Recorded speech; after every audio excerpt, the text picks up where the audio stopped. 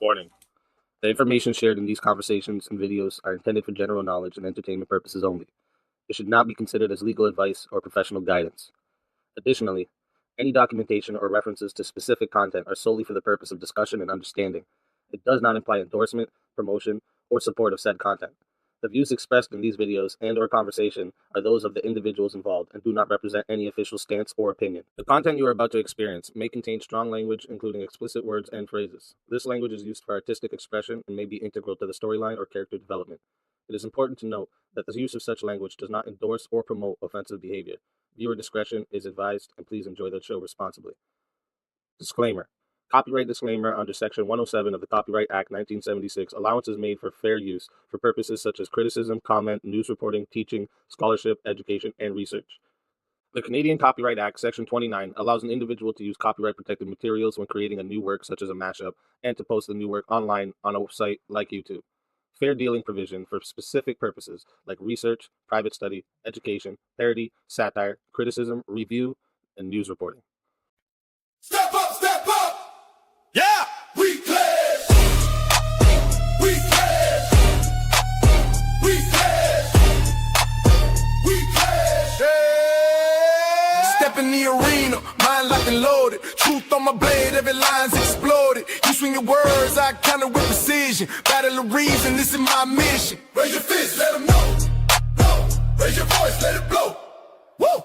We clash our swords of reason. Cut through like no retreating. Yeah. No fear, no chain, no treason. Woo. We clash our swords of reason. Woo. We clash our swords of reason. Cut through like no retreating. Yeah. No fear, no chain, no treason. Woo. We clash our swords of reason.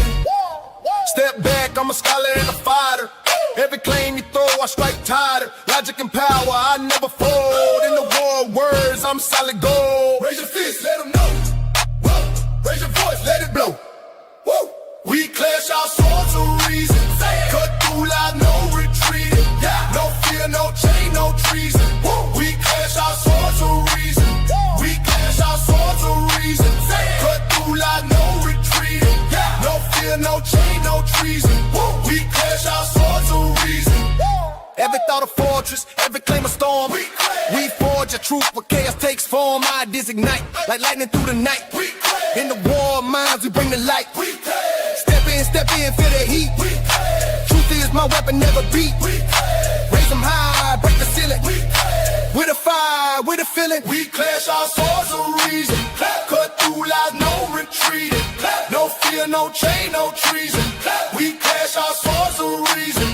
We clash our swords of reason. Cut through like no retreating. No fear, no chain, no treason. We clash our swords of reason. We clash our swords of reason. Cut through like no retreating. No fear, no chain, no treason. We clash our swords of reason. Welcome, everybody, to Swords of Reason right here on the Speakeasy Show, Mondays, Tuesdays, and Wednesdays. This is where logic meets passion. All right, if you're new here, the format is simple. Each debater gets 10 minutes for their opening statement, followed by 5 minutes of uninterrupted rebuttals. After that, we enter the arena for a full hour of back and forth debate. This is where the arguments can clash and the iron can sharpen the iron. And finally, each side will deliver a 5-minute closing statement to lock in their case. When that's done, we move into a 30-minute Q&A. I'll drop the Q&A in the chat for you guys, but keep in mind the Super Chats, PayPals, Cash App, these questions will take priority. So if they fill up the entire 30 minutes, we may not get to the free chat questions. So if there's something you want guaranteed to be asked, make sure you send it to one of the priority options. And once the formal debate wraps up, we open the doors for a chaos and chill panel. This is where the community can hop in, challenge the debaters, ask follow-ups if the debaters choose to stick around, because that part is optional for them. But it's always, where things get wild regardless. All right, today's debate prompt is the U.S. should not be fighting Iran in 2026. And for the affirmative on the prompt, we have Cross Current making his Swords of Reason debut tonight. But don't let debut fool you, because Cross Current is no stranger to debate. And while there may not be a large catalog of content from him yet, something tells me after tonight that's going to change with your help. All right, chat. So let's see what he brings to the table, and you can find his link in the description below. Make sure you guys all go sub up. And for the negative, we have Darth Rule OV2 also making his Swords of Reason debut tonight. All right, you may recognize him from his frequent appearances on the open panels. And like his opponent, he is no stranger to debate. And while we may not have a large catalog of his content yet as well, I have a feeling after tonight we're going to see a lot more from him too. All right, his link is in the description, so make sure you guys all go sub up and show support. All right, and with that being said, we are going to get right into opening statements. So, Cross Current, you are going to go first. Whenever you're ready for your opening statement, go ahead, and I will start the timer up with your voice. Yeah, thanks for giving me the opportunity. But there's a word we hear a lot from Washington, and that's necessary. Every war, every strike, every escalation is always described as necessary. The Iraq War was necessary. The bombing of Libya, necessary. 20 years of Afghanistan, necessary. And now we're told that Operation Epic Fury, a joint American-Israeli campaign to topple the government of Iran, is necessary. But necessary for who? It's not necessary for the 13 American service members who died. It's not necessary for the American taxpayer now on the hook for what they're saying could be $1 trillion war, and they still don't have a plan for how it ends. It's not necessary for the American people who were told repeatedly, explicitly and emphatically that this would never happen. Last night, there was a ceasefire announced. Trump called it a complete and total victory. Iran called it an enduring defeat for Washington. As of this afternoon, the Strait of Hormuz is closed again. Israel struck Lebanon. Iran responded by shutting down the waterway.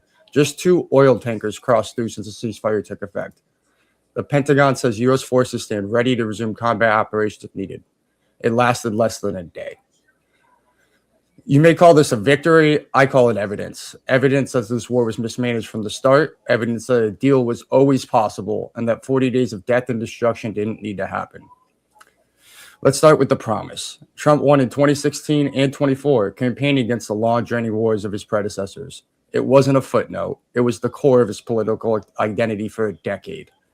In 2016, he said, "We will stop racing to topple foreign regimes that we know nothing about." In 2020, we spent $8 trillion in the Middle East, and we're not fixing our roads. How stupid is it? Election night 2024, he said, without caveats, "I'm not going to start a war. I'm going to stop wars." Vance wrote a Wall Street Journal op-ed titled, "Trump's best foreign policy, not starting any wars." Tulsi Gabbard declared a vote for Trump is a vote to end wars, not start them.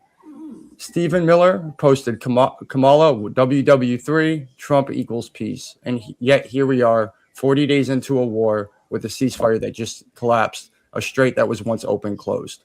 The question before us today is not whether Donald Trump kept his word. That ship sailed. The question is whether what this war is worth and what it will cost. And the answer on the moral, financial, and strategic grounds is we shouldn't be there. Let's talk about what it actually costs. 40 days, week 6, now a supposed ceasefire. 13 American services are dead, more than 300 wounded.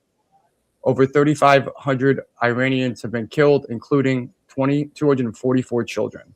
More than 1,300 killed in Lebanon, and over 1 million refugees now displaced.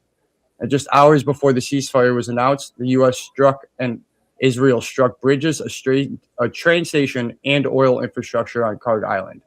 The EU had already called those strikes a potential war crime. The humanitarian crisis is not a side effect, it's a major cost of the war. The financial toll, $35 billion and counting. The Pentagon's floated as high as 1.5 trillion. The GOP leaders say they don't have the votes to fund it, even within their own party. The proposed offsets cut to domestic programs. We're trading investment into American families for airstrikes on Iranian cities. And we're told, once again, this is necessary. This administration didn't just start a war. It started a war during one of the worst possible moments for the American economy. Before February 28th, the IEA estimated the supply of gas would exceed demand by 4 million barrels a day. American producers were pumping at record highs. Cheap gas was on the way. Drill, baby, drill was working, as much as I hate to admit it. Then we went to war. Crude from 60 to over $109 a barrel. Gas went from under $3 to above $4. Diesel's up to nearly $2 overnight and only 14 cents off record highs. The Strait of Hormuz is effectively closed once again. 20 million barrels of crude oil move through that every day, 20% of our oil consumption. It's not just us absorbing the pain. Japan, South Korea, the EU, our closest allies are watching their economies take the same, if not worse, hit, and asking why American credibility is now tied to a war that we don't have an endgame for. Goldman Sachs has put recession odds at 30% now. We're in the middle of tariffs. We had a record government shutdown, inflation that central banks have only just begun to tame, and now a war that's going to cost $1 trillion. The strait's still closed again, and oil's pushing 110. The administration promised you energy dominance. Instead, it handed you an oil market held hostage by a war that it started. Even setting aside the human toll and the economic wreckage, does this war make strategic sense? There are three strategic failures here, and they build on each other. First, we made diplomacy almost impossible, and then diplomacy somehow almost saved us anyway.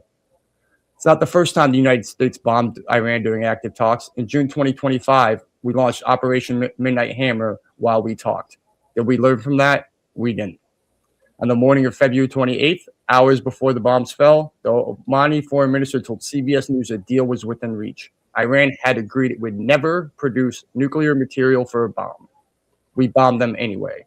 A second time, mid-negotiation. And what ended this war tonight? Diplomacy.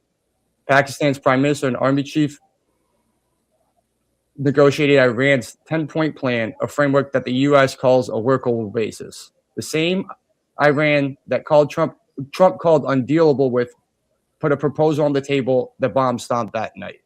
Diplomacy was always possible. We chose 40 days of war first. Second, there was no plan, no exit, and no endgame. The administration cannot answer the most basic questions. What does winning look like? Who governs after the regime falls? When do the troops come home? Even today, ceasefire day, was supposed to be 6 weeks they were coming home. Both sides are claiming victory. Iran saying it forced the U.S. to accept its framework and called it an endearing defeat for Washington. Trump said he met and exceeded all military objectives. They cannot both be right, but they can both be wrong. A war without a defined objective is not a strategy. It's improvisation at gunpoint. Third, we abandoned the people we called to the streets. The administration told Iranians to rise up, then cut Voice of America, gutted Radio Farda, and eliminated every grant to civil society organizations we had inside Iran. They defunded the megaphone, they disbanded the organizers, and then told the people to revolt. Trump acknowledged the result. They literally have people in the streets with machine guns, machine gunning people down. That's a pretty big hurdle for people that don't have weapons. He called them to the street, cut the tools that could have helped them, and then shrugged on national television. 3 failures, each one predictable, and each one a repeat of history. We had a deal once, the JCPOA. Real limits, real inspections, and not much different than the 15-point plan Trump proposed today. Trump walked away in 2018. We bombed Iran twice during the replacement talks. And tonight, we accepted Iran's 10-point plan as a workable basis for negotiations, the same kind of framework that they put on the table on February 28th. When George W. Bush invaded Iraq, his team said the troops would be greeted as liberators. The war became a quagmire. Iran is a nation of 90 million people. A ceasefire is not a victory, and a fragile truce is not a peace. You may stand up and call this a victory. Trump already has on Truth Social. There's arguments that there was an imminent threat, and I'll engage them. But ask yourself one question before this debate begins. If the war ended tonight last night because Iran put a 10-point peace plan on the table and Pakistan brokered a truce, why couldn't that have happened on February 27th? Since then, 13 Americans died, 3,500 Iranians died, 244 children, oil's hit $109 a barrel, and all of that, we could have accepted the framework that was already on the table. And with that, I see my time. All right. Thank you for that opening statement. And with that, we're going to hand the mic over to Darth. And Darth, whenever you're ready for your opening statement, go ahead and jump in there, and I'll start the timer up with your voice. Thank you, Speakeasy, for having me, and thank you, Crosscurrent, for debating me. Firstly, obviously, I do think that the U.S. should be fighting against Iran in 2026. Do I like that they're fighting them? Not particularly. But we know that if Iran had the capability to attack the USA, it would. And they keep getting closer, all while chanting death to America. Containment and diplomacy has failed over the last 40 plus years. Iran has enriched uranium up to 60%, which is darn close to weaponized. And an armed Iran is a danger to the US and the entire Western world, for that matter. Just look at the attacks recently, not only hitting military targets, but civilian infrastructure as well. Iran has proven time and time again they cannot be trusted with nuclear capabilities. Iran is also the world's leading state sponsor of terrorism. Hezbollah, all the like. Confronting this problem head on quickly and surgically is the most logical solution with the least amount of casualties. And the US is the most able to accomplish that goal. Iran's attempt to close and disrupt the Strait of Hormuz directly threatens energy security for our allies, while benefiting our rivals, Russia and China. It would benefit America to take care of this regime swiftly and permanently so that the innocent people of Iran, which there are a lot of, can have peace as well as the entire region. Eliminating Iran's Islamic regime is crucial for deterring nuclear development by radical regimes like Iran and end these pointless proxy wars that just drain our economy. We've demonstrated that we can do this with little to no American troops lost. For 4 decades, we've waited for the collapse of this regime to no avail. The Islamic regime must be stopped due to its inability to exist peacefully. And that was short, but I can see my time. All right. Thank you for that opening statement. With that, we are going to get into the rebuttal rounds. Okay. So each debater will have 5 minutes uninterrupted to directly respond to their opponent's opening argument. So it's not a back and forth yet, no interjections. And then when your 5 minutes are up, we go to the next side, and then we're getting to the open floor. So we're going to hand the mic back to Cross Current. Whenever you're ready for your uninterrupted rebuttal, I will start the timer up with your voice. Yeah, there was a reason why when I talked to Speakeasy about this prompt, I specifically said in 2026. It's because now I don't think is the right time. We are reeling from the economy. The Strait of Hormuz is closed, and they do have control of that, but they didn't, not before we attacked them. That was our own doing. They have actually gained economic power leverage over us and over the world because of it. You said you want a regime change. You saw we bombed everybody. They just radicalized. We got their more radical son, 30 years younger, without cancer.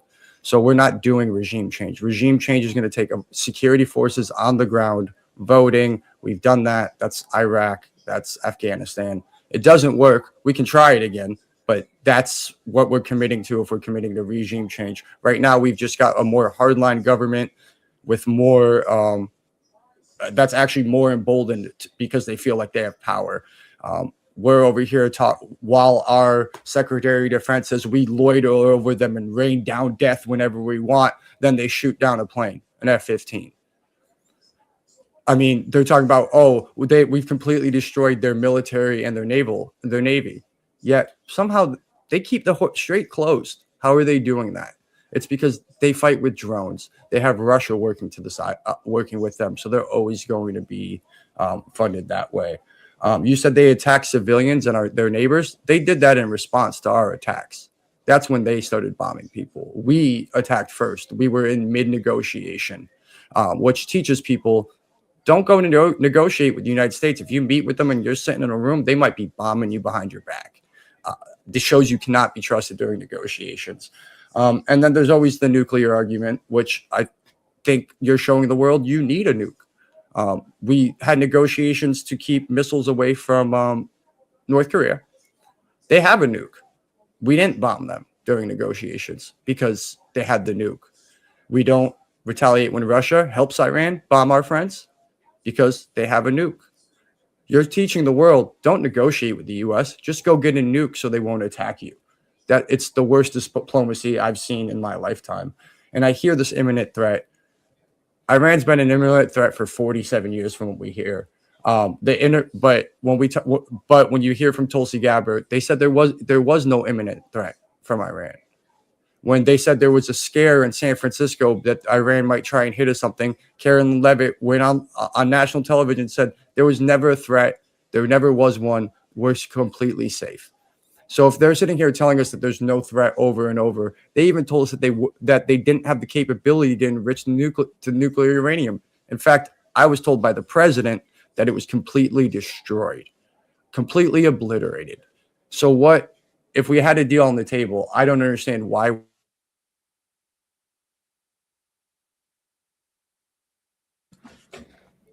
A complete surrender on our side that we're saying we'll work with. I understand we weren't even Cross, you bugged out just for like a quick 10 seconds. So if you could just go back 10 seconds and all right, give us that again, I'll give you your time back too. Yeah, you're cool.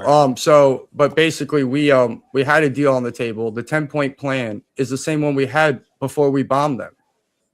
All those civilians that got bombed because of us, it's because of us that you're talking about. When they bombed us, we were in a ceasefire.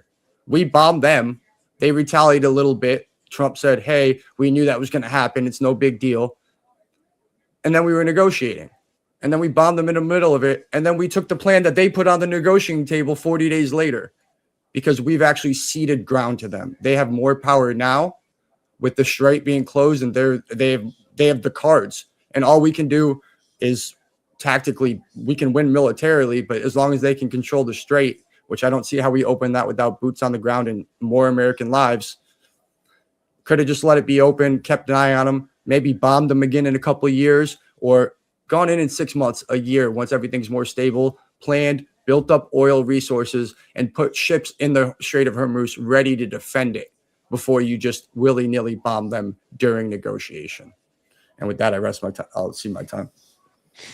All right. Thank you for that uninterrupted rebuttal. And with that, we're going to hand the mic back over to Darth. Darth, whenever you're ready for your rebuttal, go ahead, and I will start the timer up with your voice.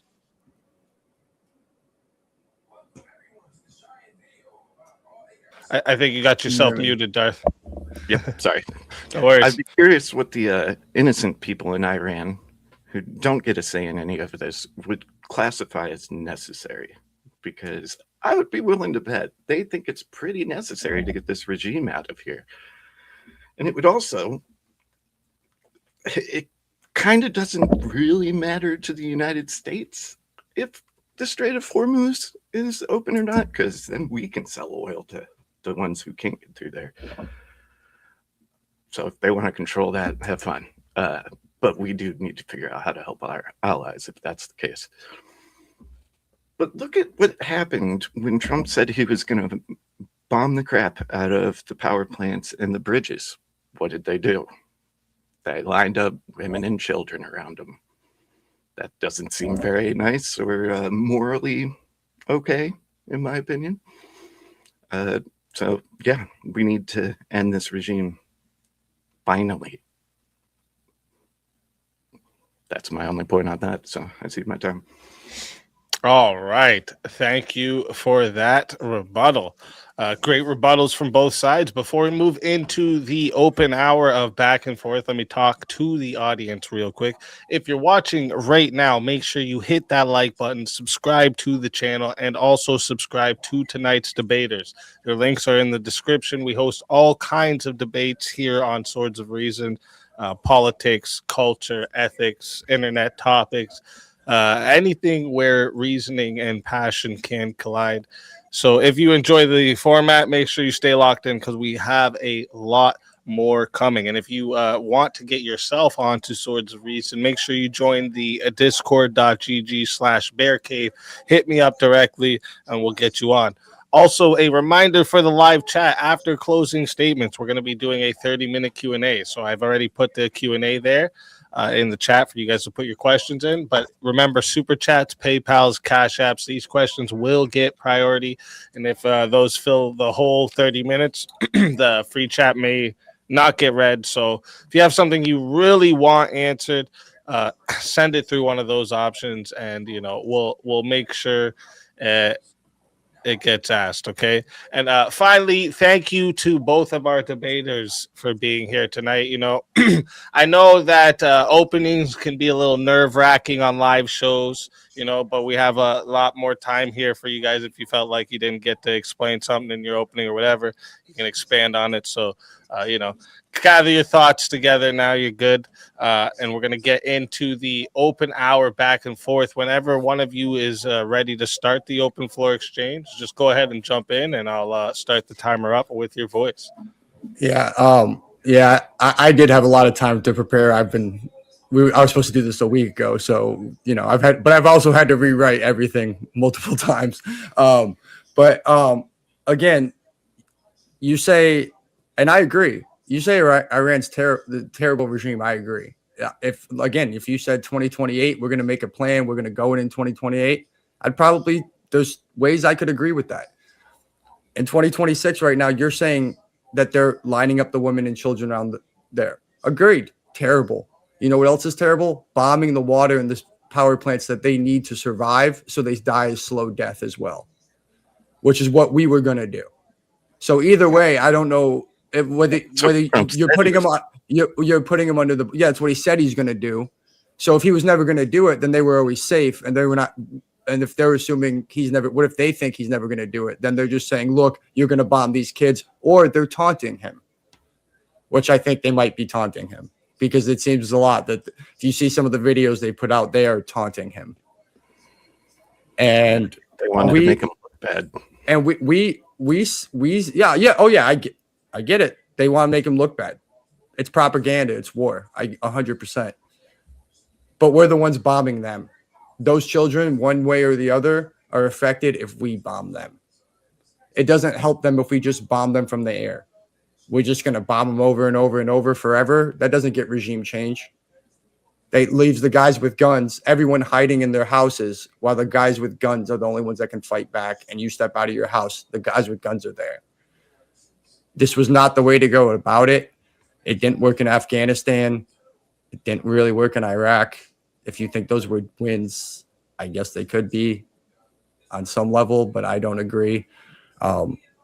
If you would have told me we had a plan and we were 2 years down the road, sure. But right now was not the year to do it, not the time. That's my biggest point. So how long are we supposed to wait? Because like we both agreed, it's been over 47 years. It's not like we haven't took action. Just in June of last year, we took out their nuclear capabilities. I'm not saying we can't have any action it should be soft power and moving with our allies, continuing to sanction them. We actually helped fund the war when we unsanctioned their oil because the Strait of Hormuz was closed. And you said earlier that the U.S. doesn't need the Strait of Hormuz. I'm looking at gas prices. I disagree. Because what happens is if the price of gas in Europe is more expensive, the oil companies are going to ship it to Europe. They're not going to leave it here. If they sell it for $3 here or $7 there, and it only costs them $1.50 per gallon to move it, they're moving it and making the extra $3.50 a gallon. I guarantee it. I would if I was an oil company. So that's why it's all interconnected globally, and it's going to hurt us. And right now they're talking arbitrarily decide what the gas prices are, though. So on some level, but there's demand, speculation that they're basing it on. There's demand and supply. Well, when you're getting it for $30 a barrel versus $60 a barrel, there's obviously going to be a price increase, right? Mm-hmm. And now we're at $90, $100 a barrel. So obviously it's going to go up. And it's globally traded. So if anybody can undercut, they will, and they'll make the money. It's pretty, of all the markets, it's pretty think it's inelastic is the word, where it pretty much comes back to what it's always going to be, because there's so many options in it throughout the world, and everyone needs it. If I just what's winning here? Like when you say regime change, what do you mean? How do we achieve regime change?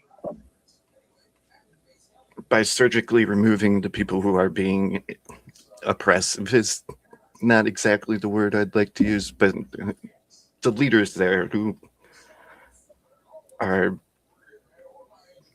not democratically ruling, so the people don't get any say in it. Yeah. And we just take them out one by one. Eventually, somebody's going to get in there, but hopefully doesn't treat it this way. Well, yeah, but right now, whenever they pop their heads out to negotiate, they go hide now. Kamini now, they said negotiations are taking so much longer because they have this whole elaborate scheme to keep him hidden, because the last 2 times we negotiated with them, we bombed them. So the more you just bomb them, the smarter they're going to get, the more they're going to hide, and the more you're only going to see them when the drone pops out from underground somewhere. You're just going to teach them to evolve. They're not going to submit to this. Again, if you wanted this, you needed those groups that USAID paid for that we cut. They were the ones in there that helped propagate pamphlets among the people, help organize the people. That was our way in. Radio Farda it's the Farsi translation of Radio America. That was how we used to be able to communicate inside of Iran. Now they shut off the internet. We can't communicate in there at all. We used to have radios in there, but we cut it. We had all these people in there to help them organize, to help communicate. We could have done the same thing we did in Cuba and set up a website for them to talk that the government couldn't, that only our government could see, that they couldn't. But we can't do that when we cut this stuff off, and then there is no of these other options, and there's no way to help support those people that come up. What do we hear? And every time we do regime change, the CIA backed the resistance every single time. Well, we pulled out. They did that through USAID and soft power so they could sneak it in. Now there is nothing there. We're not there. We pulled everything out and we set them up for failure. So if we just leave now after all that we've done, that's not a solution either. No, yeah, that's why we should not have been fighting it in the first place, because there is no good way out at this point. Now we have to fight a war to not only do a regime change, but also first we got to get the Strait of Hormuz open to keep the global economy going, just so we can afford to fight the war for the regime change. And it's hurting Americans back at home. But most importantly, we were promised we weren't going to have any new wars. We were going to spend the money for Americans here in America. And that's not what's happening. Now Trump's out there saying, we can't do daycare. We can't do this. We can't do anything. We're just here to fight wars. That's the exact opposite of what he ran on. And I don't know how it's defensible at this point. And I don't think you can trust somebody to run a war that clearly doesn't have any principles on the war. He will openly lie about it, that he still won't admit we bombed that kid's school. He won't take any accountability. If we are, maybe we're in a great position and I don't know, but what if we're in a terrible position? Do you expect him to go, hey guys, I screwed up. We got to get out of here before it gets worse? Because I don't. No, I don't think he would do that at all, but I think he would advance the timing of his plan and get it over with. Yeah, and I think, but when you're rushing a plan that already doesn't have a plan, it's just, again, it's playing Russian roulette. We went in there without a plan the first time, and they took control of the Strait of Hormuz, and now they've got the leverage over us. Where we're the United States of America accepting the Iranian regime's peace plan, while also saying we're winning. Actually, we've been claiming we've won since like March 3rd.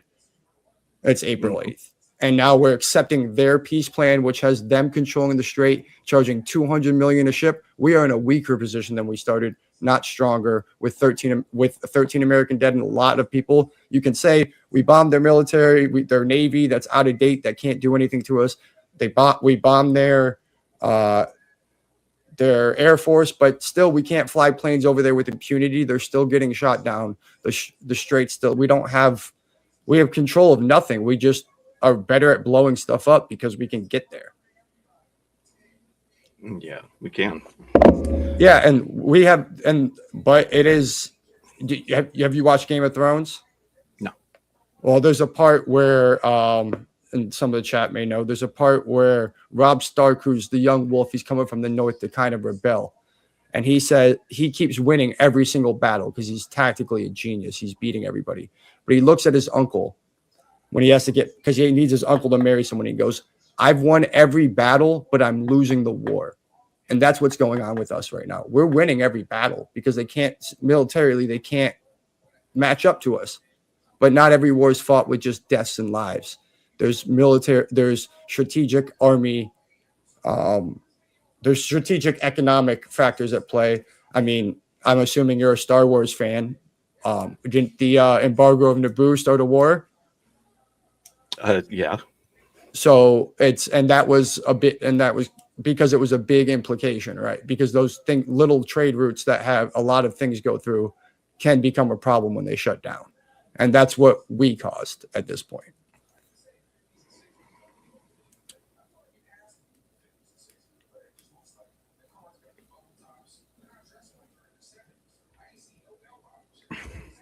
Should we really call it a war? Well, I don't think we should be fighting in them at all right now. But we can argue whether it's a war or not. I'd call it a war. If it's not a war when you're bombing a country back and forth and the other country's bombing back and forth and you're negotiating ceasefires, what is it? Fair enough. So what happens if we just stop? Oh, I don't think we can just stop now. I don't know that that's but we shouldn't. My argument is we shouldn't have done it in the first place. If you want. Oh, sorry. I just wanted to clarify something. Just I'm just thinking about as a viewer because when he asks, should we even call it a war? That just like for the purposes of the debate, when we say fighting Iran, are we talking about like a formal declared war or any form of military conflict, such as like the strikes, the proxy conflicts? I mean, basically, I mean, you're saying both. I would say if you're talking about Hezbollah, if Hezbollah steps up out of bounds, their proxies. I don't know so much about that because if Hezbollah pokes their heads up and starts bombing somewhere or something, we can take a couple shots at them. I don't think we should be in direct conflict with Iran, just because I do think they're religious zealots. They're not going to back down. They think they're on a mission from God, and I think we know how powerful that is. So it's regardless of what you call it. I think unless we're willing to de-escalate, which is what we saw essentially happen, we accepted their peace plan. They're willing to die for their cause, every single one of them, and they're definitely willing to give up their people. Whereas, especially like Europe, the reason why we can't get Europe in is because we started these big tariff wars, pissed everybody off, and now we're like, hey, come help us. Those guys got to get elected again, and their people hate Trump. They hate him. So they're never going to support it, and they're never going to jump in because they know they're going to lose their job. And we know one thing politicians don't like to do is lose their job. So we just messed this up left, right, and sideways. It was not the time to do it. Again, we needed to fix these trade deals, put it together, get our team back together that we basically smacked through wanted to throw a temper tantrum in the locker room at halftime. We need to go back in there, own up to our mistakes, make some deals, say, hey, we're going to give you this. We're going to suffer a little bit, a little give and take. Then say, all right, guys, now we need to work together to build up our oil stocks. You guys in Europe need to build up your military. So we're ready to go. We're going to have a plan. And while we're going in there bombing them, the EU, you're going to go in there and you're going to have the whole straight line with your navies. And we're going to escort. They're going to be able to go right on through I'm not a military tactician, but there was a way to do it. I know that wasn't the way we did it.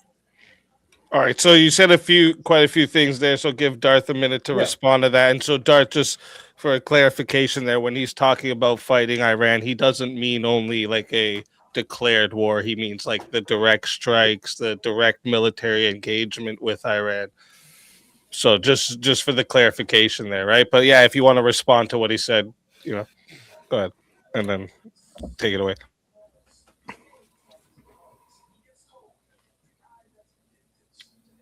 So we don't really need the Strait of Hormuz to build up our oil reserves. We actually export more than we use overall. So we have the oil. That's not an issue. And we could be selling it to the places that can't get through the Strait of Hormuz, which would greatly increase our economy. Now, We are doing that. That's why our gas is going up, because they're taking our gas and selling it all over the world, and it's giving us less supply at home. yes, but it's helping our economy. It's helping our gas companies. Sure, I wouldn't say our economy. If you think our economy's in good shape right now, then Could that's be a better. whole different topic. I mean, diesel prices are at almost record highs. That's not good for the economy.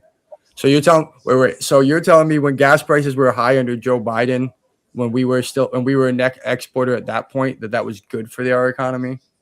I don't think it was, and I voted for the guy. So I mean, it's hard for me to say that gas prices being high are a good thing. It's good for the gas companies, but there's so many things that are made from gas and petroleum, and we haven't even gotten to. We just talk about gas because that's the big thing that everybody sees at the pump every day. What about the fertilizer? Like 15 to 30% of the fertilizer for the world comes out of there too. That's food shortages we're talking about.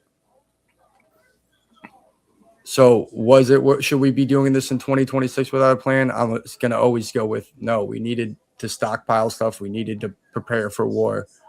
And that's not a new thought. I'm not it's historically, I think the people who prepared before they went to war and had plans and had friends did better.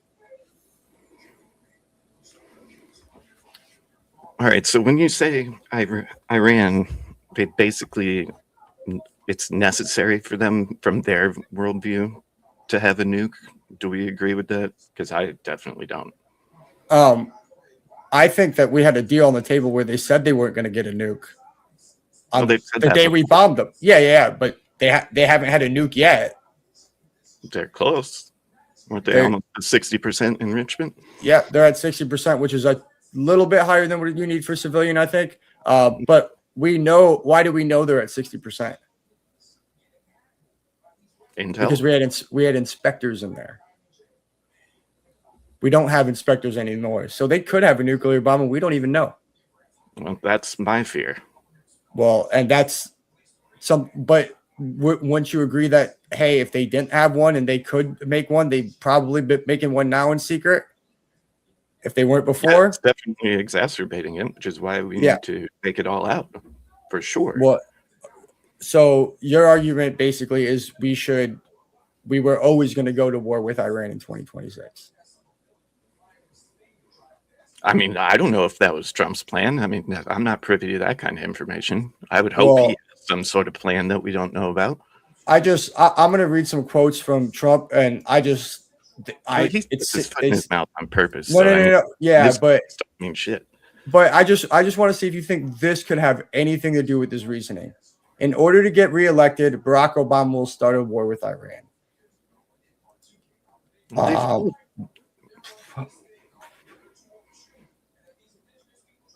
on. There's another one. Administration tried to do this. No, every other administration told Netanyahu no.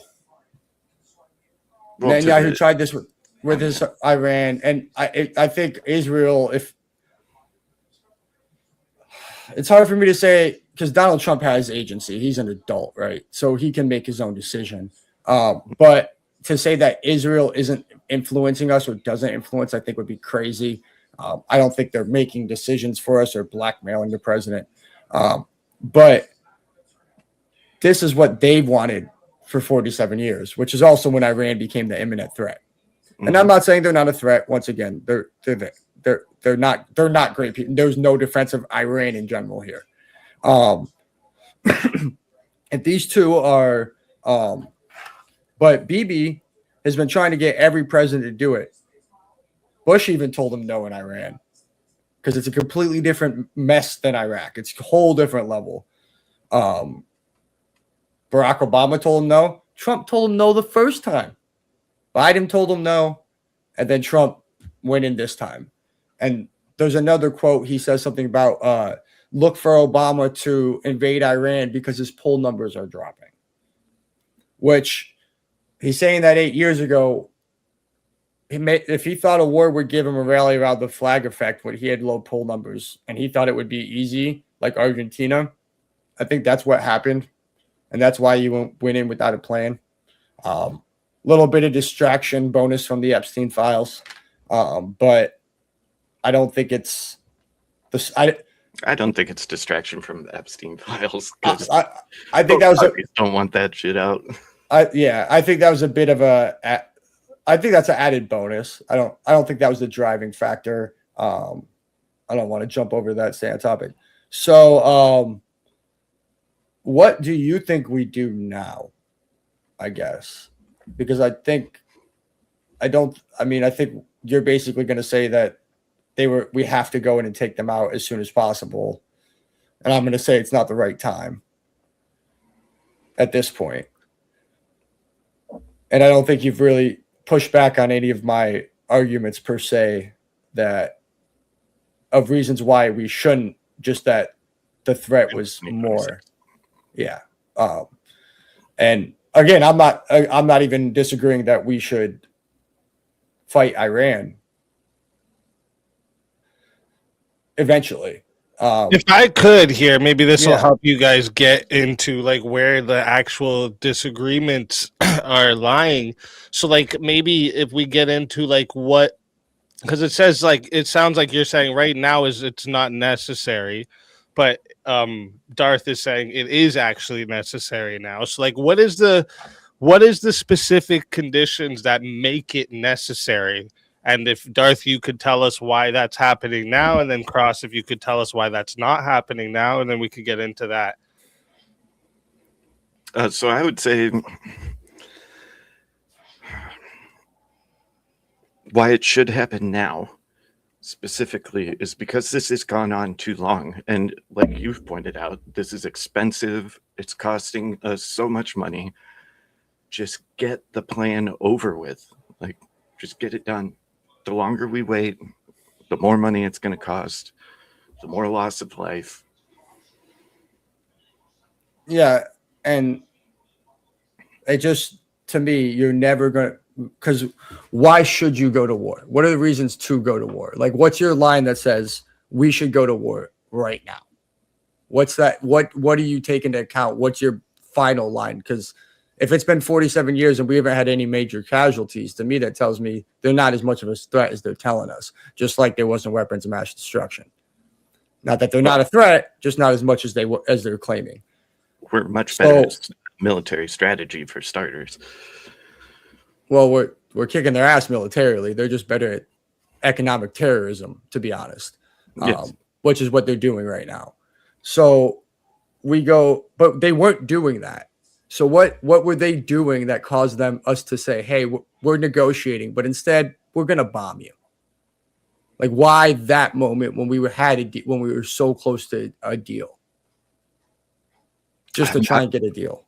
I'm not for sure on the timing of this, but when they started killing their civilians just in the streets indiscriminately, running them over, all that. Yeah, but now that he told them to go out there. He did that. You realize this. He said, you go out to the streets and I'll have your back. And then he didn't have their back. Well, he told. That would have don't tell on the ground though, wouldn't? Yeah, but why would you tell people you have to go out to the streets because you have their back when you have no way to get their back? Why would they ever trust you again? You got 50,000 of them killed. So yeah, if we didn't tell them to go out to the streets and rise up, then I would agree with you. But we walked them into a death trap. Maybe to give us a reason to bomb them. I don't know, but I know that they weren't doing that until, that might have been, I'm not sure of the timing exactly on that either, but but we were told it was regime change. It wasn't regime change. It's regime change. It's not regime change. I still don't know what the point of this war is. So I don't know why we go to war other than Iran bad. but I can think of a lot of people that are bad. Putin's bad. Putin's a threat. Xi's a threat. All right, so Iran though is also the biggest terrorist supporter, and allows for all these proxies to come in and all that stuff. So Doesn't Russia support Iran? yeah. So isn't Russia the biggest supporter of all of this? If Russia's funding Iran, Iran's funding all that. Are you suggesting going to war with Russia? No, I'm suggesting that we don't go to war with every country that funds terrorism against us, and just because they funded terrorism against us. So that's not, to me, a reason to start a war, especially when there hasn't been anything recent done to us. There's a lot of countries right now that with a lot less military capability than Iran that are doing bad things to their country, their citizens too. So why Iran?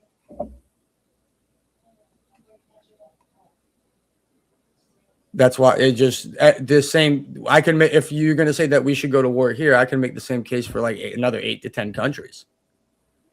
Saudi Arabia being one of them. So just for clarification, Cross Current, you're saying there isn't like a specific action or threat level that actually justifies going to war with Iran. Not that they've done or committed. I think Right. they could do one, obviously. And you're asking Darth now, like, what is that specific action that or threat that's happened or is happening that justifies this, right? Yeah. Okay. So yeah, go ahead, Darth. I just wanted to get clarification. Go ahead. I got nothing on that, to be honest. My brain is not thinking right now. I'm embarrassed on that one. Well, I think that just is going to prove my point. Then, if we can't even if you can't even tell me what they're doing to cause us to start the war, and the only thing we wanted was regime change, which we were told it was regime, it wasn't regime change. They haven't been consistent on that, and we have the same regime. We're 40 days in, taking their peace deal that they offered right before the war, with a more radical leader that now controls and shut down the Strait of Hormuz. To me, that in itself says we ought not to go to this war because we're in a worse position than we were when we started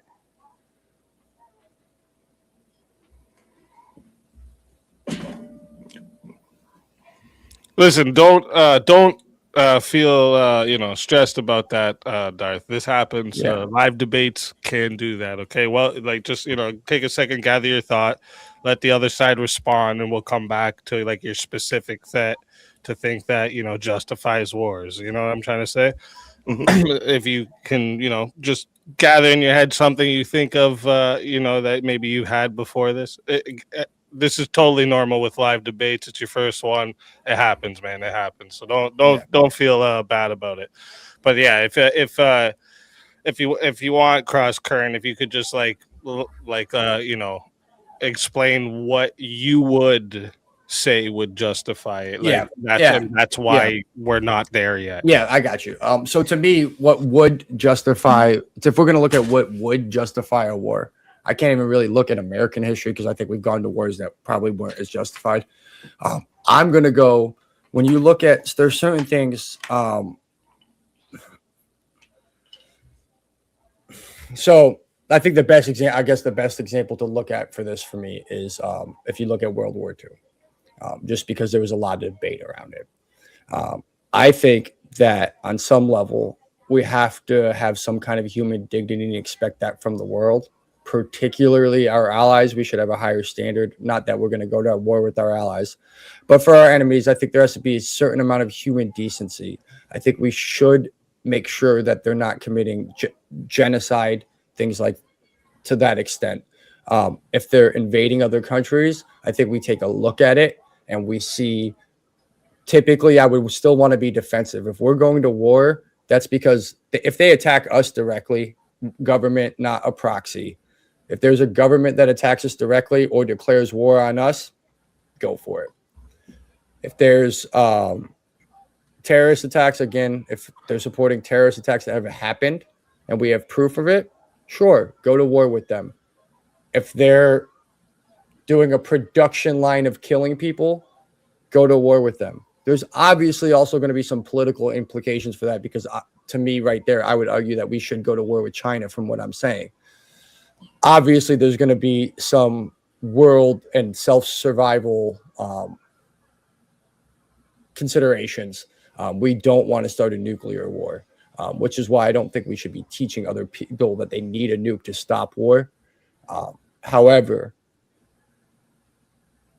if they're going to do that, and then of course, if there's any treaties that you have, like us with NATO, so if Russia invades you, not Ukraine, but if Russia invades Poland that we have NATO with, and we said, hey, we're going to go to war and get your back if you're invaded, when you go to war and get their back when they're invaded, you got to keep your word. From my understanding, none of this has happened. We actually attacked them first. And I think there's very, very few times when you should attack a country first. Even if it was going to be a terrorist attack, you should probably stop the terrorist attack and then figure it out from there and not just start a war unless you've been actually attacked.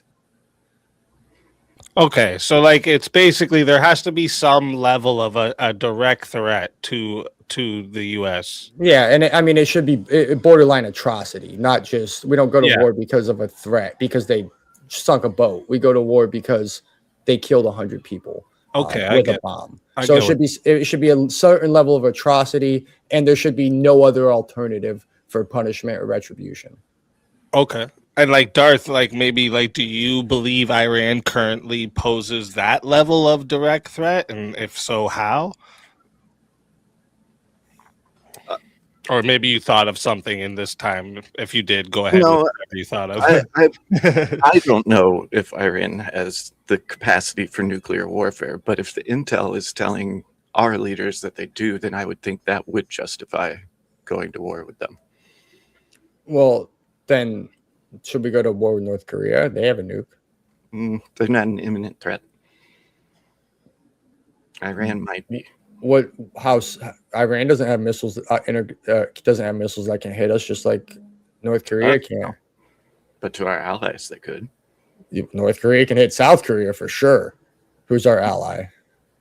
So to me that would be the same thing. If you're saying that, then I actually, strangely enough, trust the Ayatollah not to use a nuke more than Kim Jong-un.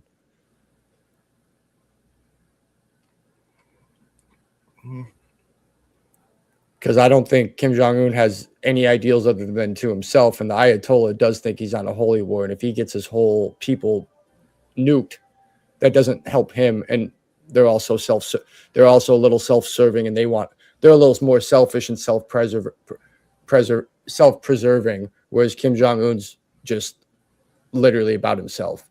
So I would think that the people with principles to bigger and higher morals are less of a threat to actually use that nuke, knowing the hell NATO would rain down on them.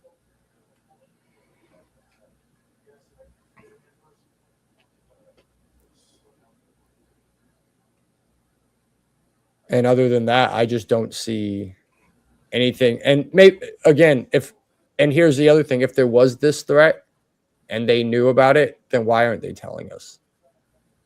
Hey, there was this huge threat and we stopped it. That's my other thing, is that's why I don't have any evidence to believe that they're any more of a threat than Hezbollah or North Korea.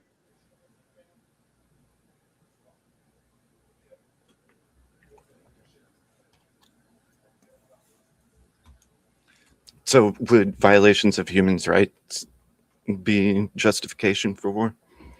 I think it could rise to the level of it. To be honest, I haven't thought too much through that, but I know there's human rights violations. Again, and there's Russia, China. Arguably there's been human rights violations. Arguably we did human rights violations when we double tapped a boat in the boat off Venezuela. So, who depends on? I guess it would depend on the human rights violations. Again, if it's going to be, here's what I would grant you: if they were going through and killing all of the Christians in Iran, then I would say then that's a legitimate reason to go to war. Killing protesters, I think would almost get you there. But I think the way we do that is, again, funding insurgents. We don't go to war ourselves. We get stuck there. We lose American lives. You can help the people that want to fight for the region, but we can't fight. When we go liberate people, they didn't earn it and they don't keep it.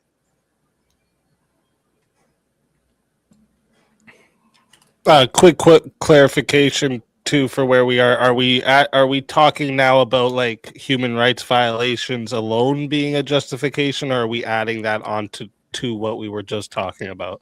I just for the crowd to know what we're talking about. Well, I think in addition, obviously you have to. I would say you have to add it to all of it. It's going to be it's going to be a consideration because again, I think right now, would you concede that if Iran already had a nuke, we shouldn't have bombed them? We should have done negotiation. I'm not sure I trust their negotiation, like because they'll say one thing just like other people and do the complete opposite. So that's fine. Negotiating for a long time and it just hasn't worked. Okay, but what I'm asking is, if they had a nuclear bomb ready to go on a missile, what would you say we should do?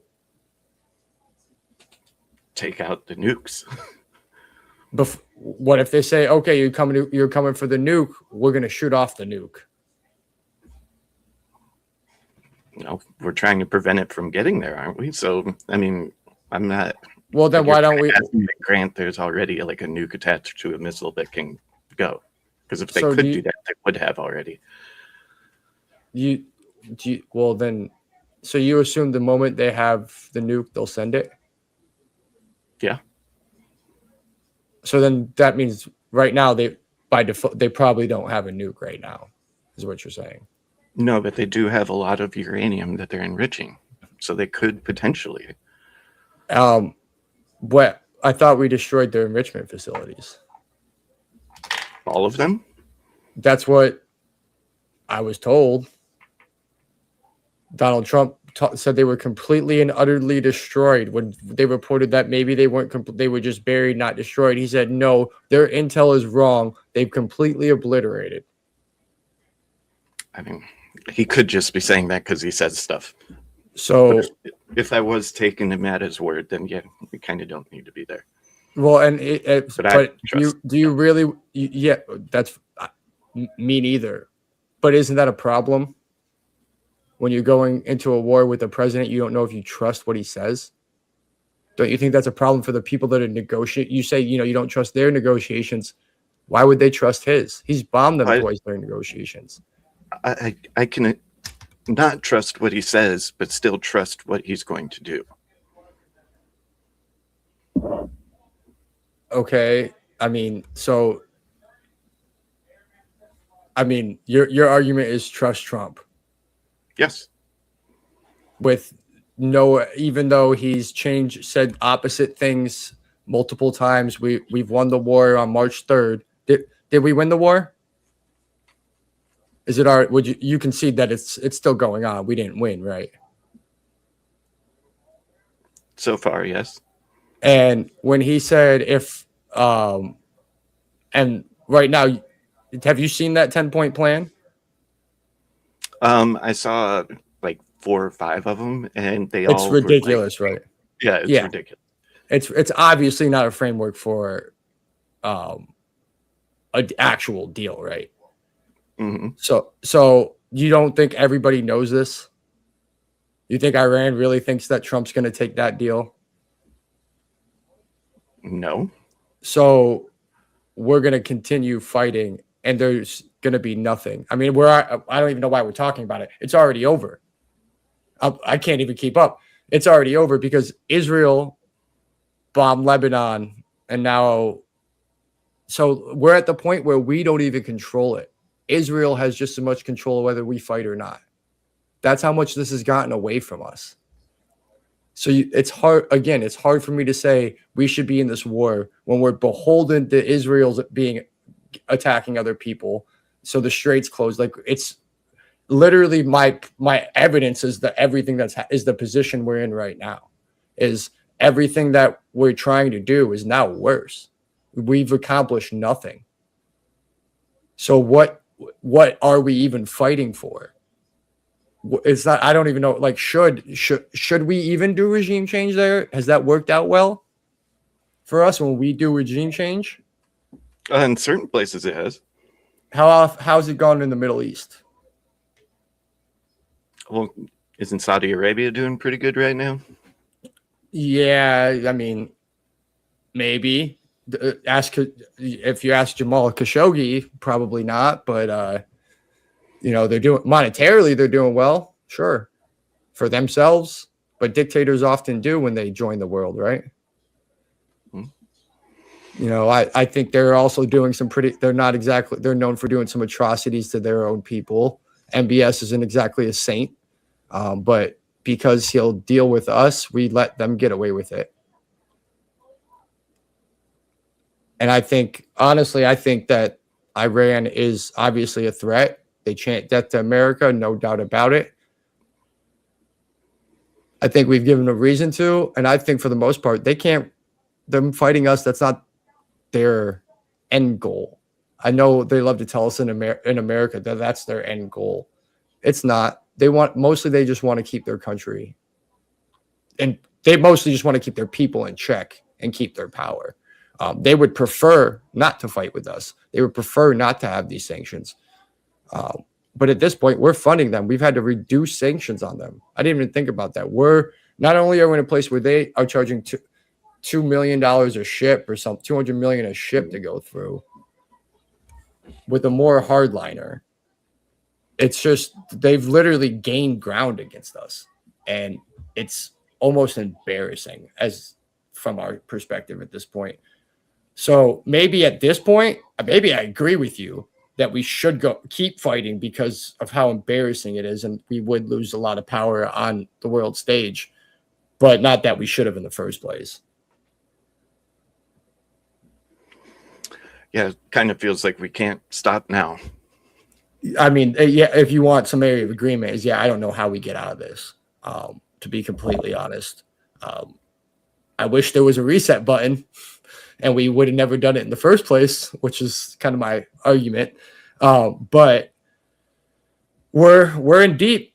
We're stuck in there. And again, I see it going deeper, but I think what you want and you're arguing for is what's going to happen, just because it's one of those things where you start spiraling, you make that decision, you make one bad decision, you make the next bad decision, and you keep turning left and left and left. And all of a sudden, all you know how to do is turn left. And you've already dug yourself you look up, you can't climb out anymore. You can only dig deeper. And we might have to dig our way out through it now. But again, that's probably why we shouldn't have done it in the first place. And I'm definitely not suggesting anyone being nuked. Yeah, obviously. Yeah, I think we can both agree on that when we have to talk about nukes, we're talking hypotheticals, and we would prefer they never be used. Yes. But yeah, I just think on some level there's no way. I think there's a way we could have done this, but it would have taken more than a year. That's why I specifically wanted it in 2026. Again, does something need to happen with Iran in the long term? Yeah, absolutely. Yeah, absolutely. Should we? I don't think this was the way to do it, even in 2 years. I think it's going to be long and complex. And honestly, again, man, Donald Trump in 2016 was spitting. He said again with the war, but he also said, why are we going to war and getting stuck trying to help people when we don't even understand them? And we don't understand them. We don't understand the people. That's why when we think they're going to rise up, it's either Bibi lying to us or we're wrong. One of the two, but we've got our own intelligence. Why are we wrong every time? Because we just don't get it. They have a completely different mentality that we can't comprehend. And when you're doing it for religious zealot reasons, they're never going to back down. And Trump, I'll admit, being the bully, the big bad guy, and puffing his chest and being tough works a lot with democratic countries who can't just do whatever the hell they want to. The problem is The Ayatollah can do whatever the hell he wants. So he wants to say, man, you want to bomb half my people? I don't give a fuck. Then all of a sudden, those bombs that we have are a lot less of a threat. And I just, Well, would if that we be were, the reason to take him out though too? well, then it's the next guy. You got to do it. You got to make sure it's. That's why you got to have the plan. You got to know who's coming up next. You got to have the people in place, ready to go, ready to take the streets the moment it happens. And the way you do that is with the way we cut, with all the stuff that we cut. We set ourselves up for failure. We had to actually establish a plan, ground roots. I mean, even going back to this Revolutionary War, you had Hamilton handling all the spies' letters and stuff. Like, you need stuff like that to do a revolution. It can't just be everybody go out to the street one day. It doesn't work that way. It sounds great, but you got to have a plan for who's going to go in there, who's going to take over. And we're sitting here saying that we destroyed their government. They're passing laws to implement a toll. I don't know many destroyed governments that are passing laws. So it's just, honestly, it just seems like we just killed a bunch of the boomers, and all the Gen Xers took over who hate America more. So, just kind of like based off what Cross Current is saying, Darth, I didn't hear if you mentioned this earlier. So, just for clarification, is a regime change required here for like the goal of what's like for fighting Iran? Like, basically, what you both could go over here is like, what would a successful outcome of fighting Iran actually look like? Because it kind of looks like that's what's being said here. Cross Current is saying, based off history and what the situation is, there isn't really a successful outcome here. But it seems like, Darth, you're saying there's a planned goal in mind. So if we could maybe, what is that? So like restructuring their government to be not full on democracy, but more like a republic where the people at least can do something as far as voting and changing their laws and whatnot. Because like with the hijab stuff, a majority of them don't want that, but yet they'll get killed if they don't have one.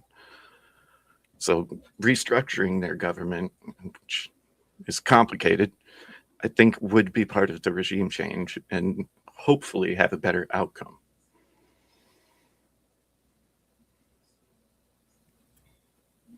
Yeah, I think that doing a regime change would be a better. Well, again, it depends on what regime replaces them, right?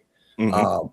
But to me, if they were gonna be successful, like we said, there was people in the government that were more USA friendly. But as Donald Trump said, all the people we liked, we killed because we were bombing everybody.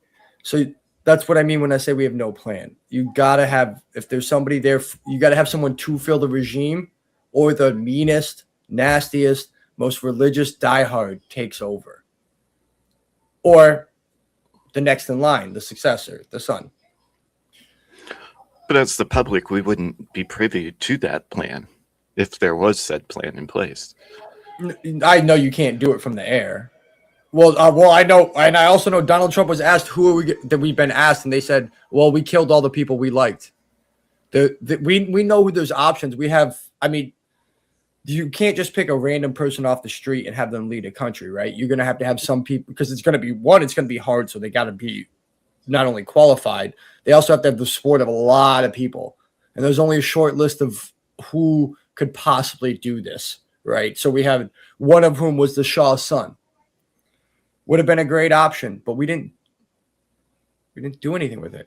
We didn't help him. We didn't build a groundswell of support. We didn't do propaganda to make him be mad at the Ayatollah and support him more, and then go in there and say, "Hey guys, go to the streets," and we're right outside waiting for. We were still moving ships when we told them to go to the streets.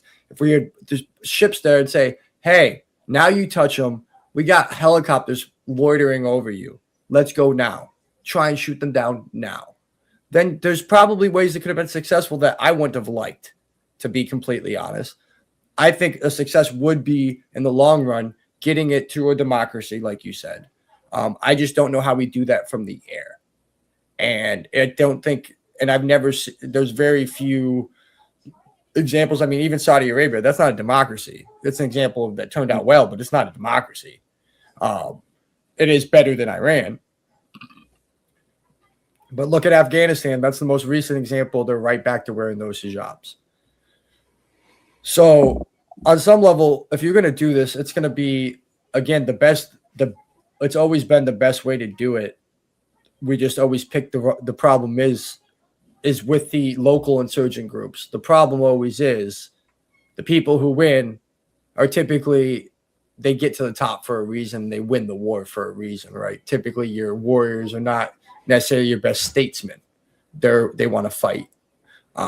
And so I just, again, if there's a way to win it, it's not with direct conflict, not exclusively, not without an intricate plan of what to do. I mean, you guys, if you look at anything the CIA's done, look at some of these documentaries, it is crazy what they've pulled off. But every single one of those pieces had to come together to turn some of these countries. And we didn't put any of the work. We wanted the result with doing minimal work. It's, we and then we asked the group to come in and they were like, nah, I'm good. And so I just don't see what, if we were going to do it and we had to do it, you'd have to sell me a much better plan and probably someone else doing it, because I don't think having two sides that can't back down and admit it or take accountability is a good thing. Yeah, I would agree with that for the most part. Okay, so for both of you here, if the United States removed Iran's current leadership, what evidence suggests like the replacement government would be more or less stable or more or less hostile? Because it seems like you're both agreeing the regime change has to be a part of this goal. It seems like you guys are both agreeing here. So I don't know. Well, to be clear, I think that should be the end goal. I don't think it has to be a goal with this war right now. Well, no. That's what I'm saying. You're saying it. Yeah, you're but saying in it the end, should be an end goal. In the end, grand scheme of things, yes, we want to get rid of the Ayatollah. Right. So, what evidence would suggest that the replacement government would be either more or less stable or more or less hostile? Well, I think inherently it would be less stable, right? Or more hostile. One of the two. More authoritarian. Just at least initially, yeah. Yeah. Just because, I mean, you would have to admit that the United States was more fragile after we broke off from England, at least in the beginning, and then we built up and became strong. But even in that initial figuring out period, there's people that are going to make plays. There's the other factions that are mad they don't have power anymore. It's always going to be those first 5 to 10 years is going to be rough, no matter what. But I don't think we have, or there's going to be somebody who's more authoritarian or just authoritarian taking over that's able to hold that power, right? Because if they cede power, inherently it's a weaker government. But I don't think we have any evidence that we're going to get. I mean, if we killed this Khomeini, I don't know that we have any other evidence that we're not just going to get another Khomeini or the next in line. I'm not the most, I mean, I don't really know Iranian politics very well, to be completely honest with you. But I just don't see, I don't see how we're going to bomb them into being better people. So if both of you agree that a power transition would likely make the situation more hostile in that short term, why would that still justify or not justify fighting Iran in 2026? Because something's got to be done. We're in too far now. Well, I'd say, well, here's the thing. in order to do this, we're making a major escalation. We're putting boots on the ground. It's the only way to affect it. So you really got to ask yourself, is it worth it to us? It's not all about them. It's not what should happen in Iran. It's what should the U.S. do. The U.S. always should. Again, America first is not it's not what I didn't come up with that. That's for sure.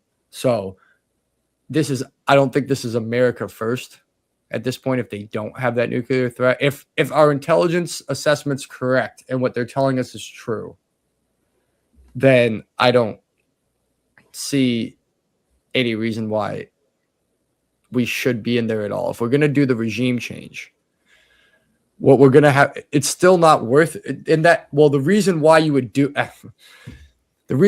go in during that regime change, that would be more justified to me. If the people had risen up and we did that, we're taking advantage of the vacuum of power. We're saying, instead of letting the next warlord or the next sycophantic Muslim terrorist take over, we're going to come in there. We're going to keep the peace. We're going to help you guys do a little election. That's when I could see it being justified going in there. But outside of that, there's very little that without, again, making people wear hijabs is not going to make me think we should go invade a country. No, I was just using that as an example. No, I know. I'm just saying, like, to be honest, women's rights, I'm all for women's rights.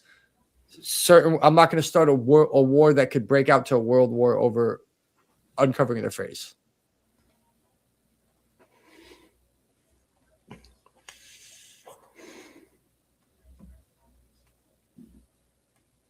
So I would likely assume that if we are doing boots on the ground, that is the plan.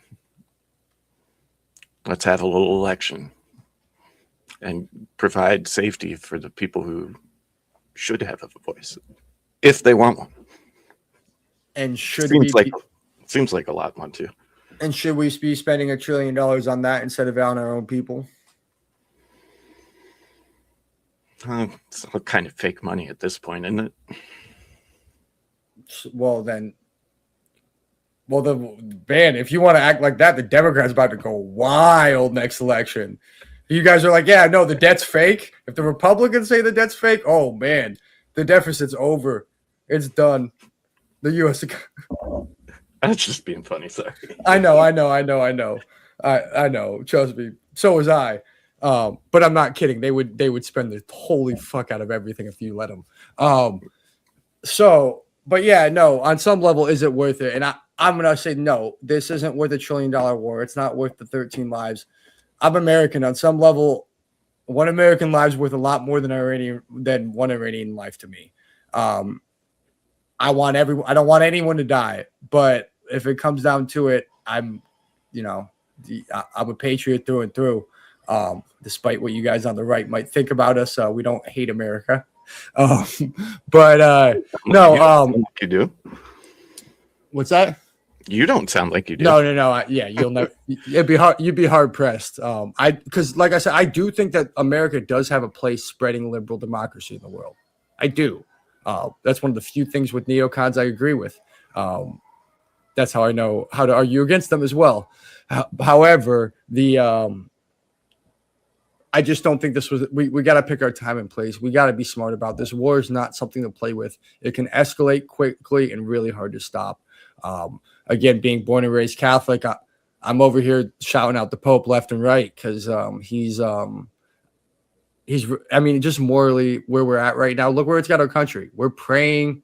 Our Secretary of War, which used to be Defense, our Secretary of War, who changed it because he was not going to start a war, and then started a war, is praying for the death and destruction of people. To me, we're losing our moral high ground at this point, and we're bombing kids' schools. I know it was an accident. Own up to it. At this point, we're almost ceding the moral high ground to Iran, and for that reason alone, we shouldn't have gone into fought Iran just so the world doesn't look at us and go, "Huh, those guys kind of look the same."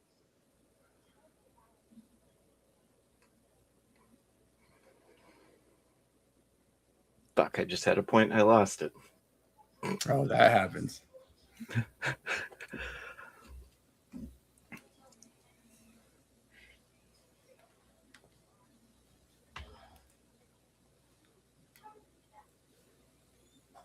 Okay. Yep, it's gone into the ether. Yeah, I was really thrown off by the 2026 part. I totally didn't see that one coming. Yeah. No, it would have been a much harder debate for me if it was ever, because obviously there's a reason to fight. I don't think we were there yet, and I think we had an opportunity. Honestly, I just think we had an opportunity to get out of it without the fight. And I think the ceasefire or pretend ceasefire, it was you either got to admit it was a complete capitulation to back down by Trump, and he just said it was an agreement, or you would have to say that we shouldn't have been in this war because we accepted the one that they offered to us 40 days ago. So I think that piece, that in itself kind of helped me prove my point, honestly. And last night I was kind of hoping for it when we were like, how long is it going to last? I'm like, please end before my debate tomorrow, because it's going to prove my whole point. So, but yeah, so I mean, I think there was ways to do it. And if you want me to say now, as of April 8th, we're probably going to have to fight. Yeah, we're probably going to have to fight, but we shouldn't have done it in the first place. Yeah, I was looking at it more from, well, we're doing it. Let's do the thing. Yeah, you got caught up by the prompt. We've all had that happen to us before. Sometimes intentionally, sometimes intentionally easy. Yeah, that's true. That's true. And you know, it's again, I get it. It's a live debate, and the focus is on you instead of an open panel. It's a lot different. Yeah. I understand it. So don't feel any way about it. Nobody's gonna take a look at you different for it. We've all been there, trust me. All right. So that right there is going to wrap up the open hour of back and forth. Okay, so this is we're going to get into the the 5-minute closing statements. Okay, so real quick, chat. All right, we still have the Q&A coming up after the closing statements. Okay, the Q&A is up in there, but not only do I not see many questions, I don't see many super chat questions either. So reminder for you all right, if you have a question for either of the debaters, make sure you drop them in right now. Okay, and the super chats, PayPals, they will get and Cash Apps, they will get priority.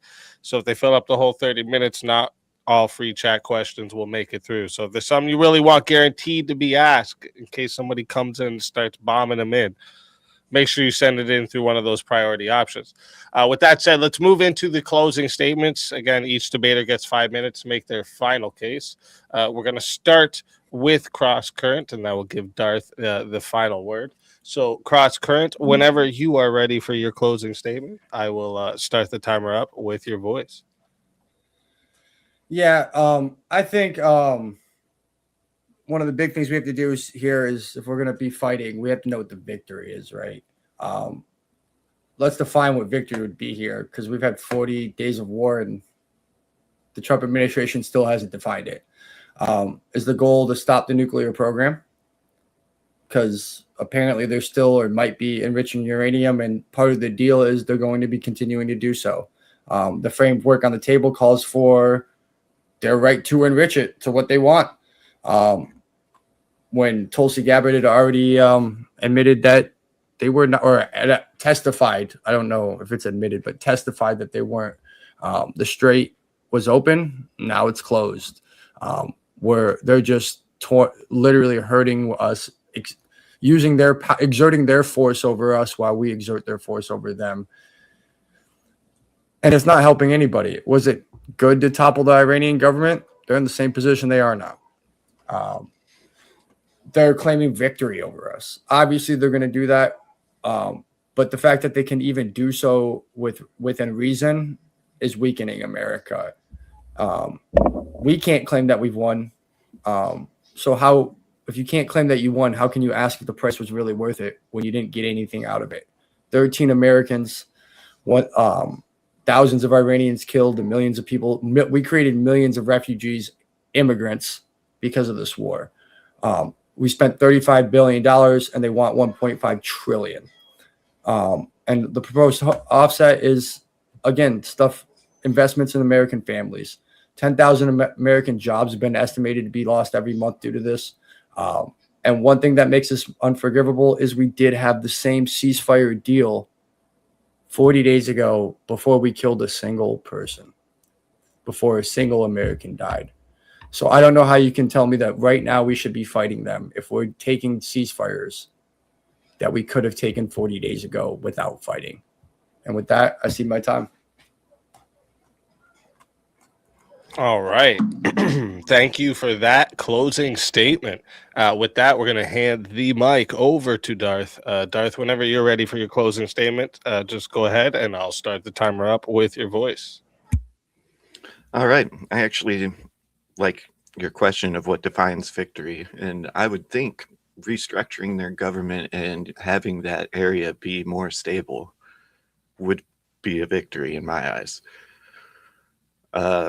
How we do that, that's a whole nother story. Other than that, that's basically the end of my points. So I cede my time. Okay. All right. Nice, short, and sweet. Thank you both for those closing statements. All right. Great work from both debaters tonight. Listen, everyone, if you are enjoying what you're seeing, make sure you like the stream, subscribe to the channel so you don't miss any of the debates we host here on Swords of Reason. We run all kinds of matchups, political debates, cultural debates, social, philosophy, internet beefs, trending topics, video games, literally anything there's a conversation worth clashing over. We bring it into the arena. And also, don't forget to subscribe to tonight's debaters as well. Okay, the links are in the description. Show them support for stepping into the arena, sharpening their arguments tonight. All right. So before I start the Q&A, like the official Q&A from the chat, I like to ask a question or two for each debater based on either things I heard or I think deserved another pass or something that should have been clarified maybe. And then after that, those questions are answered, we'll get into the official 30-minute Q&A. So I'll start with the pro-war side with Darth. So if besides, because you said that the regime change would be a part of the victory, right? So what does the successful outcome look like, let's say 10 to 15 years from now? Hopefully more stable and not supporting all these terrorist organizations, giving their people rights. I think all of that falls into the restructuring their government, which I would say would be hopefully a victory. But that would take a while to know, for sure. All right. Did you have anything you wanted to say for that, Crosscut? Yeah, I would just say that in the long run, my goal for my idea of success for Iran is all the way. You could just Google Iran 1960s and look at some pictures from there. That would be the long-term goal. But I would argue we got there in the first place by diplomacy and being friends and showing them that the way we do shit's better than the way they do shit, and their people wanted to do it too. We just can't let dictators take over in the first place. Okay. All right. And for my second question for you, Darth, like, so if let's say the United States didn't act now, and say it didn't even act during the Trump administration, if the United States does not act now and didn't do this, what specific risk do you believe would become significantly worse within the United States in the next 5 to 10 years? The uranium enrichment, because wasn't that part of the ceasefire deal? They wanted to be able to go over past 80%. They just want it unfettered. They can do whatever they want now. Yeah. And then with the Which trade is- deals being unsanctioned too, they can just be shipping it in. Yeah, all that would be bad. Okay, so you're saying like the main specific risk is that they'd probably develop nukes in this time. Yeah. Okay. And Cross Current, did you have anything you wanted to say to that? Yeah, I mean, I would agree that it could be that you also got there's other factors you got to take in, because nuclear material is not just for nukes, right? Like if you want a nuclear power plant, you need uranium for that too. And they could, I mean, I don't know how everyone here feels about it, but nuclear power plants are efficient and can be really useful, especially for poor countries. So, fun fact: Canada, Ontario is the most nuclear powered place in the world. yeah, I know Michigan gets power Ontario from alone. you. Yeah, I live in Michigan. We get power from you. Yeah, exactly. Yeah, trust me, my bills went up when the tariffs went up. Anyway, yes, but no, but because it's so effective and cheap, like if you want to bring them into the first world, getting them nuclear power is a major step. Bringing them into the modern age is always a good thing to, and then we West, it's propaganda, and again, the West is better than Islamic regimes. So if you give them the opportunity to see how good it could be, they're also more likely to fight with you. So you have to balance that. Well, we kind of want them to have nuclear power so they have power and they can go grow and expand and go to school and do things that lead them to the ideas of the West. But you also don't want them to get that nuclear grade. That's why it's always going to have to be some kind of deal where we're inspecting it and watching it like we had. Okay. Well, wouldn't that be easier too if they had like a more structured government similar to our own? Yeah. Well, no, yes, the government's always been it's always going to be a thorn in our side, and it's never been perfect. I don't think there's a perfect solution here. At least there hasn't been. I guess theoretically we could get to one, but I don't think anybody's been presented with a perfect solution, and at least in my lifetime. All right. So then we'll go to my questions for you, Cross Current. So for my first one is because how you mentioned earlier, I think that was a historical point you brought up, that regime changes in the Middle East have historically failed. So does that mean, do you think that means like military action should never be used in cases like this, or just specifically in Iran? No, I mean, so you're talking about for a regime change purpose? Yeah. I mean, because obviously I think that there's purpose. We talked about it earlier, purposes for the military. I think there's I guess I could be convinced, but you would be hard pressed to convince me. I would have to see an actual plan with it and how it's going to work and have it explained to me, just because I've seen it happen so poorly so many times. Remember, this is what we were going to do in Vietnam. How'd that work out? I mean, it just doesn't. It doesn't work because the reason why it'd have to be an underground six plan, you know? Kind of. I mean, like, well, you ever see the movie Underground Six? Yeah. that's what they do, right? It's a whole in all seriousness, I think America's been one of the most successful countries in the history of this planet. And how did we come? We said it was a grassroots uprising, and did we get a little help from France? Yeah. Did Spain start fighting England on the other side? Did England and France use us as insurgents in their own country while they attacked England? Yeah, because they were smarter than we are today, apparently. That's the plan. That's the kind of shit you have to do if you want it to work. You got to put in the time and effort.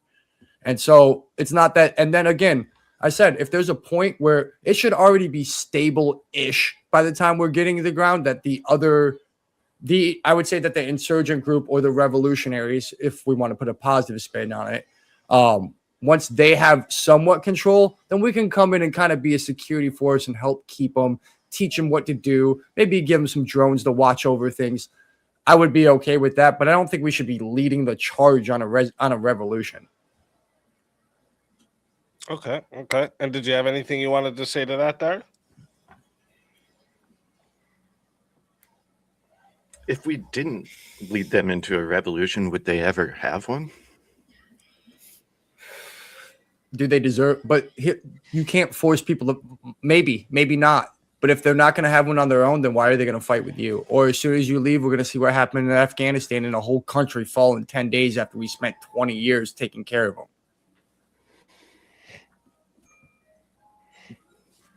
All right. And then my next question for you, Cross Current, is so like if the United States chooses, say they even choose now, or they just chose not to fight Iran, what do you, like?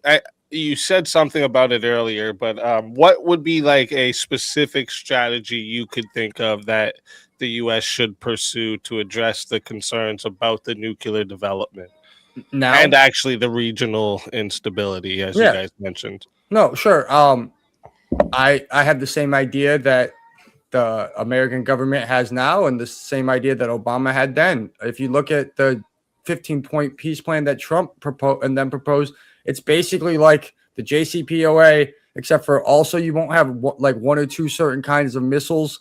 And the odd thing is the dates that the negotiation ends, they didn't extend them. They're the same days as Obama's plan. They basically offered him Obama's plan with like one or two other things and a little bit harsher penalties if they break their sanctions. So they were literally just trying to get what we got out of 4 years ago and say, "Oh, look, we won, and now we're actually got a worse deal." So it's been a mess that we could have just avoided all of this starting in going back to 2018. He probably could have just acted tough and gotten the extra sanctions and the couple extra missiles not made then added onto the Obama deal instead of blowing it all up and then trying to get basically the same deal 6 years later. So I would say the same deal that they're proposing now and that we had is the best way to do it currently. Okay. And Darth, did you have anything you wanted to say to that? No. All right. So we'll get into the official Q&A. Reminder, chat, we're going to go through super chats here first, but I don't see too many. So if you want to get your questions in on the Q&A, let me look. There wasn't many on the Q&A earlier. Oh, we got a lot more now. Okay, that's better. So get your questions in there, chat. Get your questions in there, and we'll start the timer up now. Let's see. First one that comes in, $5 from Jack of Blades, says, here to support Darth, but shout out to both debaters for the Swords of Reason debut. Looking forward to more from both of you. Let's fucking go. Cheers, easy, and chat. Thank you, Jack of Blades. Appreciate that. Jeremy comes in with $5. Jeremy has been very vocal about this all night. Cross Current, please appease my OCD and fix the crooked blinds. They're actually broken, and that's why I won't do that. I got dogs, man. I don't know what to tell you. Fair enough. Yep, dogs will do that. Hey, that's the most damage they've caused, though, so I'm not too mad about it. That's good, then. That's good. My dog likes to go to the bottom of the curtains and try to wrap herself in them, not realizing she's so fucking big, she's gonna end up pulling the whole thing down. And usually on verbal combat, you've got, we're cut off a little bit, so I don't think that shows. So if they watch verbal combat, I think they miss it. Yeah, because it's in the little circles. Yeah. I also moved my camera a little bit. I was moving stuff around. So okay, nice. We got $5 from Trailer Thrash Music. It says, "Let's go, Darth." Thank you, Trailer Thrash. I appreciate that big time. $2 coming in from Sempiternal Chaos, just showing some love. I appreciate that, Sempiternal. Shantae for $5 says, "Sir, Why would you put your picture frame so off center like that? It's not off center. It just looks that way because of the angle. If you look at it straight on, it's actually right between the two. And it's actually a picture of my mother and my first dog, who have both passed away. So that's not going anywhere. Oh, I get it. Because of the angle we're looking at, it looks like the other side's smaller. You can't see it, but if you turn this way, it's actually even. It's even. Fair enough. See, that's just your eyes, Shantae. Optical illusion. There'll be when I put another one there, it'll probably when I put one on this wall. Yeah. It'll look more. You'll be able to tell better. Yeah. I'm gonna do I don't know if you know, there's a famous picture of JFK smoking. Yeah. I'm gonna get a black and white one of that and put that right there. Nice. I think. I like it. My wife wants a Quentin Tarantino room, but okay. Yeah, I'm actually there's a few different photos. My wife had got me one already, a Scarface one. There's a few different cool photos I want to put in behind me of kind of like things I like, and then my logo as well. And I want to take away the green screen background. Yeah. I wanted the green screen background, but I gotta upgrade my computer before I do that. So see, the green screen's nice sometimes, but like there's some times where I'm like, because like if you pay close enough attention, you can still tell, right? You know what I mean? And it throws the like RAM off too a little bit. So if I can, because I always have these like moving ass backgrounds, like the lights flickering over here, the lights over on the other side. There's a little bit of rain in the window. It's so it's using a bunch of fucking RAM at the same time. But plus, nothing beats like a nice home set that looks like this is where you chill, hang out. Right. But also, it feels like this is where you would hang out even if you weren't on camera. Exactly. Yeah, that's what I like. Shantae for $5 says, "Sir, you're an animal. Put some effort into those blinds." Again, it's the animals, but it's cool. Yeah, they were upset about the blinds for sure. I see that. Leo Bobea comes in for $2. Says, "You did fine, Darth. It's harder than people think." Yes, just for them. Mm-hmm. Oh, we gonna get a fixed blind? Oh, there we go. Let's go. Now you guys got a straightened blinds. How you like that? How you like that? That's what's up. Not next time. I'm gonna move it up just to mess with them too, though. Yeah. But yes, Leo Bobea is correct. It is harder than people think. It's different than going on a panel because people try to compare the two, and it's different because like on the panel, the focus doesn't have to be all on you, right? There's a bunch of people there. Mm-hmm. Where on a debate where it's 1v1, the focus is on you too. That's it, right? Well, yeah, and usually you have like Avarice there who will jump on if you give him a second. So 100%. Or Trench to be fair too. Trench, yep. If you have them both on, double whammy. Shantae came in and said $2 excuses. I'm good at those. I'm real good at those. He did it for you, though. He did it for you. Hey, I'm going to run the washroom real quick. I'll be right back. Oh, yeah. Go ahead. This next question actually is for Cross Current, so perfect timing. This comes in from Johnny McVito. It says, Cross, is our presence emboldening Israel to make maneuvers without our input? And then I'll ask Darth's question after. Is our presence emboldening Israel? Of course. Absolutely. Of course. Are you kidding? Yes. I'm sorry. It just I think the perfect example of that today is of this breaking of the ceasefire. It was pretty clear. You Speakeasy read him last night on the 10-point plan, and part of it was no more attacks in Lebanon. It was clear as day, and we supposedly accepted that as a framework. And then we even said, what's Israel going to do? I said this last night. They're going to bomb them. Of course, they're going to bomb them because they know we're going to get their back. And when we should be looking at them saying, they should be opposite. We should be saying that, hey, if you bomb them and you mess up our ceasefire, we're going to tell them we didn't do it and you're on your own. And we're going to go negotiate them without you. Because then we know Israel's not going to actually bomb them if they believed we would do that. All right. Fair enough. Fair enough. I think he's still in the washroom. Well, there he is. Perfect timing, Darth. So the next part of this question is for you. Darth, without our presence, is the next step for Iran to attempt to eradicate Israel and cause the next world war? I mean, it would be pretty likely, I would say. All right. I mean, kind of hasn't that been their established goal for like a long ass time?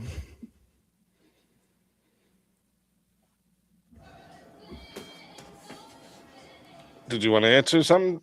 You can, Cross, if you want to. Oh, I don't know that. I mean, I don't know if that's their next step. I feel like, first of all, it's hard for them.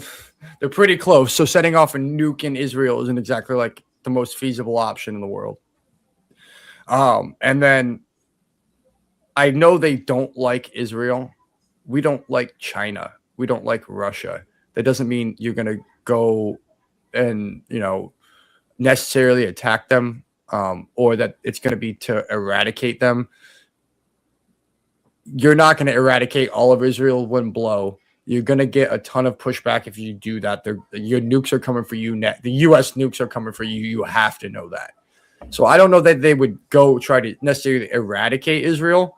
Honestly, I think if you're looking for a less radical, I think the perspective, I think they're less radical towards Israel than they were 20, 30 years ago. Not that they're fans of them or they wouldn't fight them, but I think it's more bluster to keep their people in line and say, hey, we're the good guys at this point than it actually is a wanting to effectuate the eradication of Israel.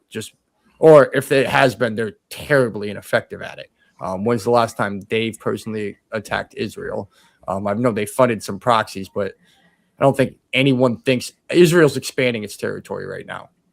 So I don't think Iran's going to suddenly eradicate it just because it has a nuke, especially when Israel unofficially, has a nuke, but they haven't. Well, I still think they would attempt it, though. I just don't think they would be successful. I mean, maybe. And I just don't, I guess I took that, the way that was worded, where like they're going to try and nuke them the next day or within the next month, or try and nuke them off the planet. And it's like, I don't think that's maybe I read it more dooming than it was meant to be, but I just don't think it's going to be the end of Israel if they get the nuke per se, if they got a nuke. Could end up that way, but I don't think that's necessary.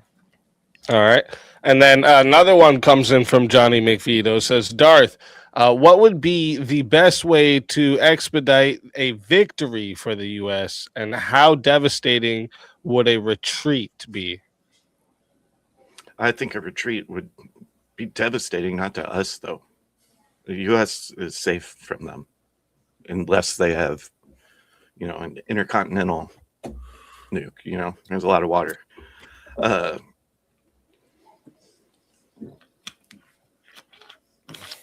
The best way to expedite victory, I would think, expedite a new government for them. That's really the only solution I see. If you want to answer something during these cross current, you can. Oh, I was gonna say I think he just kind of said that they aren't really a threat. If we can retreat and they're not really an imminent threat, then why were they such an imminent threat that we were fighting them in the first place? And I can answer that question unless you want to read it. Oh yeah, the next question that's for you there, Cross. Is America suffering power fatigue, and what could Iran do to make us say enough? By power fatigue, I assume you mean we're getting sick of being the world power, essentially. And if that's the case, yes, I think it's awful that it's happening. It's one of those Spider-Man great power. With great power comes great responsibility. After World War II, we accepted the role. We were in the best position to do it. We took a lot of fucking advantage of it. And right now, there's a reason why everyone wants to come here. There's a reason why they chant "Death to America," because we are the world power we are the ideal of the West. And part of how we got there is exporting that liberal democracy and is appropriately executing our power. We used to do it with a lot more soft power and a lot less hard power, but over the last few years, a couple of years, obviously we've been. Well, actually, let me take that back. Over the last 20 years, we've been using a lot more power. Over the last couple of years, we've been exerting it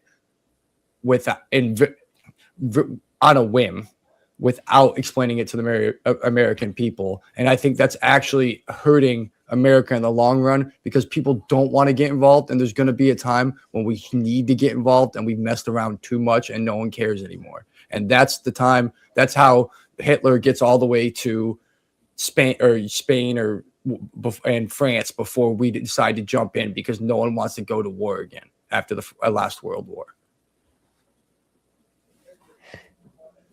All right. And what could they do to make us say enough? Honestly, I think they're there. I think that's what happened. Trump basically said enough. I'll take your 10-point peace plan. Okay.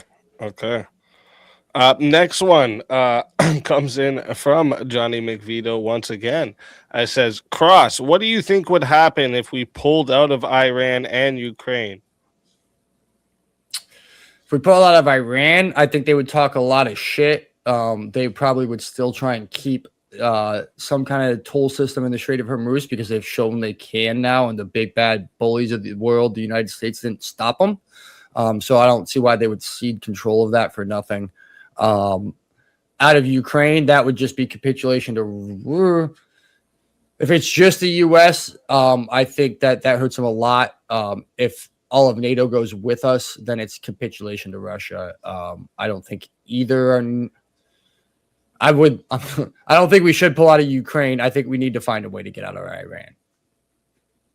I mean, I don't think we should stop supporting Ukraine, but I also don't think we should go into. We shouldn't be fighting for Ukraine either, I guess. Okay. And then this next part here for you, Darth. Can you justify our positioning outside the U.S.? And then there's one for both. Is it better to be proactive or reactive in a war setting? As far as justification for our positioning outside of the U.S., I mean, we were doing it with our ally. So, I mean, there is that. I mean, whether we agree with Israel or not, they are our ally. All right. As far as the both question, I think both proactive and reactive depends on the situation. In this case, seems like, well, it's almost reactive, but could be seen as proactive. We're preventing something. All right. And did you want to answer that last part there, Cross? I don't know exactly what he means by justify our positioning outside the U.S. You mean any military intervention at all? No, the last part there was for both of you. Is it better to be proactive or reactive? I got you. I see you. Both is. I don't think that it's necessarily better, and there's probably a Art of War quote that's going to make me look like an idiot here. But I don't think it's necessarily better to be proactive or reactive. There's going to be. It's always it's always an action reaction. You're always reacting to the last thing they did. So if you're saying proactively striking people, it depends. If there's no way out, then of course it's better to be proactive. But it's better to be reactive if you have giving yourself time to react is going to give you a way out of it. At least from my perspective, because I'm trying to avoid war in most cases. If you're trying to win the war, you got to know it's better to know yourself and your enemy to know whether you should be proactive or reactive. if I would, like, for example, I think both of these people, both in both situations, if I was going against Trump or Iran, I would be very reactive, because they want something to happen. They want to exert their power, and I'd let them do it or let them try and do it and just sit there, just what Iran's do. I would do what Iran's doing, is sit there, let him talk and talk and talk and make promises till there's a promise he makes that he can't keep. And then just sit there and do what they're doing and just retaliate and be reactive. But I do think it's situational, and I don't think you can say broadly without knowing the situation in a war, much of anything. All right. We got a $5 Cash App from D's that says, "Get some blinds at Walmart." Bro, this is an apartment. I don't pay for it. I'm not paying for a blind. I'm glad I gave y'all some entertainment, though. Shit. Right? King Blackout is the next one that says, "Cross, what's wrong with your blinds?" What's again? Dogs, German Shepherd and a Shih Tzu. Here. Oh, comes the dog. Hey, there. It's literally his fault. Makes sense. He's looking for food. I used to have a Shih Tzu when I was younger. It looked almost just like that. His name was Elmo. Yeah, he's Opie after Opie? After not Game of Thrones, Sons of Anarchy. His first brother was my wife's roommate when I met her had a pit bull named Jack, so she went with that. Okay. And I've got my big German Shepherd who's probably sleeping in the room with my wife right now. So okay. I'm not calling her over, but yeah. She might fuck up the blinds again, all right? Yeah. No, there's a tree right outside that window, and there's a squirrel that used to live in it, and there was mayhem. Absolute mayhem. Pandemonium. I put the couch there to try and keep her from getting up there, thinking she just jumped on the couch, and then the Shih Tzu got up there too, and it was overtime. Gave up. Next one is also from King. Says, "Cross, can you close them crooked closet doors?" No, they don't. Now they're shut. just looking at everything they can. Yeah. Have you considered doing the green screen thing? That's why I said I want a green screen, because I know it. This room is so dumb the way it's set up. There's a door in the middle of this room, this side. There's this big window here. The closet's here. This wall I'm looking at is the only wall that's not anything on it, but the door opens onto it. So like I don't have a full wall in this room anywhere. Yeah. And the windows and the closets are dead center of the wall. It makes no sense to me. Yeah, they didn't think about that clearly. It was made in like this. My dad actually my dad's best friend was stayed in these apartments when he was in college, so they've been around a while.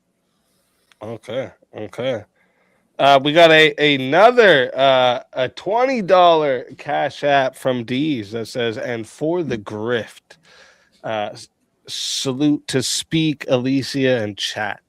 Salute to you. Thank you very much, D's. I appreciate that big time. Next one comes in from I Am the Original Vintage. Says, "While there is still a long road to go, do you not think toppling Iran and securing the country holding one of the biggest oil reserves and cutting it off supply from the U.S. rivals is a good idea?" Yeah. Yeah, that's worded weird at the end about cutting it off from U.S. rivals. I assume they. I see. Okay, I see how it reads now. I think he's basically asking, like, do you think it's a good idea that we're cutting off oil from people who rival U.S.? I think there would be a lot of implications. But are we?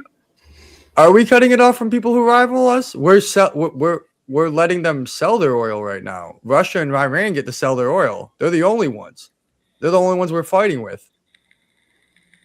So no, it's not a good idea to cut everybody else off and only let our enemies have access to the. And they made deals with China, and I think Pakistan made a deal with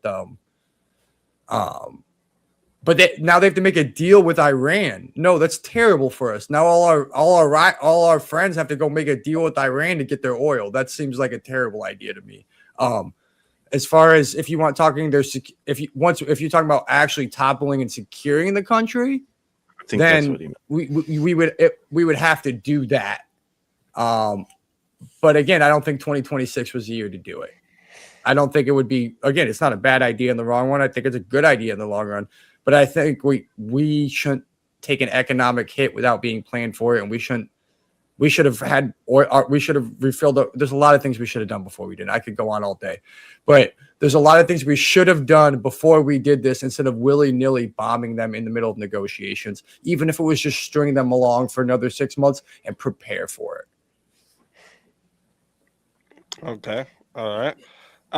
We got some super chats came in. Prince of Dogs with a $2 and another $2. Salute to you, Dogs. I appreciate that big time.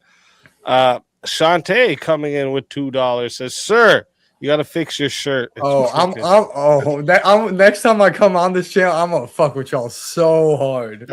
Well, she thinks a hot dog is a sandwich, so her opinion is already. Yeah, have the camera all lopsided and everything.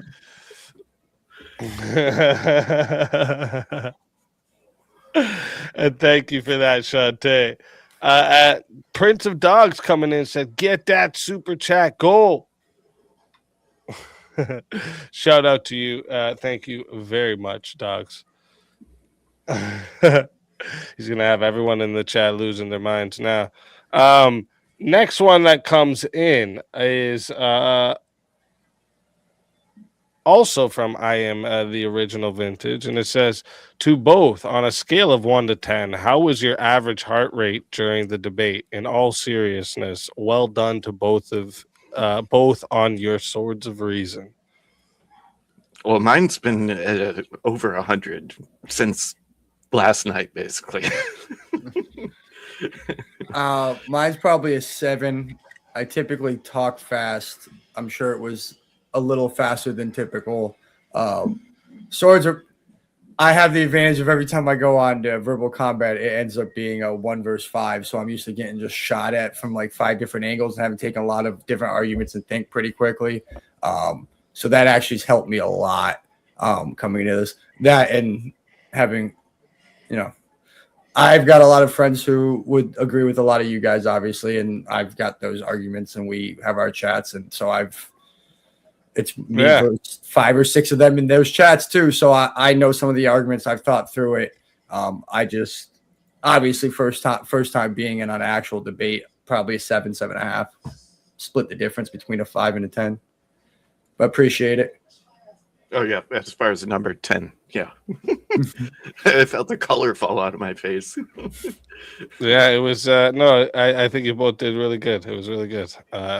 And yeah, that's actually how I knew I liked debating, is because I used to just sit around with the boys and chop it up, and we debate about all types of shit.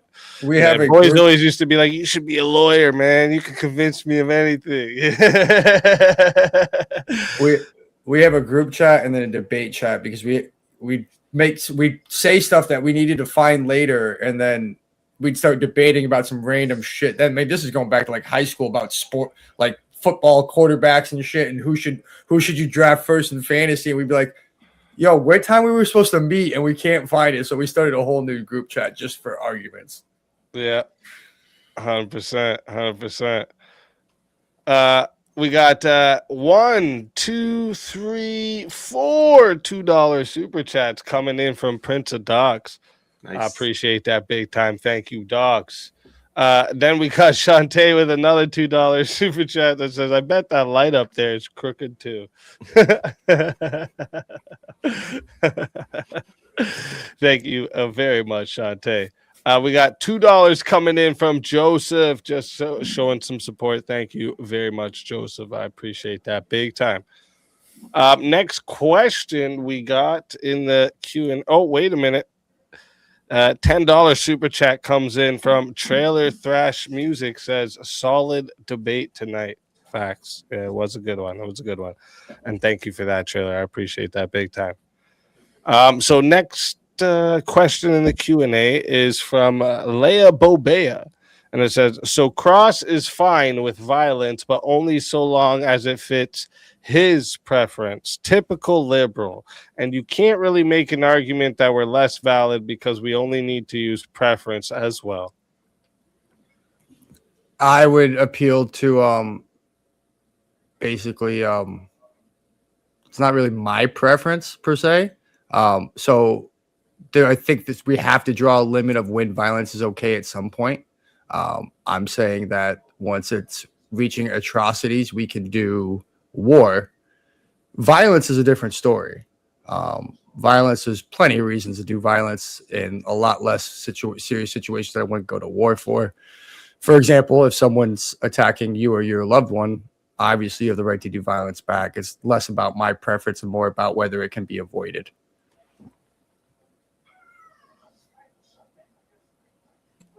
All right. And then we got Johnny McVito coming in again. Says, faux wood blinds Cross hold up well, and they always have extra slats if they get messed. Thank you for the blinds fix. Show me some love. At least after you fucked with me, showed me some love. I appreciate you, man. That's what's up. That's what's up. And then we have, oh, what just happened there? What did I just do? Then we have another one coming in from Wicked Wally. And it says, I just hit the timer instead of highlighting it. One sec. I don't want a timer. Iran also considers every surrounding Muslim government heretical to their theocracy, which further complicates matters. With that being said, what is the fucking deal with those damn blinds, my dude?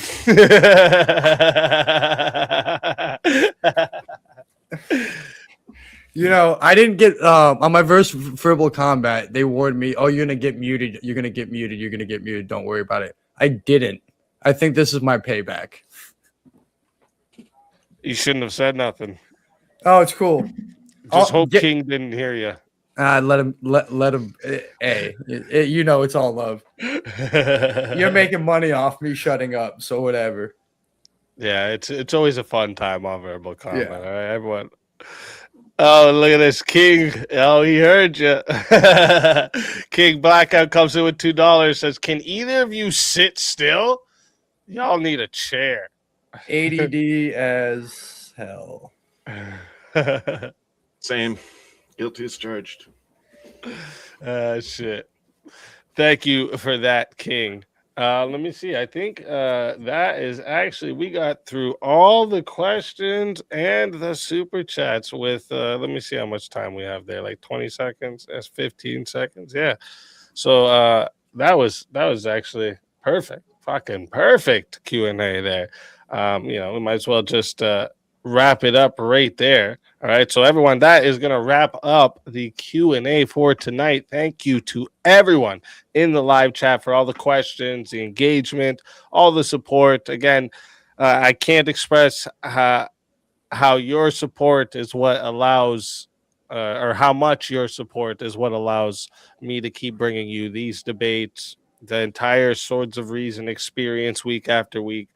I appreciate every single one of you more than I can put into words. And of course, a huge thank you to our debaters for stepping into the arena tonight and sharpening their ideas in front of us all. Again, big, huge reason we're able to do what we do over here. So thank you guys for coming. And you both did great for your debut.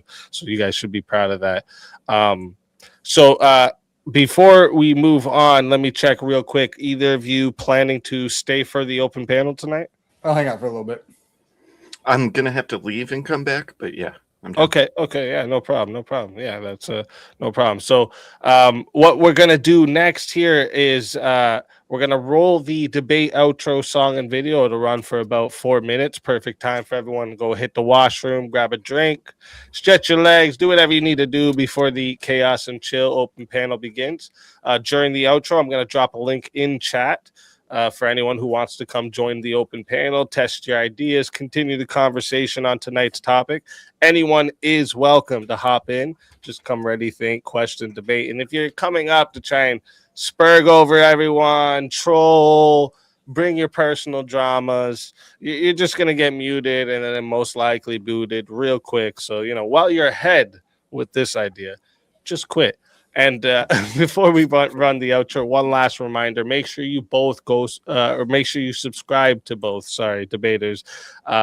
If they've come out here, put out some entertainment for you guys, so they deserve your support. Go make sure you give them some love, and make sure they keep coming and giving us more content. Okay, and also, if you are enjoying these debates that happen here, hit subscribe on the Speakeasy channel as well, so you don't miss any upcoming Swords of Reason battles, Mondays, Tuesdays, and Wednesdays. This is where logic meets passion.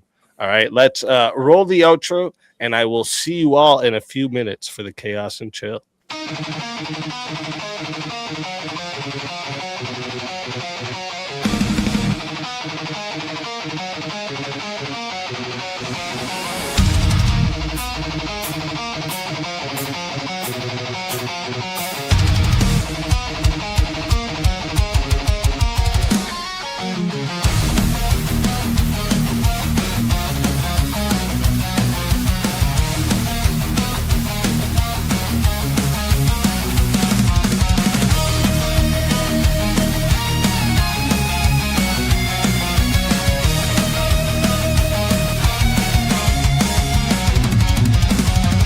Step into the circle where the echoes collide.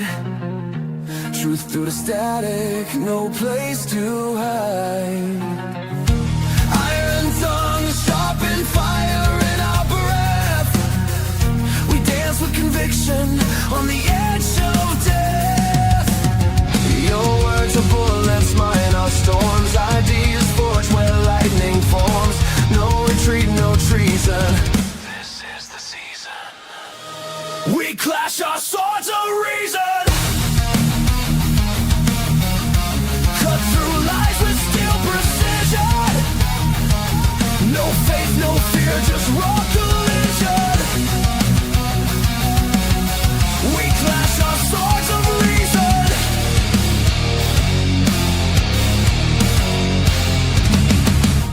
Facts burn brighter than a prophet's flame.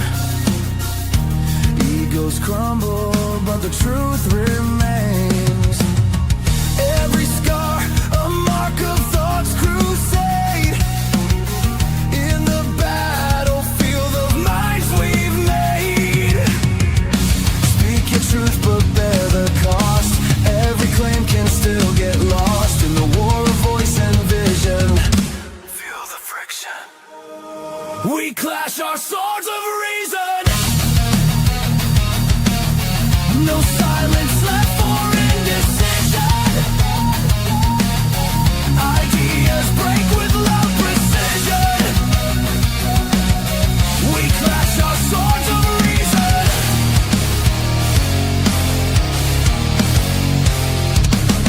Strike me with logic, I'll plead my proof.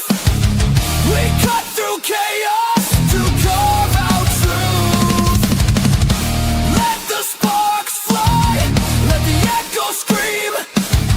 This is no debate, it's a metal dream.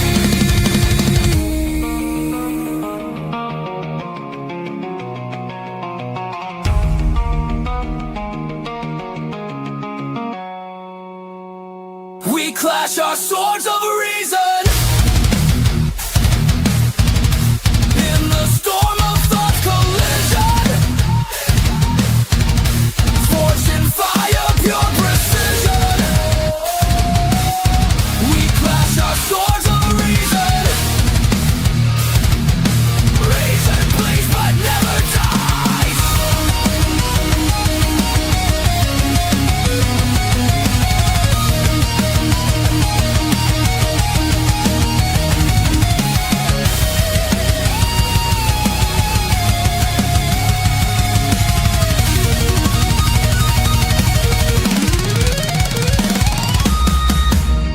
surrender, no retreat. In the war of words, we find our beat. Swords of reason.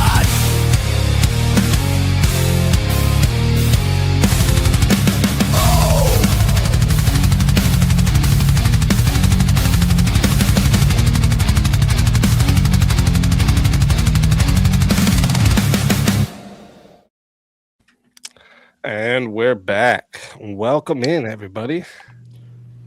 Woo-hoo. How's it What's going? going on? Happy birthday to brother. Thank you, thank you. Whose birthday? Is it It's your birthday? my birthday tomorrow. Oh, happy birthday. Thank you, thank you. And yeah, just so everyone in the chat knows, it's going to be a shorter after panel tonight than normal because I got a lot of stuff to do.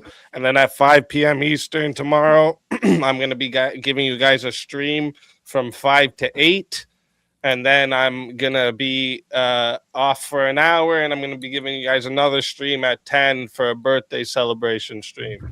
So we got lots to do tomorrow. So we're going to be going. It's 11:30 now. We're going to go till 12:30. But listen up. If you guys fill this dono bar in the hour, we will end on a hot seat, okay?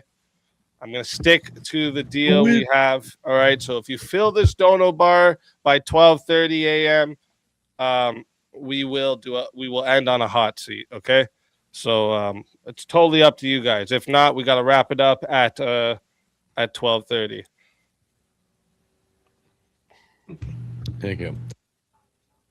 So what's Yeah, I'm not everyone doing think? too How much, did you guys man. like the debate? Did anyone have a question maybe for one of the sides? I'll let other people go do as my avatar says. I am eating pizza, so I'm here. I'm listening. I'll interchange every once in a while, but somebody else goes so I can eat some more pizza. Eat your pizza. I'm only going to be here for a couple minutes because it's late for me. You guys did a great job on that debate. Thank you. I agreed with both of you, and I really liked that you both agreed with each other because you're both. I mean, that's kind of how it went. Well, I don't think anyone's being honest if you can't agree. The other person has some good points. Well, no, I mean it's a ghastly situation, and I'm not going to go all through it again. But you both did really well. So keep them coming. Keep those debates coming. Actually, it was one of the more enjoyable debates I've seen from you speak. It was just easy to listen to without it was just a nice debate. So Yeah, and like that. usually I don't like obviously you guys know my moderating style. I try my best not to like guide it anywhere or let them handle it themselves. But I know it's also both their debut here tonight, and I knew there was some I understood what happened to Darth. It's happened to me where I have something in my head ready, and then I'm like, oh fuck. Yeah, it's happened to me on Verbal Combat. So Yeah, I'm like, so I'm just like, oh fuck, you got me. And I had a whole week, and I specifically wanted that in 2026 for that reason. Yeah, and that's why I said I think it would be fun to debate Connor on that because he would have to give me a lot more of my points, and I'd go in on a couple things that me and him agree on that nobody else here is going to agree with me that I didn't even bother bringing up. Well, it was well done. Appreciate it. Speak. I want to. I also want to do this. My love to your family and your beautiful wife.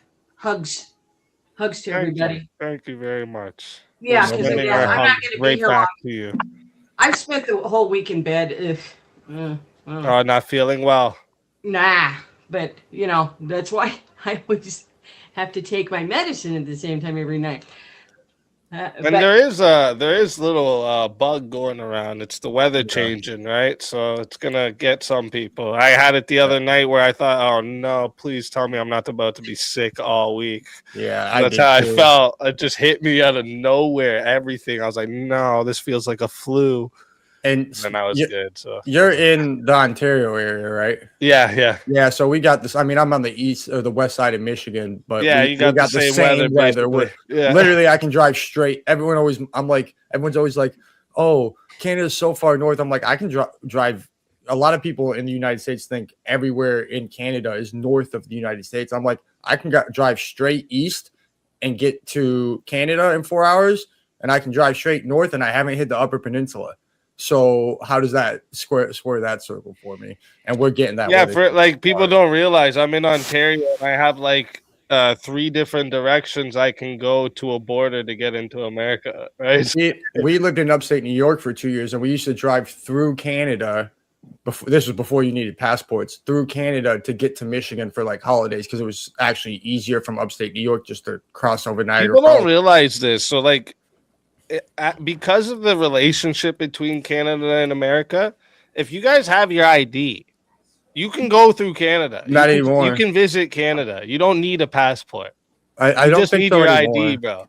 I don't think so. Not If anymore. you're not flying, you do not need your passport. Oh, I promise true. you. Yeah, Man, unless I gotta you get Canada over and to the America has Yellowstone or had the the Redstone. greatest. That's why so many countries envy this relationship that these two countries have. Yeah, and we're so. I mean, here I try and tell my friends in Florida, because I grew up more in Florida. I try and explain to them, like, when you go starting trade wars with Canada, like, that hurts us hard. You know how much I'm in Yeah, Kalamazoo. none of us actually want that. Yeah, but when we're from, like, coming from, you know how many people I see from Ontario because they drive to Chicago, and we're halfway between Detroit. So if they come to the United States, they'll go to Detroit, Chicago. We're halfway between Detroit and Chicago. So Yeah, you're always driving through Michigan. Yeah, if Yeah. you're gonna drive to the States, that's one of the ways I've always taken in all the places I go. So if I you always just go take, through Michigan. so if you take 94 straight west, you pass to Chicago, you drive. My town's the main town between Detroit and Chicago. Yeah. So they always stop in, and I've worked in restaurants, and I see so many people from Ontario talking about, oh, we're going to Chicago for the weekend. So I mean, we're so integrated, and when a lot of Canadians stop coming, restaurants. I'm leaving restaurants because I can make more money in other industries because of the hits we've been taking. Yeah, Yeah. we share a lot. People don't realize how much we share, how much like we have each other's back, and like, yeah, a lot of people don't know that. But like, as an American, as long as you don't have like some crazy criminal record, you just show up with your ID, and they're like, oh, okay, go ahead. You just tell them what you're doing. Yeah, I need to come over to Ontario then before I might move more out west eventually, but I want to get up to Canada.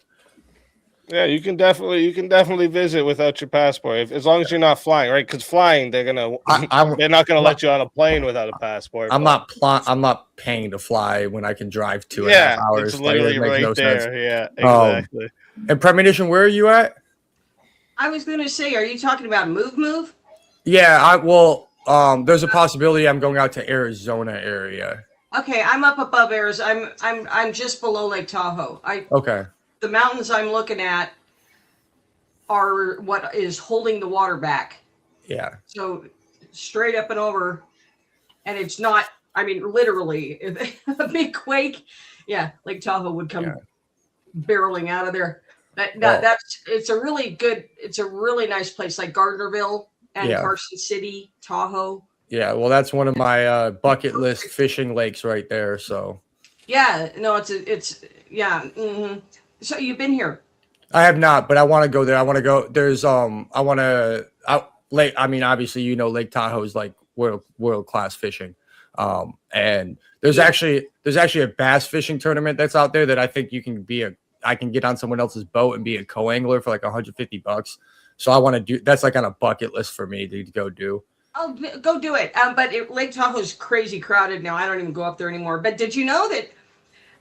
Like a million years ago, or in the 70s-ish, probably 60s, people started letting their goldfish go in Lake Tahoe. I've heard that. So there's like a bunch of goldfish in there, right? They're big. They're like 2 feet, 3 feet. They're big, fat goldfish. So and that's okay. They don't hurt anything. They're good. We love the goldfish. I have one question before I go. Do you guys all believe that we went to the moon when I was a kid, or are you guys non-believers? Oh, I have a point to make. Just say yes or no. Yes, I believe. No, I don't. I believe. Thank you. Yeah, probably. Okay. Not Yeah. me. Okay. You want to know man. what? All right. Guess what? Guess what happened? Because Elon Musk just sent those guys around the moon. Well, And NASA- my son and I, who's your kids' age, have been battling it because I watched it live. You know, now you're watching AI. They didn't have AI back then. They didn't have computers back then. These guys were doing math on paper, you know, and nobody believes it now that we went there like 15 times, okay, or 14 or 12 or however many times we went there. I watched them. Anyway, when they went around the moon, they started sending back these pictures. And the old picture that's famous from the back of the moon, and then you see the Earth rise, okay?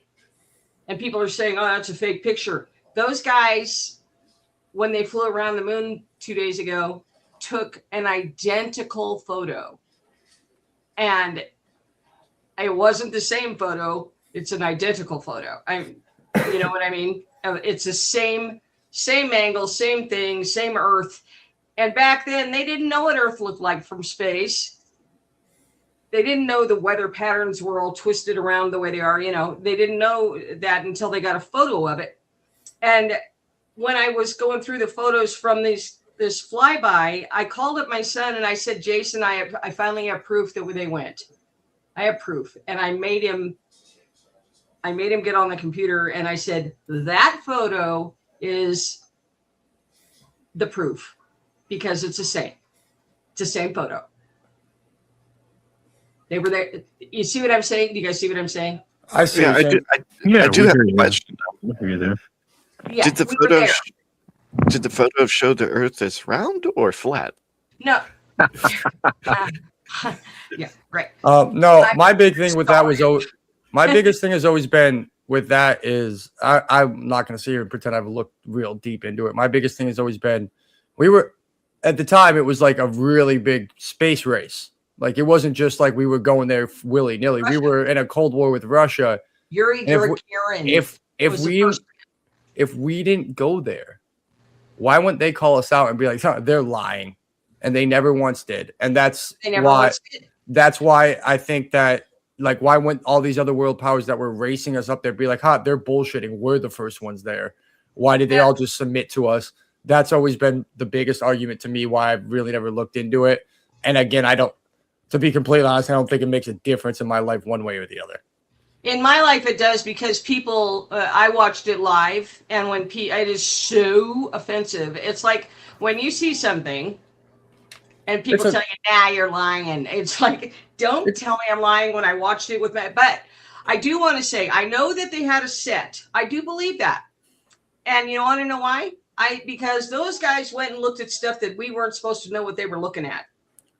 Well, I think the biggest problem is our government showed us we can't trust them. So at the end of the day, someone's always going to not trust you anyway. And they've given us reasons.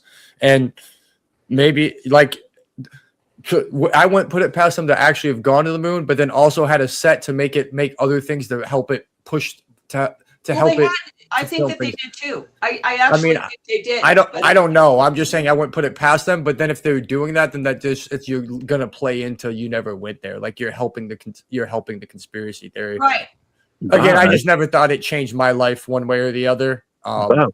But for you, I understand that's an iconic moment for you growing up. I just not gonna sit here and pretend like I could argue it for an hour. And I watched every space launch, all of them. The whole planet did. Everybody, the whole world. That's a time when the whole world was gathered around one thing, was the space. Those guys going to space. The whole planet was watching, and everybody was rooting for them. It didn't matter what country you were in. Everybody was rooting for those guys. And Yuri Gagarin, and this is a funny little story before I go. Yuri Gagarin actually, when the Russians were in their little space station and we had our little space station, the Russians had alcohol in there. They had vodka. And our guys are all really, really strict. And I know, everything's by the book. And the Russians were up there drinking. That's the truth. But when Yuri Gagarin went up there, one of the things that they didn't realize would happen, he did the first spacewalk. Okay, cool, kind of spacewalk. He did a space bubble blow up, almost die walk. So they shot him up, and he's going around Earth, and they told him to leave his capsule. What in the world? My phone is talking to me. Okay. You said the magic word. That is, I said something. That's really strange. Anyway, so Yuri Gagarin, they tell him to go outside of the capsule. It was planned, but they didn't know. Okay, so he goes outside, and his silver suit, starts blowing up like a balloon. And he's got a camera. There's a camera outside of the ship, and you can tell when you're looking at the picture that he looks like like the Michelin Man. The Michelin Man. He looks like the boy that eats the bubble gum. He can't bend his arms. He can't bend his legs, and his suit has expanded. And they were not expecting that, and he had to, and he did. He had to get himself back in there through the door. But it almost damn near killed him, because he had to squish himself back in there, and then it unflated once he got in and got the door closed back up again. he almost died out there, it being blown up. And when our guys initially landed on the moon, they had to fly an extra couple hundred yards, and they were almost out of fuel, because Neil Armstrong didn't like how the ground looked. And so they kept on going across the surface until they found a spot. And I think they had like 2 seconds of fuel left. And before they took off, when they took off to go back up to the little ship flying around with the guy, they had broken off one of their toggles. Okay. That kept them from lighting the engine off. And see, none of you guys probably know any of this. So here you got Neil Armstrong and Buzz Aldrin in the LEM, and they can't, because they broke off the thing. Well, the types of pens, we all have these kinds of pens now. They had the old-fashioned kind, but the ones that are still around. But they took the thing. They took the thing that holds it in your shirt. They had a pen, and so it was brilliant. They snapped it off the thing, and they stuffed it in there and used that as a toggle, because they busted it. So they stuck that in there, and thank God they had a pen and not just pencils, and they were able to flip the switch and light her off and go up. So there's stories that people don't even know about all those moon landings. Like, all those guys fell into depression when they got home because they went to the moon. Now what? What's bigger than that? And then there's fun parts where they thought they were running down to they were running down to a boulder. The NASA guys in the main room, all with their suits and ties, told them, go down and look at that boulder down there. And so these guys are running along. This was not in the first one. This was like in the 11th one or the 10th one. They're pretty good up there now.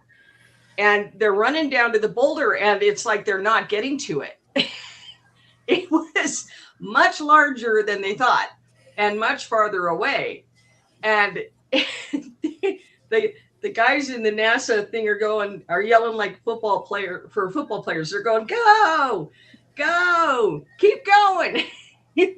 And by the time they got to it, they were about this big next to this, so see, they didn't know what they were doing.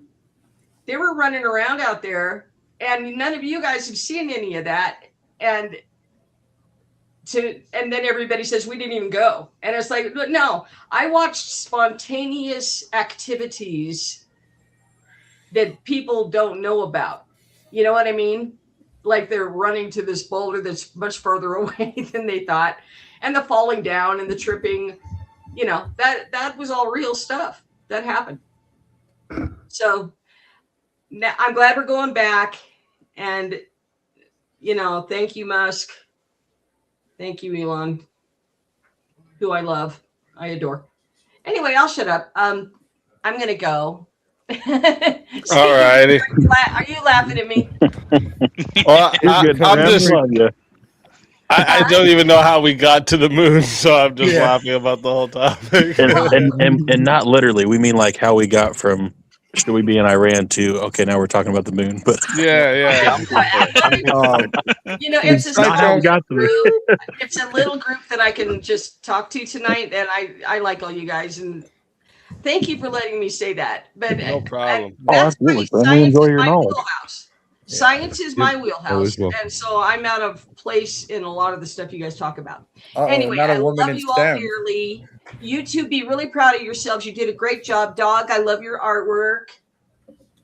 Good night, you two. Have a good Down one. Good there. night. Yeah, good We'll night. see you Thank you. guys. Good night, Grim. See you later.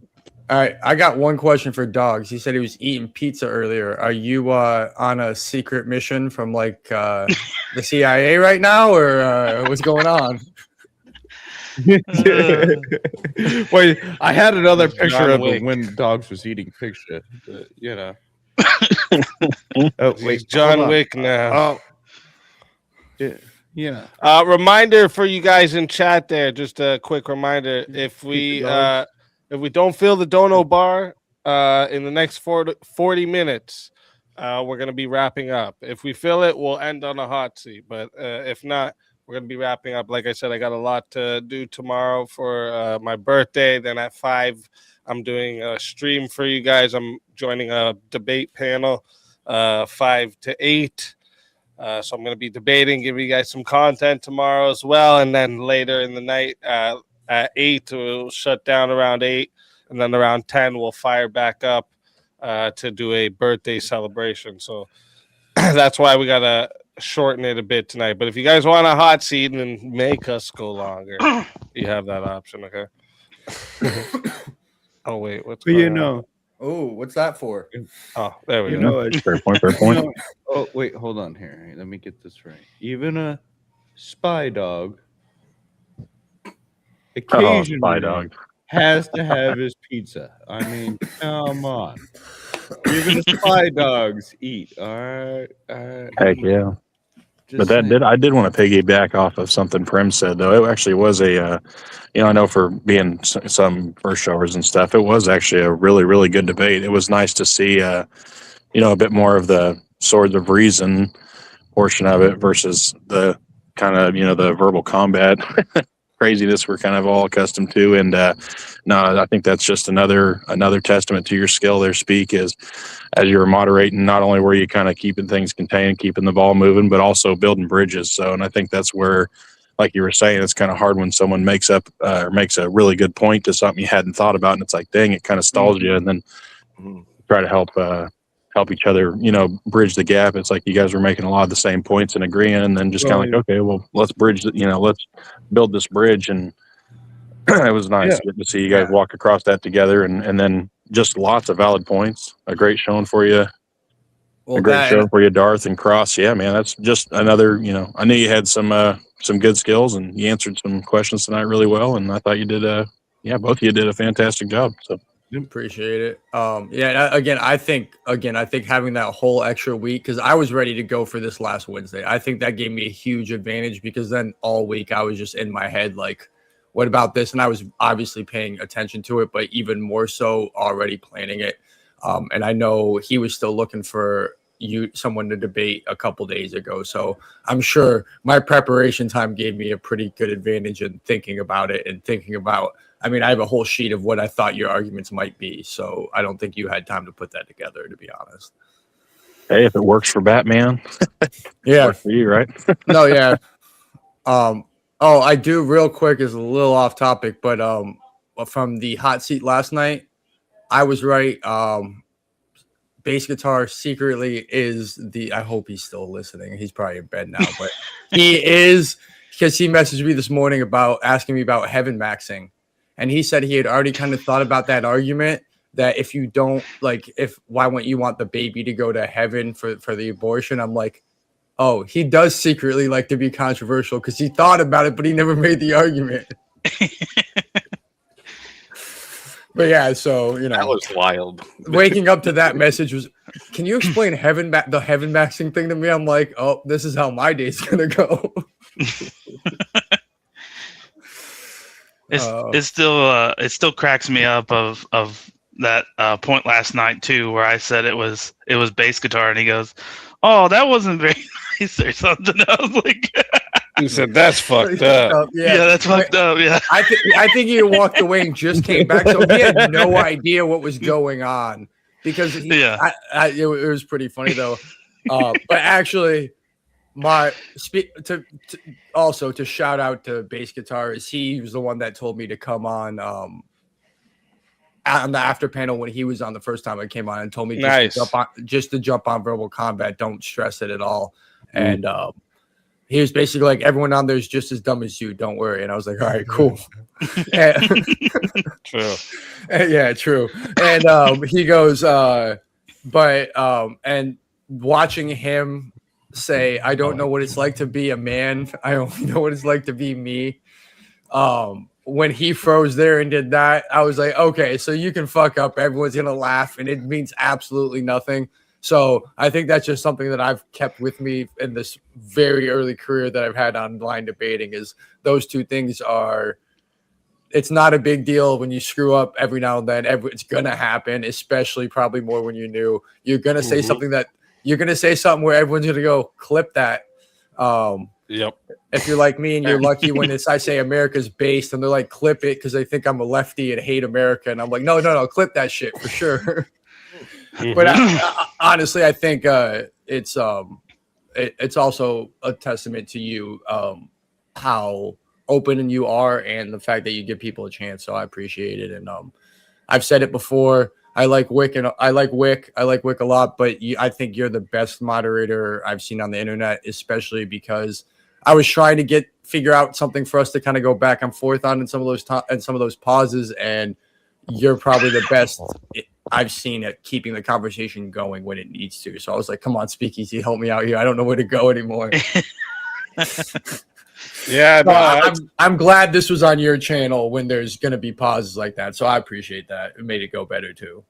Well, and you didn't make me feel stupid. I'm glad I helped you guys have a good.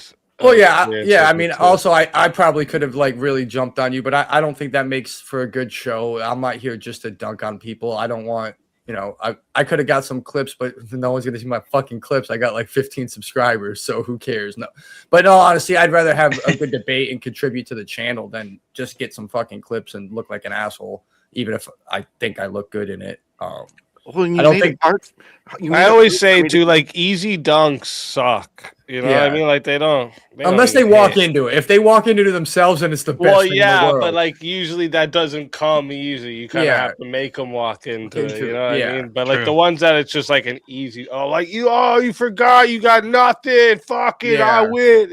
That would have been just so easy. Yeah. Or you want him to say, you want him to say something like what you're saying. When me and Bass were arguing that night, we were trying to say all debt isn't bad, and then he's like, debt's bad, and we're like, why don't you ban all debt? And then he said, because all debt isn't bad, and we're like, right. It's fun to make them say exactly what you said back to you, but it's not fun to just be like, you froze, you suck. It's we've all been there, and it doesn't mean you suck. It means you blanked out or you ran into an argument you didn't think of, and you're trying every way to get out of it, and you're just going to obviously dig yourself a deeper hole, because then I knew I was in a position that I could just roll with it, and he's not to the 2 or 3 levels down yet because you just thought about that argument. So I've already thought levels down from it. So it just wouldn't have been, like you said, it wouldn't have even been fun. I don't need to be a dick for no reason. I'll be a dick, just not for no reason. Same. I feel you. Yeah. Plus, So did way worse than me too. Johnny Jack or Dogs have a and we got Teriak up here now. Did any of you have a question for any of the debaters or what? Oh, that's a big I just I know on the prompt we did kind of specify, why we shouldn't be there, should the whatever U.S. be involved with Iran in 2026. But if you do look, I know, and you already said it, Speak, when you're talking about, forecasting this 5, 10, even 15 years, like what's the long-term goal here? And I mean, ultimately, I feel like, wouldn't we want to try to get Iran at a state to where we could actually make them an ally, even if we get them, to some level of independence, if you will? Then it's like, okay, they're over there, they're playing nice, and now it's like, hey, you guys need something, pick up the phone, give us a shout. But as of right now, I mean, obviously, like, oh, death to Americans. Well, it's like, talk shit, bitches get hit. Fucking No new wars. No new wars. That's what I heard. Oh God. oh yeah. Hey, what would I have a classify question as a for. war? I've a Look, I question don't for care. Listen, I don't care. We can But bomb them as hold long on. as it's not a Let's war. wait 10, 15 years later. No What happens? boots on the ground. How much longer? is Okay, this so gonna as long as we don't I have just boots on the have- ground, we I can just have a fuck them up question. as bad as we want. Yeah, I can fire Yeah, 10, 15 years from now, ICBMs, you'd missiles. have I to- can fire whatever I want at them as long as Real there's no quick, American real- boots on the Cool, man. ground. Real quick, let's just whoever's got a question, let's let them go first, real quick, just because we only got 30 minutes. We're wrapping up short tonight. Well, I so. got less than that too. So Yeah, get the donos in. I'll get yeah, out yeah. of here. But I love you guys. But this was a great show tonight. Get the donos in. Another Spurgus, come on. And I can Spurg way better than man. Yeah, cool. So cross-current. Quick question. Quick question. Why do you want to negotiate with terrorists? Like, why are you so keen to appease the terrorists?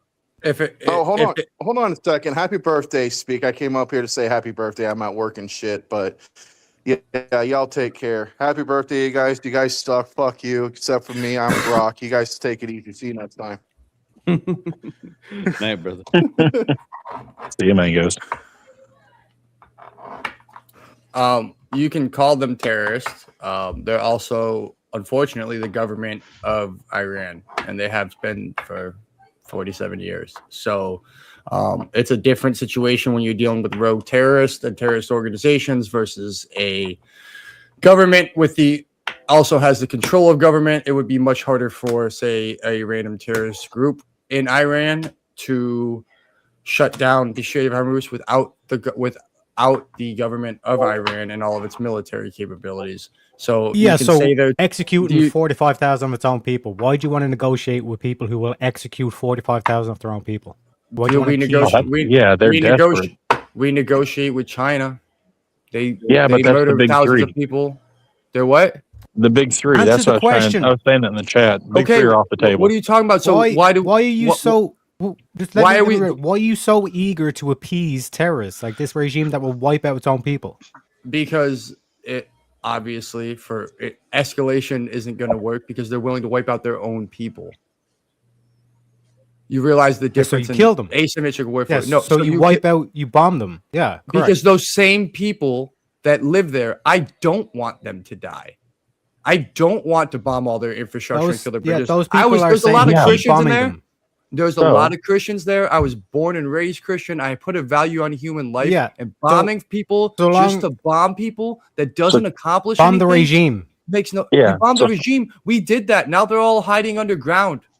What happened? Yeah, it's the it's same like fucking regime. And then as soon as they come back out again, you bomb them again. And we have Yes, bombs. and they're gonna have plans for it. They're not. This isn't. Everyone wants to act like they're fucking dumb, bro. They're gonna keep doing the same shit over and over. The reason why negotiations are taking longer is because he's not coming out of his fucking hole. It's not gonna be for a long fucking time that this guy comes out of his hole because we bombed him during the last negotiations. Everything we've done has led up to us not being able to do shit. It's undermined ourselves at every fucking spot. What do you mean do shit? What do you mean we didn't do shit? We killed his dad. We killed an 87-year-old with cancer. I'm pretty sure what you're basically saying is that you're more than happy to appease a government that will literally genocide its own people. You're saying that's a better solution. No, obviously that's a better solution Yeah, than wiping out the regime. Yes, negotiating for them to not wipe out their own people, and for them having inspectors in there to see things when shit like this happens, to me makes a lot more sense than not being in there at all and them fucking doing it, and they still do it. They did it anyway. What do you like? They'll do it tomorrow. So what's You're changed? saying genocide? Literally their own people? nothing. Yes, so we killed them. We wiped them out. We do not negotiate with terrorists.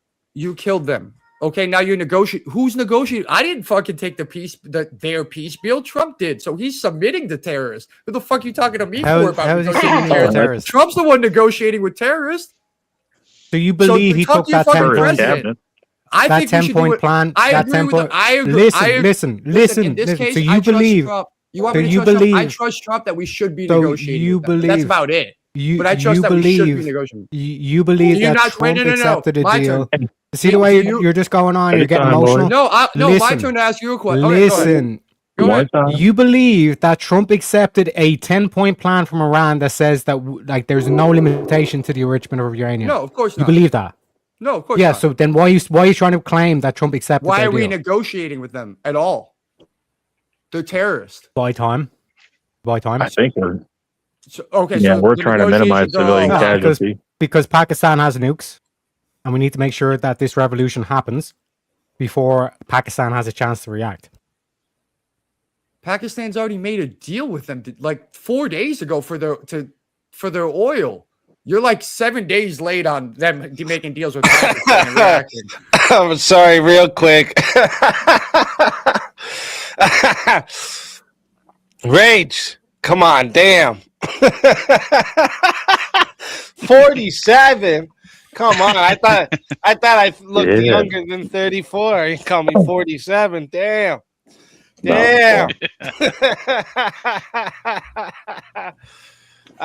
King sends in a big 20. He says, "Happy birthday, boss man." Thank you, King. Shout out to you, legend. Thank you for everything you do. Big 50 coming in from Jacka Blades. Happy birthday, Speakeasy. Thanks for everything you've done for all of us. Much love. Can I get the Bears drop kicking each other? Let's go. I fuck up the mood. They feel it, I kill it. I'm really just spilling the juice out of my shoe. But fuck with the fam, the gun ain't something I do. I don't need a crew. It's all on my own and I got something to prove. I'm on the loose. The pity get gritty. I light up the city like Zeus. Fuck up the mood. Now fucking these bitches is really just something to do. Loving these bitches and nothing I do. Chasing that money, need something to move. I fuck up the mood. I ran out of place, so now I'm just munching your food. Haters said they want me dead, now I see them red. I love that one too. It's so good. It's yeah. Appreciate you, Jack. And shout out to you, Jack of Blades. I appreciate you big time. Appreciate Shantae coming in with a big 5 says, "Happy born day." Thank you very much, Shantae. I don't know. I don't know how many other like cultures would use this terminology. A Jamaican terminology, we say "Happy Earth Strong." It's I don't know how many other people use this. I think it might be like a Caribbean island thing. It might not only be Jamaica, but yeah, "Happy Earth Strong" is the way they say it. And in Jamaica too, it's very different. Like funerals in Jamaica is like a birthday party. Yeah. So like they don't do like everyone's mourning over they bring usually to the streets and set up big speakers. Everyone's partying and they're like celebrating the life of the person. It's very different. It's very different. $20 comes in from Abby. Says, "Happy birthday, Speak." I appreciate you, Abby. Thank you very much. Prince of Dogs comes in with a big 20. Says, "Happy birthday, brother. God bless. God bless to you as well, Prince of Dogs. Thank you very much." And I have to say, you're great, man. And look at the new character. Oh shit, he's got him out. Gonna have to add that to the forte. That's the Dogs VK character. Hell yeah. I don't know if you noticed, Dogs. That's your face on there. Yeah, I noticed. Okay. What you talking about, bro? Just messing. No, like usually. Listen, he's not a furry. That's his actual dog legs and his actual dog tail. Okay, that's real. Hell yeah. Right. Y'all dog don't know it. courier. I got swag behind me. All right. And then Dog Daniel courier. sent in 5 to say happy birthday. Thank you all. I appreciate the happy birthday wishes. I appreciate you all. Thank you. I got a question very for Terry. much. When we get back to it, Yeah, go ahead. Go right back into it. Go So ahead. you're asking me why you want to always say trust Trump, trust Trump, trust Trump. Donald Trump, I'm going to quote Donald Trump here. Remember that I predicted a long time ago that President Obama will attack Iran because of his inability to negotiate properly. He's not skilled. That sounds like he wanted us to negotiate with terrorists all the way back in 2013. Sounds like so he's been pretty consistent about negotiating with Iran for the last 25 years Can't now. make that claim, bro. No new wars. Can't make that claim. Just because he critiques that Obama can't negotiate doesn't mean that he wants to negotiate. He said he will have to attack Iran because of his inability to negotiate. So that means he should be negotiating, not attacking them. No, he's saying that there's an inability to negotiate because these people are terrorists. No, he said. Well, he's saying Obama can't get it done. There's tweet after tweet of him talking about how Obama. Does he say I will negotiate with him? He says I can get it done, but Obama can't. Yeah, I believe Trump could get it done.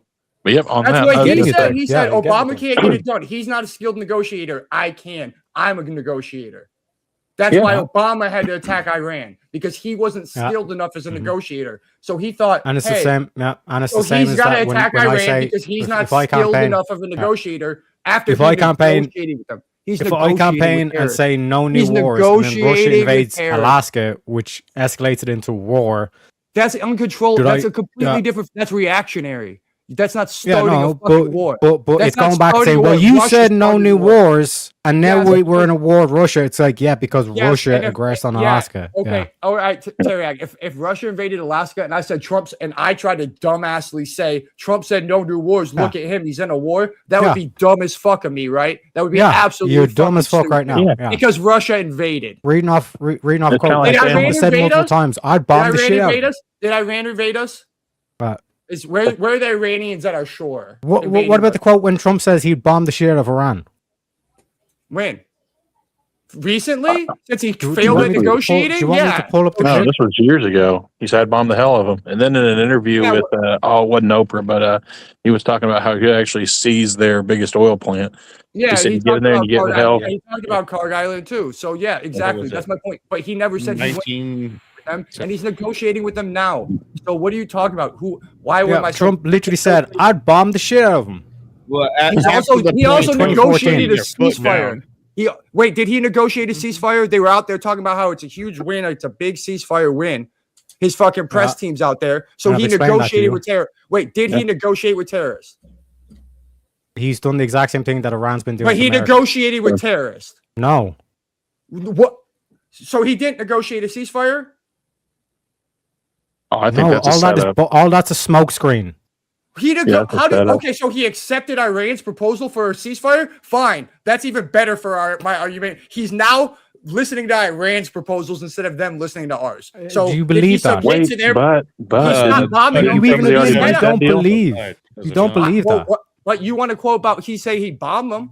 He's saying that he already has bombed them. He's bombed the shit out of them. Yeah, and he's also negotiated ceasefire and hasn't bombed them since the ceasefire. Shit out of them. So he's also held up to his Israel has bombed the shit out of Lebanon. I hate to interrupt this exciting convo, but 1 second. Vector of Intellect sends in 50, says, happy birthday, Speak. You deserve it, brother. Thanks for all the great content you've created. Thank you very much, Vector of Intellect. And I got to give you one of these. You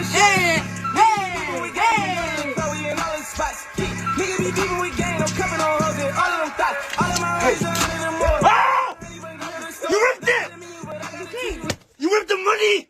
We rich. Look. We're not rich! We're rich. We're broke! We're rich. You gotta fake it to make it! We're broke! Oh my god. Oh shit, way too funny. Good shit. Thank you, Vector. We're broke. Sorry, Cross Current, I had interrupted you there. You're good. And then I was actually going to check out too, guys. So no, it was a great debate tonight. And then always good seeing everybody. Happy birthday, Speak. And then go ahead, Cross Terry. Go ahead and continue the madness while I'm going. See you. Thanks for coming, Johnny. So you're telling me Trump either bitched out or either negotiated with the terrorists and he didn't bomb their infrastructure, or he bitched out when he said he was going to bomb all their infrastructure and didn't bomb them. It's one of the two. He did bomb all the infrastructure. No, he didn't. He was talking about bridges and fucking water plants. What the fuck? Over 8,000. He said a civilization was going to be destroyed. Over 8,000 Listen, he didn't do it, so over he bitched out or he 8,000 negotiated. Over Did he bitch out or did he negotiate? 8,000 military targets Did have he been bitch out What or did he happened is negotiate? they Yes, have been bitched out, bombed. bro. What? How did they They bitch out? bitched out. How did They they bitch fin- out? They haven't. finally They went. Oh, the maybe we Hormuz, the need to Strait of have the Hormuz is talking closed. table. The Strait. And he He went, said, you know what? I'll give you a few days. I'll give you a little bit and of the time. okay, but Actually, come to the table and give me something. So one sec. Otherwise, How I'm did gonna he get the accept? rest of your li- shit. Answer Alright? this, cross current. How did he accept the deal if the Strait of Hormuz is still closed? it was open. They were open it. If they Oh. was, it was. They no. Oh. You go. Okay, can I finish before you start going? Duh. If you go look it up, it was in my fucking debate. If there was 2 ships that got through, then Israel bombed Lebanon. But the problem was it was going to go slower because we accepted the deal to stop bombing them, but Iran had to negotiate, had to fucking transfer each individual tanker, and they had to pay $200 million. So we Oh, should. yeah, Iran's just fucking more, winning, one sec, bro. more and more Fucking excuses almost for the Iran. same. Oh, Iran was That going to would be be the honest. better Iran was going to be good faith in this deal when I'm Iran not already saying they wiped out their were. own citizens. I'm not saying they were. Yeah, so I'm not saying why? they were. So I'm why saying are that you we saying there was a deal on the Oh. table? There was no deal on the table. There was no There was a negotiating deal with on the terrorists. table. Had a deal. We had a fucking deal back in No, 2018. yous don't. Yes, we fucking Oh, did. 20. Oh, okay, yeah, 2018. And you know what we've done Okay. since then? You know Yeah. what we've done since this war? We've No given them more bullshit. We've given them Yeah, you're more holding money. you're holding America Israel to an bombing impossible it standard, by and 10 you're not giving So Iran have any 10 standard. You're No. saying Iran could break the deals, no worries. They have 60% enriched uranium. That's They no were problem. allowed to. But They were America, allowed they're to the have real 60%. problem. They were allowed Yeah, to you're have unpatriotic. 60%. They didn't break the You deal. realize They if you didn't go break the over deal. 6% They never broke the enriched deal. uranium, you They had- pursue more than Iran power. never broke the deal. What? No, they did That's not break the weapons deal. trade. Okay, We so just- then how did they have 60% enriched uranium? we withdrew from the deal. Yeah, you see the way you said we broke the deal, we done the problem. You have a problem where you just keep blaming your own country and you don't Yeah, hold terrorists we broke the to any deal. standard. We said, hey, we're ripping this up. No more deal in 2018. Yes, Donald Trump did that. So Because what the fuck they do you were mean? already enriching uranium beyond it. They were not keeping They good were- faith on the deal. And this is We what had- happens when you trust And he said, terrorists, we which make is what you give you do. no more money. And Teriak, how do we know that? Because they're terrorists. They wiped out 45,000 of their own fucking people. No. How do we know they Yes. have the uranium enriched to 60%? Because they've been in interviews. do They we literally know? come out and said it. Yeah, well, we're just going to keep enriching uranium. And then they try to We use had that it- as leverage and say, okay, we we'll had- de-enrich uranium if you do X, Y, and Z. And it's But like, we had- what the fuck? We knew it because we had UN inspectors in Iran. Because we had a deal. And How does that and then we when Yeah, they, when and they found out it people was who too will high, wipe out Or enriched uranium 45,000 they of needed. their And own that's why this people whole thing- will not respect a deal. Okay, so you just want so you're as a Christian, your thing is just wipe the whole fucking country. I'm out not a of Christian, existence. bro. You're not a Christian. And I never Okay, said so to you- wipe out the whole country. I said wipe out the regime. How do you wipe out wipe the out the regime if they jihadists. go underground? How? Reza Pahlavi. That's not going to happen. Tell them why hasn't it happened Okay, yet? why won't it happen? Why won't it happen? Why won't it happen? Because all the fucking shit that we had there to help them when something happened, we cut. There's nothing in there to help them anymore. They're doing it with no fucking weapons. And what are the guns that they sent them? What about the guns that they sent them? Trump claims the Kurds stole them. And he said we sent And he's not giving more a shit to the about Iranian that. people. But, we're just bitching to the Kurds too, I guess. Kurds are Iranian. You dumb motherfucker. I know. They're supposed to be the insurgent group that we're backing. Is what they said they were going to do. Yeah. That's why they gave them the So guns. ain't that the, and you just said that's Yeah, never going to so- happen. But the Kurds so- now have guns, and the And they're Iranian not people are doing getting shit given with them, and guns. they're not doing shit Seems with them. like they're But they preparing for a revolution. Are you They going to stole run them into all. a war zone where bombs are getting dropped without any circumstance, or wait until Well, you the should have bombs done. aren't being dropped Well, anymore? ideally, what you do Which is you one bomb. would you no, no. technically What- do? What I would do is I would have see what happened. What we did. See, you're right. We're You're talking actually about right. the Kurds, No. bro. Yeah, no. What you've We're got, talking about you the actually got. I know.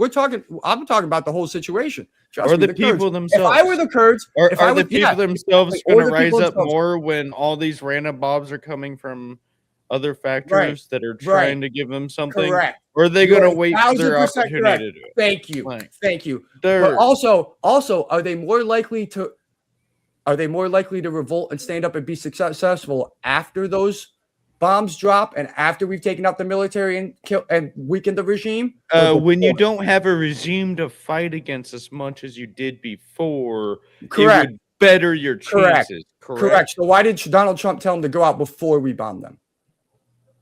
With no backup. He was telling them this is going to be your opportunity. He said, go out. Go out today. I got your back. I got your back. Go out there. Rise up, rise up, rise up. And you realize he should have bombed them before he called them the streets. He should have had backup plans in there. He should have had information. He should have had the leader in place. Whoever Teriak's talking about should have been there ready to call him to action. Why are we talking about this 40 days into the war? Now we've got a guy that can suddenly stand up and raise people, whatever. In a country that assassinates people that have anything to do with this, that it executes their own people for standing on the street, do you think you're going to be a leader that wants to take anything before your opportunity exists? Exactly. So why did he call? So why did that's what I'm saying. Oh my God. Why did Donald Trump call him to the streets before we bombed them, before we asked for help, before we had a plan? He just said, go out there and rise up and I got your back. And then 30,000 of them got killed.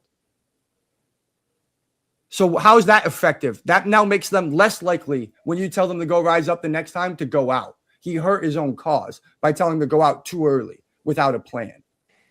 Hey, So if you wanted to Jack fight it, of just go out Blades. without a plan. Real quick, I know why Jack of Blades. I know what he wants. I fuck up the mood. They feel it, I kill it. I'm really just spilling the juice. How did I shoot? But fuck with the fame, the gunning is something I do. I don't need a crew. It's all on my own, and I got something to prove. I'm on the loose. The pity get gritty. I light up the city like Zeus. I fuck up the mood. Now fucking these bitches is really just something to do. Loving these bitches is nothing I do. Chasing that money, need something to move. I fuck up the mood. I ran out of place, so now I'm just munching your food. Haters said they want me dead, now I see them red. Thank you very much, Jack. I appreciate that big time. And also, just so everyone knows, I just checked last night. Me and the wife were just looking at the studio there. I can add another emoji, so I'm gonna get a Goofy Hunter emoji in there. And it said that we needed 27 more members to get another emoji. So now we should be down to 17 more members to get another emoji. So yeah. And also I've been sharing it in the chat. I know it's not something normal, but we're streaming the Rumble every day as well now too. So if you guys want to go follow on the Rumble, help us out over there. Be much appreciated. Much appreciated. Heck yeah. Actually, I have a couple buddies that I've talked to about the stream and what we do, and they see little snippets of me and whatnot, and they're like, "That seems interesting, but I don't support YouTube." And I'm like, "Well, fair. I'm sorry, bro. Here's a couple of his things that he does. I don't support those, but Rumble, a couple of them do. So I might get a couple more bros interested. That'd be cool." And I don't know what this whole thing is like. If Iran's terrorist, then the United States negotiates with terrorists all the time. I mean, Saudi Arabia, MBS is beheading American journalists, and we negotiate with them, no problem. I mean, they're okay. So hold on here. So I mean, depending on what you say, but so depending on what you call terrorism, we've negotiated with a lot of terrorists that are heads of countries in our past and currently. Okay, so how would you think a culture would be civilized at all if you didn't negotiate with somebody? I think we should be negotiating. Yeah, you said that. That's where I'm saying. It's like, obviously, in the long run, when you finally get to the bottom of destroying the terrorists, the best option, do you just kill them all? Or do you say, you quit doing this shit and I never see you again? What's the better negotiation pattern in your mind view? Well, I mean, to be honest, I don't know what exactly they did to us this time that we caused the war. I would have just said, hey, you guys leave us the fuck alone. We can leave you alone and fuck it, get out of there, and never started in the first place. If that was the option, I don't think that was an option. You've realized this has been over probably longer than you've been alive. 100%, it's been longer than I've been alive, and that's what I'm saying. Do Is we you, don't do you know the understand- deep details of like everything that's happened since you've been alive? No, you don't. The global politics is a lot more crazier than you'd imagine, man. And so what? And again, this goes back to my point. What I was. But I know Bibi Netanyahu tried to get multiple presidents to come. Fuck up for a minute. Every time I have a sentence or two, you keep interrupting me. My bad. Go ahead.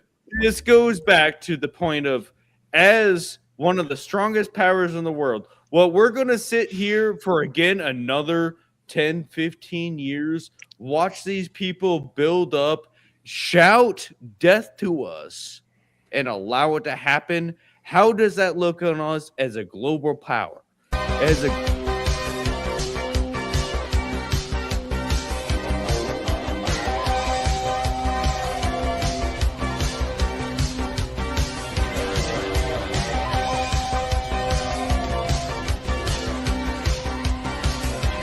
Push it to the limit. Walk along the razor's edge. But don't look down, just keep your head or you'll finish. Let's fucking go. Shout out to you, Jack. Thank you so much for that. And look, chat, we are so close. If we are 6 minutes away, if you guys want to end on a hot seat, we got to fill it up. All right, 6 minutes away. You got this. I want to say a smart ass comment. But do you think that that'll be a part of this part 2 documentary now?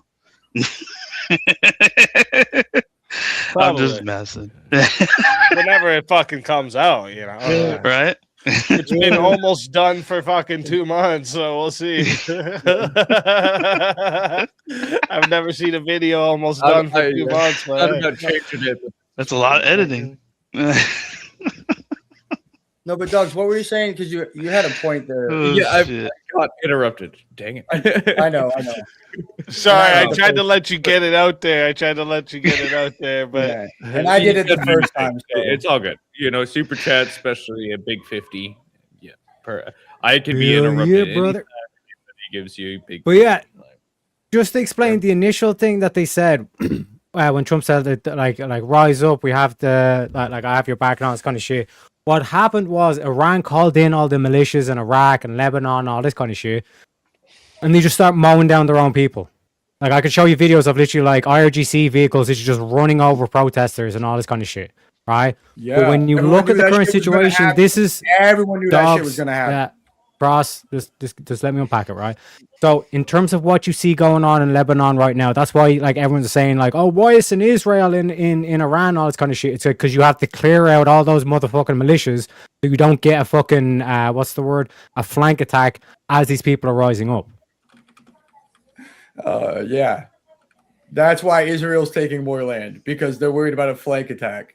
Right. That's why they're expanding their territory in every direction. Yeah, because the same thing will just happen. The thing that you were complaining about happened. That will just happen again. They'll just call in the militias and then they come in. That's the only reason they're expanding their territory in every direction, is because they don't Wait, want are you borders. anti-Semitic? Like, are you an anti-Zionist? No, I'm not. Well, Zionist. Okay, so then depends on why what isn't there? Yeah, that's the only reason why Israel's doing. What's going on here? Clearly, Bibi Netanyahu has an What- expansionist agenda. Clearly, he has an expansionist Yeah. agenda. And guess what, Terry? I don't know. What's I don't know if you know this, but if you move why- your border what- south, one you sec, still have a one border with sec. the same country. What's wrong with the Greater Israel Project? What's wrong with it? I think why do we have to fight over fucking lines? Why can't it just be why can't you just let the people live where they're at? Why the fuck we got to fight over land in 2026? I don't think anyone should be attacking Israel. What Hamas did to Israel, they should be retaliated against. But that doesn't mean that we go. Yeah, so you just want Israel. You just want Israel to sit in a box and just keep waiting for the next attack to happen. No, absolutely not. I Okay, want so them to Israel colonize needs the to nation. do the Greater Israel Project. No, Alhamdulillah. No, that's not the only way to do things, bro. Do you think there's only Yes, it the is. Greater Israel Project or extinction? That's the only way. Yes. They've been around for how long? What's the percentage of Arab Muslims in Israel? Is Israel shrinking or growing? Answer the question. Do you not know? Israel, I don't know. It doesn't matter. Yeah, the country's no, it does growing. matter. It does matter. It shows that Arab Muslims can live under Israeli control, but Israelis cannot live under Arab Muslim control. What are you talking about? Christians So live this whole fear of the Greater Israel Project is bullshit. Israel should take the land, and then once Iran's Why? free and Why do Western they friendly, deserve the land? they should capture Why do they everything deserve- up until Turkey. Why do they deserve the land? See, like, no, I don't. Oh my God! Because they're civilized. Because they're civilized. Well, we're Yes. civilized. Why don't we get the land? Jews can't live in Arab Muslim countries, but Arab Muslims can live in Jews countries. Jews can't live. They're in Saudi civilized. Arabia? Jews can't live. Oh, they're civilized. So I guess Saudi Arabia could take that country then, because they're civilized. Why does it have to be Jew? Why does it have to be Israel? Because all Israel has is that small patch of land. Like, have Okay. you never looked at a map? Of course, I looked at a map. All fucking Yeah, so they accuse Israel of being colonialists, and map. then it's the Arabs that are colonizing all North Africa, like Ireland even has up that until little spot on Spain, the all this kind map. of shit. So why is it wrong if Israel takes land, but it's not wrong if Muslims take land? I don't think anybody should be taking land. Oh my God! I do think it's wrong when Muslims take land. I think it's wrong with Israel. I don't think anybody should be taking any land. Okay, let's just believe in that and just hopefully they won't take any more land. No, I think you have to be force it at times. Of course. This is the world. Someone's going to try and invade you. Yes, so this whole thing of you shouldn't be taking land. No, let them fucking take it. So take over the world to make sure no one takes over you. Or just the people you don't like. Are we talking about the world or are we talking about the Middle East? You're talking about the people you don't like in the Middle East, specifically. Not the whole Middle East, Yeah, and right? did I Because say Saudi Arabia is did I say good. We're not anything? Jordan. Did I say We're anything not about Jordan. Israel What taking do you think Saudi about Arabia? Jordan? No, but Did I but say why? anything? So it's Did not I say Arab. anything about It's not Israel all taking Saudi Arabs. Arabia? So what is it? It's not Arabs. Why can't Did Saudi I say Arabia- anything about Israel taking Saudi Arabia? No. Then but why are you said saying, that- yeah, let's you take said- over the world?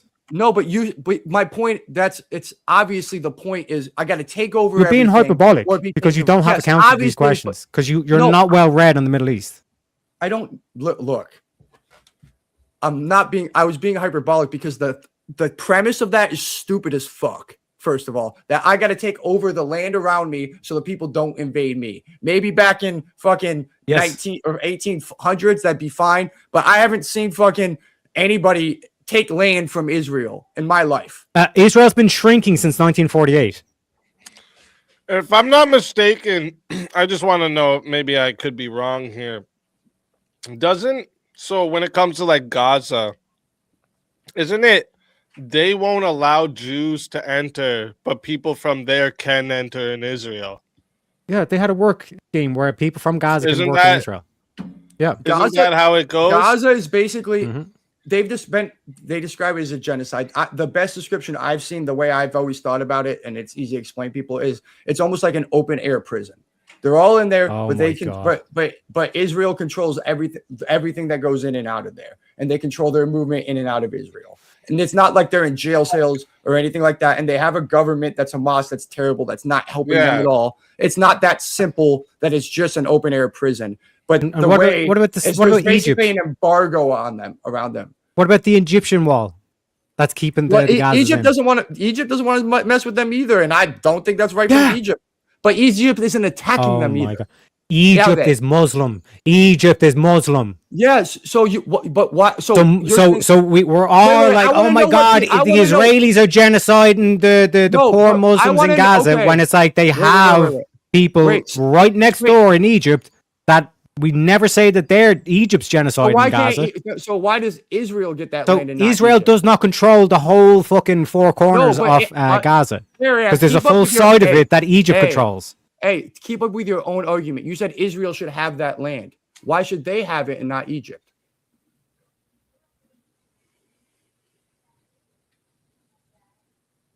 Just think about what I just said I'm about asking- Egypt being Muslim.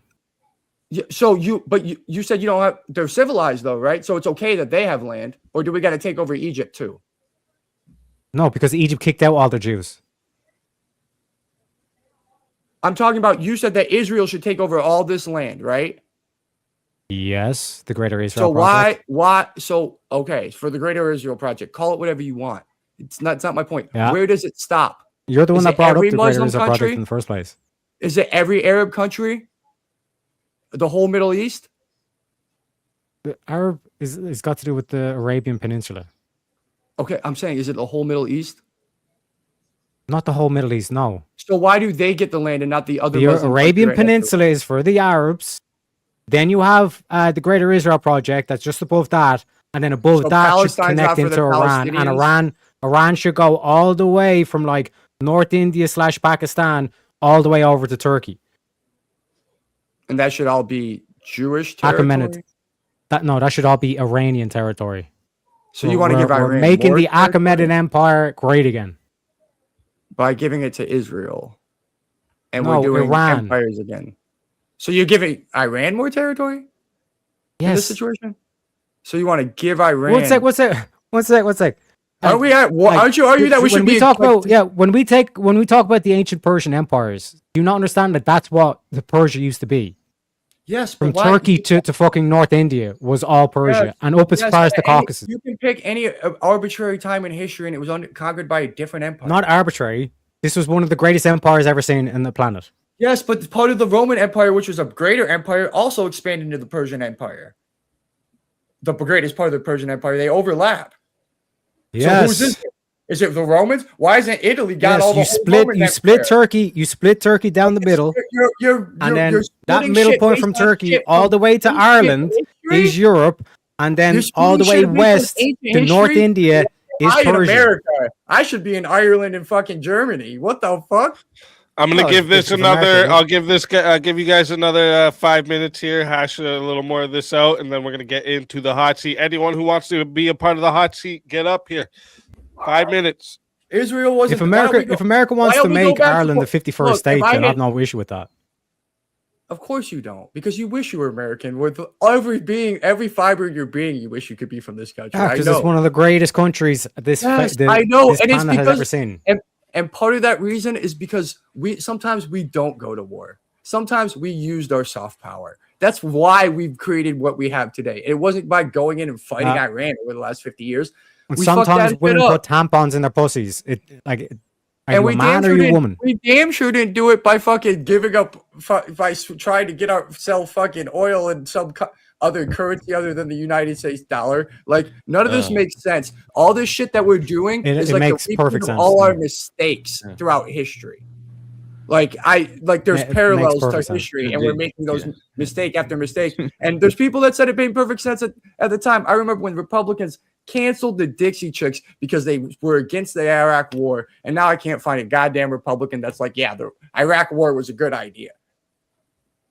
Maybe Terror Act because America. Yeah, it was a dog shit idea. You should have went after Iran, but the CIA wanted to have these. Yeah, because Muzzies in Saddam Hussein power wanted because all those guys. if you go through, if you go into Nazi history, they were more than willing to get along with the I'm not Muslims going because into the the Muslims schizophrenic hated history Jews. debate with you. You went through it last night.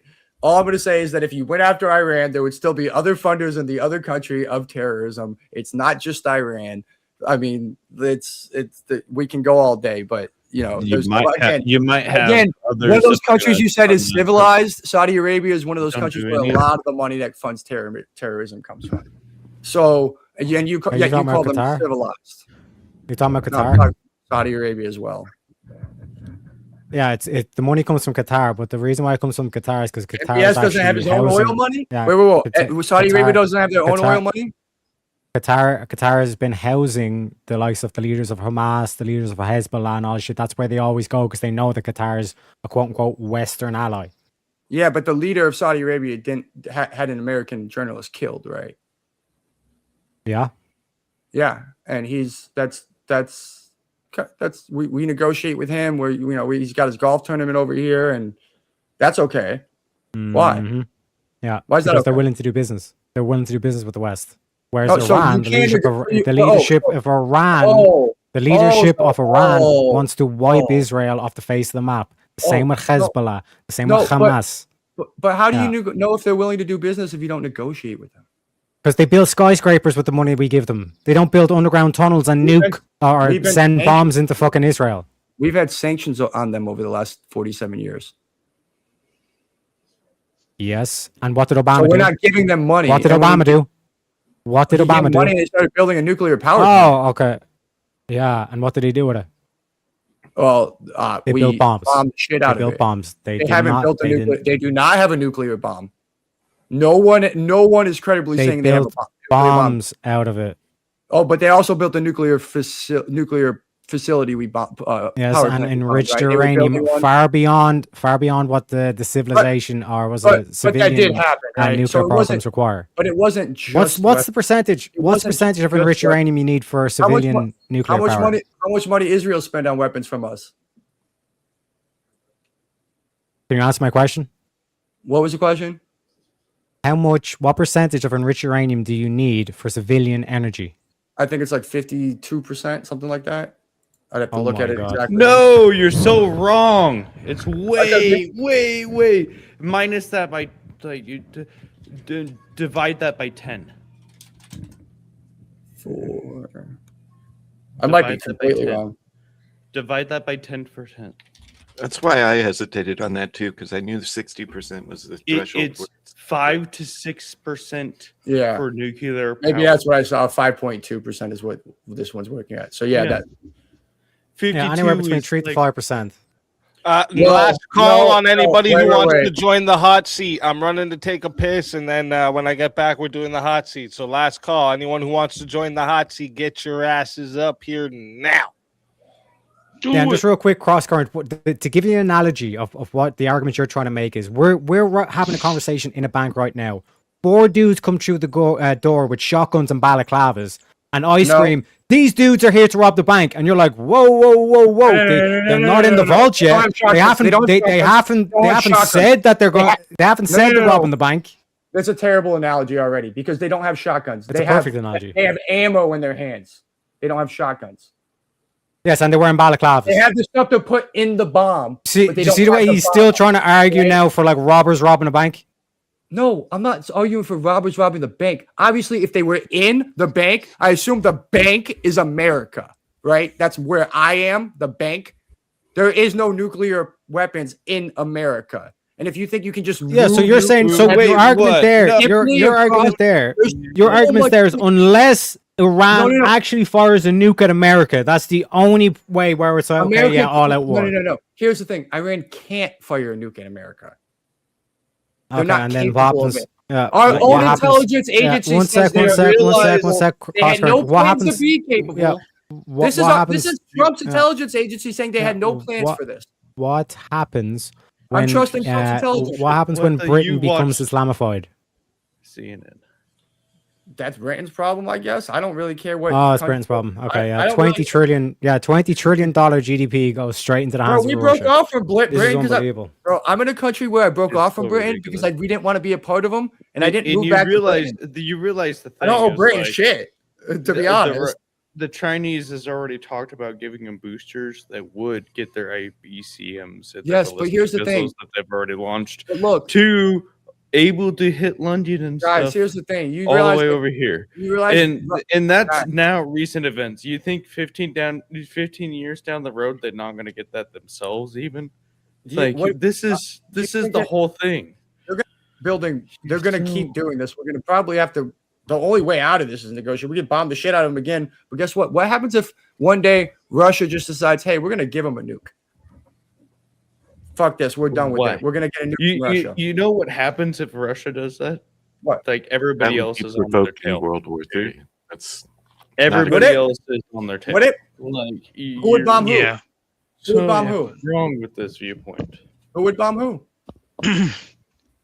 Who would Well, pull first, the trigger? Iran would use it in like I don't think everything so. else in investigation we use. No, I think They if, would- if Iran this shot is that a off, they're hypothetical. done. Hold on. This is a hypothetical.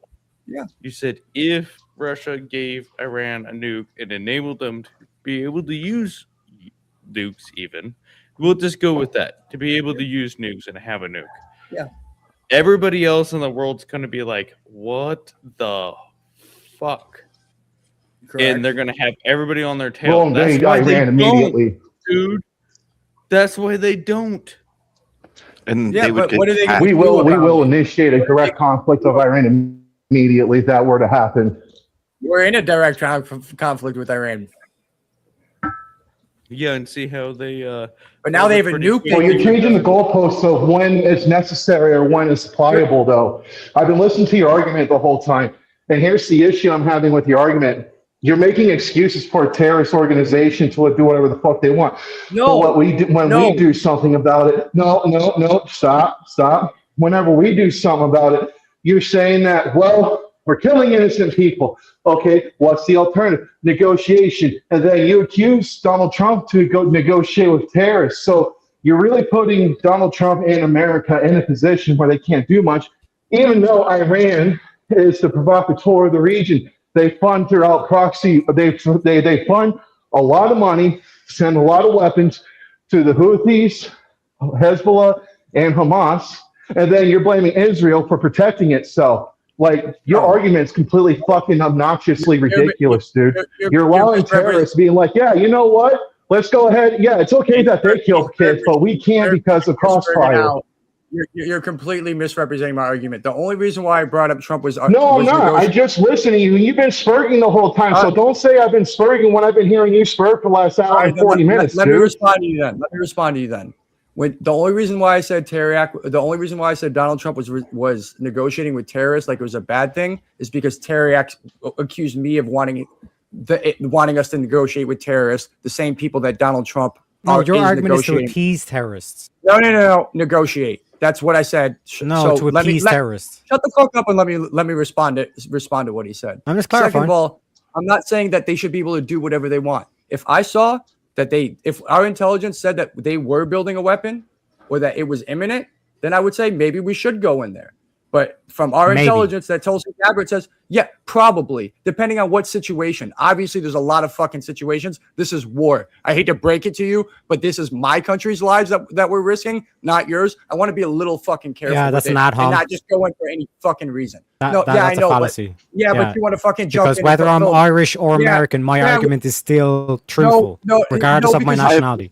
No, because you just came in and said maybe. So yeah, I'm explaining why it's maybe for me, because it's for my country and I put more weight on my countrymen's lives. So so then you say we should, not maybe we should.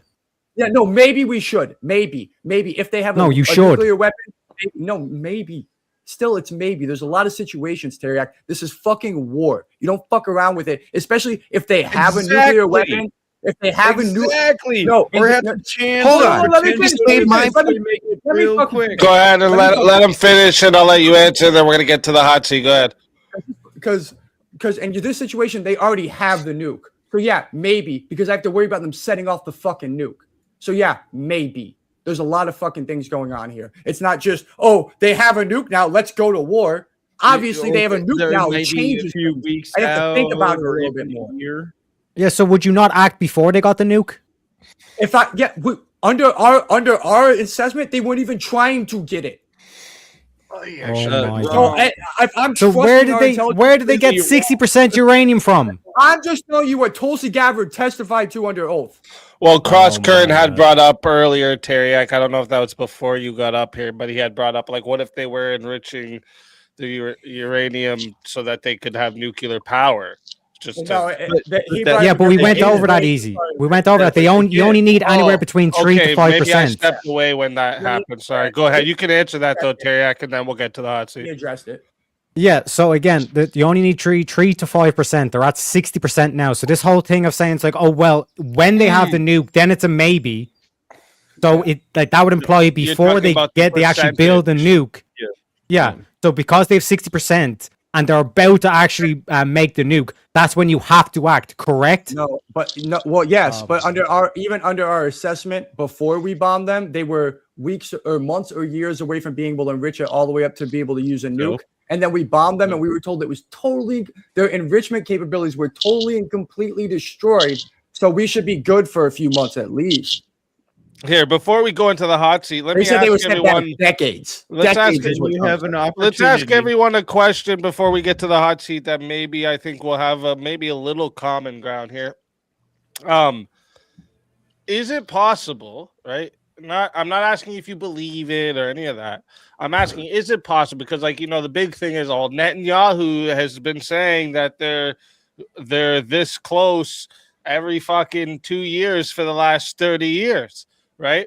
Is it possible they have been that close every so often, and that's why it's brought up, and we keep going in and stopping that from happening? Is it possible that they've just kept trying to make nukes no matter what we do?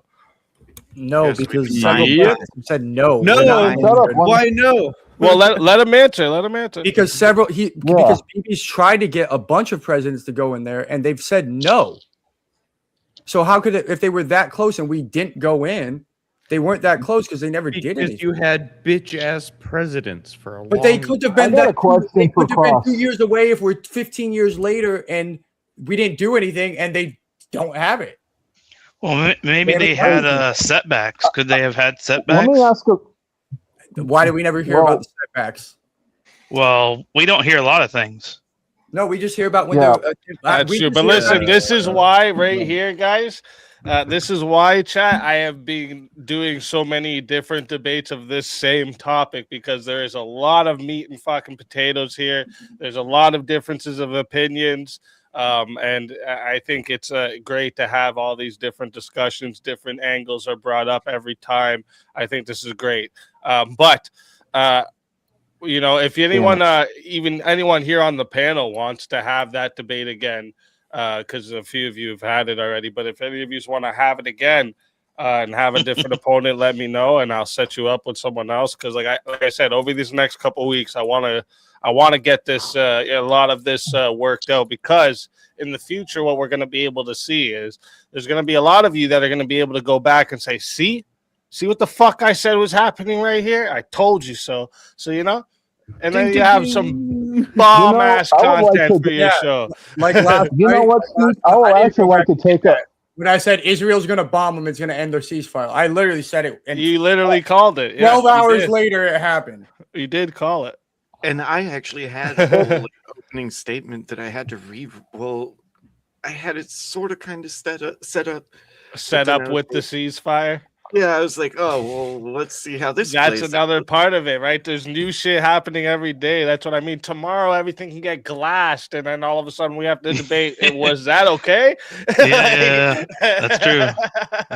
Yeah. So like I said, that week, because I followed it all week, I was like, holy shit, so much is changing. If you look, most of my stuff came after the last week because I just couldn't fit it all in there. Like, there's so, like, I could have given an hour-long opening on this just because the economic argument alone is nuts about either what's going to happen. Yeah, I mean, that's one or the another other. part that a lot of people are. I'm expecting certain people to get into eventually, because that's something I bring up a lot too. I could just go on that. That right there is the whole. That's the whole reason why we're doing this. It's more economics and controlling of resources, basically, because that. Yeah, that's Teriak brings up this that's an point in his artery. arguments too. But like I said, there's a lot of arguments here to have. So let's Hey, I'm save actually some of gonna head those. out. I gotta. Oh, you go. gotta head out. Yeah. Well, Oh, fine. It's just a hot seat. I'll hang out. Okay. We like to torture you. Come on, stay Yeah, around. we're gonna just do a quick hot seat. Hey, we're only gonna poke each other and have let fun. me get a you know? let me get a quick plug then. You guys should let a liberal win verbal combat, so I can be like, hey guys, liberals win over here too, and we can get more liberals, and then you can make fun of other people. No, we don't do tokenism here. Fuck off with that. I'm a liberal and I have to earn my way. You're gonna have to earn your way too, I just have to let you know, cross current. A you're lot gonna of have to people. earn it. Wait a minute. We don't do I think a lot DEI of here, motherfucker. 1 second. I think a lot of people have a misconception about that, because we have had a gay Buddhist win. So if you think you have to be a right Christian to win verbal combat, that is not true. Okay? Listen, I'm playing to my different. I'm pointing out, hey, I'm different. Vote for me. All right, Speakeasy, give me a chance. we have had we've had a woman win. We've had lefties win. All right. Yeah, no, I don't think that at all. I just think that it's the right now, particularly at this time in your channel, there seems to be a lot more right, which is fine. It's always going to be more of that. I noticed in my channel, because that's where I am, right? So that's clearly where most of my. But I have this thing where I'm very I don't shut down any worldviews at all. Like there's the only rules in my chat is that you don't talk about people's children, don't dox people. and you can do whatever the fuck you want, right? You say whatever you want. You can roast the fuck out of me. I don't give a fuck, right? So like, this is like one of my mods. One of my mods is an atheist. One of my mods is a Wiccan.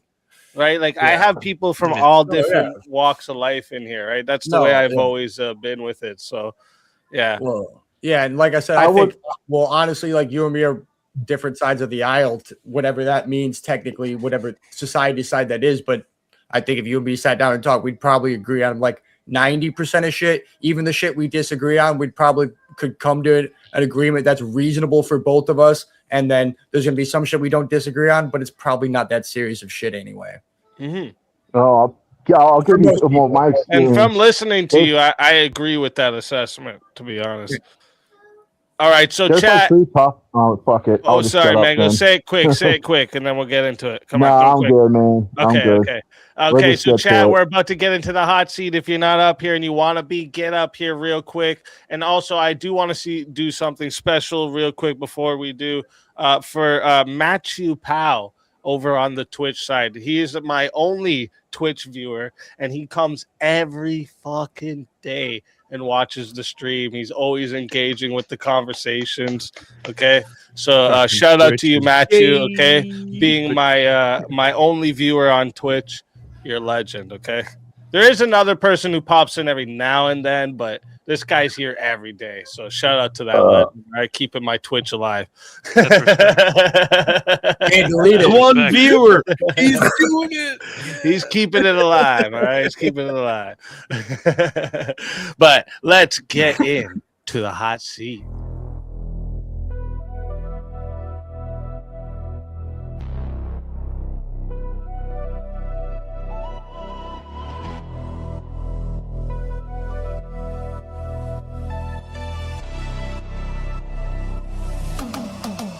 Step in the light. The flames don't lie. Pressure's on. Can you handle the sky? No time to fade. No place to hide. Truth burns bright when the worlds collide. Feel the fire, feel the beat. You're burning up in the hot seat. Truth or flame, no retreat. Step up, speed. Feel the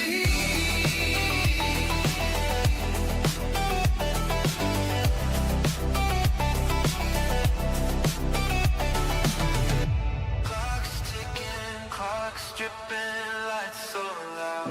One shot, one truth, make your words proud. Crowds leaning in, the moment sweet. Now show the world you can stand the heat.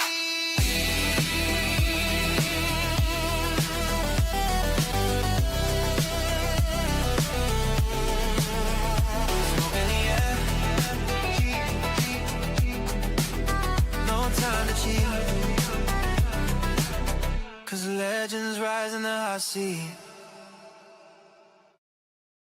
All right, everybody, welcome to the hot seat. This is the final gauntlet of the night, the segment where the pressure goes up, the answers get a little tighter, and the truth comes out whether you're ready or not. Okay, here's how it works. We've got 4 rounds, each one with its own rules, and each one hotter than the last. The first 3 will have 4 questions. The last one will have 1. All right, the round 1 is the trap card round. Sorry, these questions are designed to force you to roast each other respectfully but savagely, of course.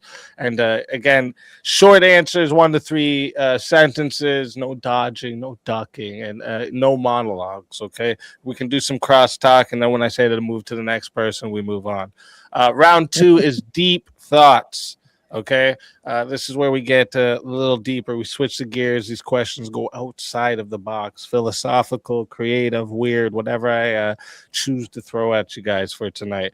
All right, and again, you get a few sentences, give your answer, and the panel can bounce off each other a little, but keep it tight, and then we move to the next person. When I say to. And then round 3 is the lightning round. So this is fast, brutal, no explanations. You answer in 1 word or 1 sentence max.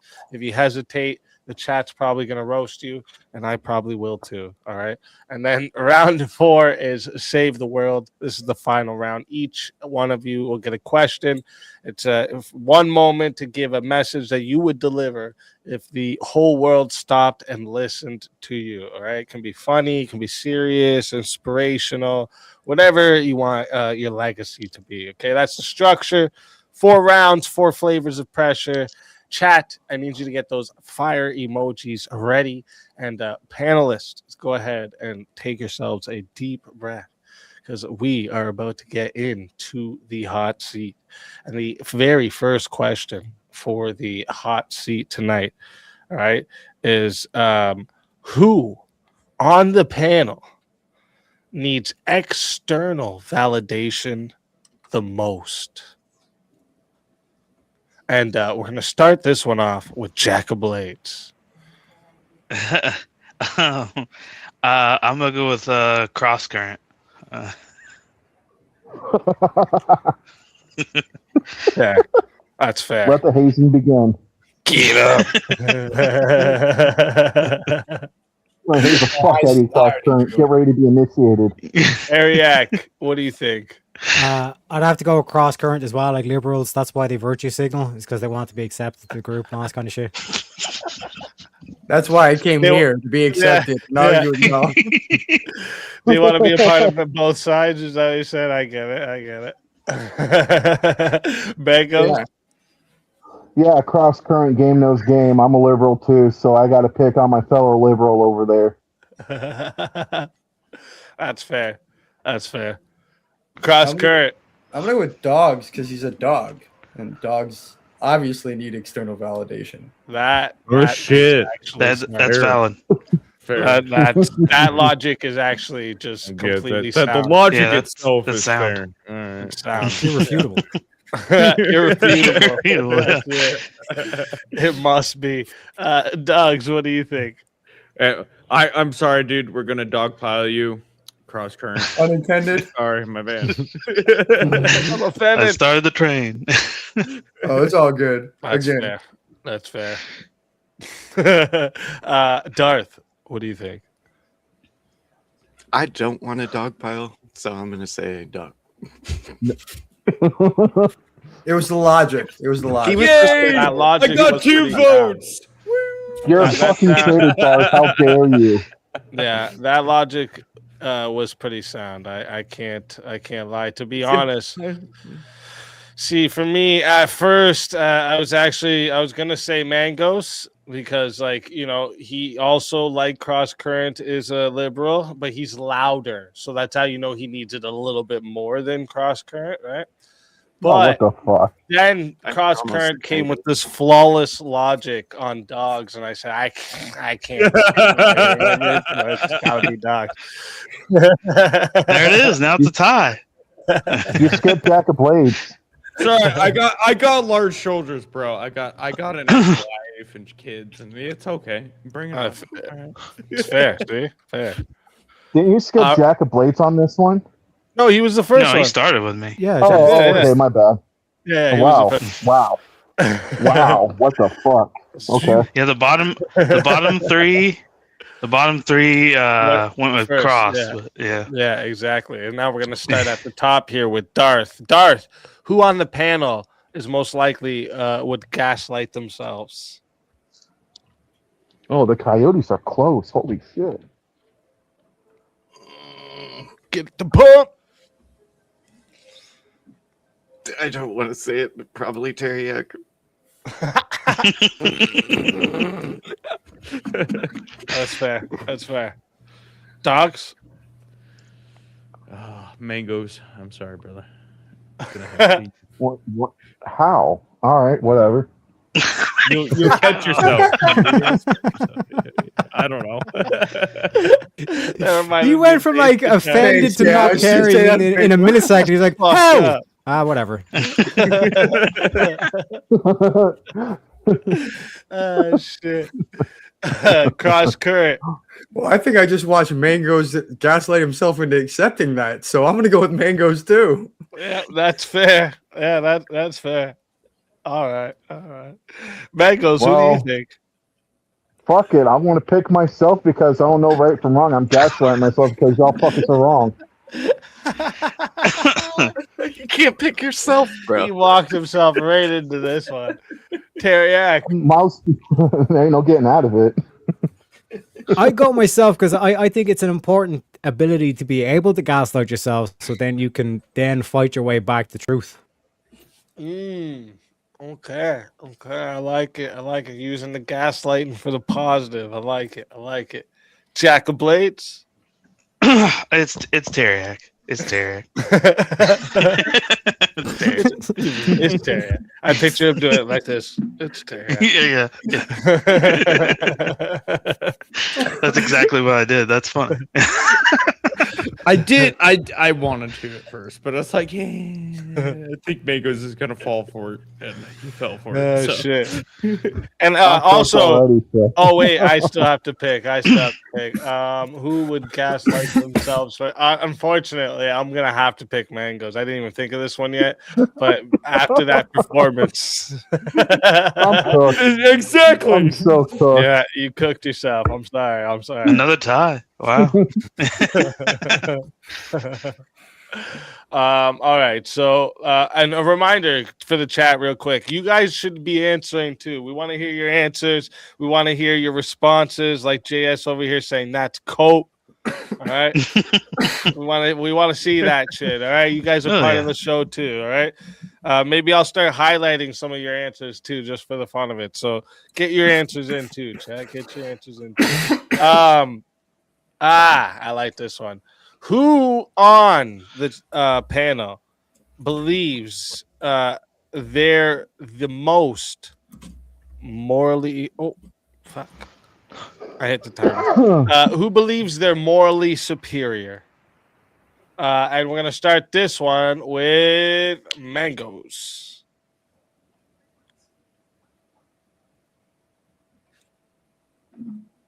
Myself.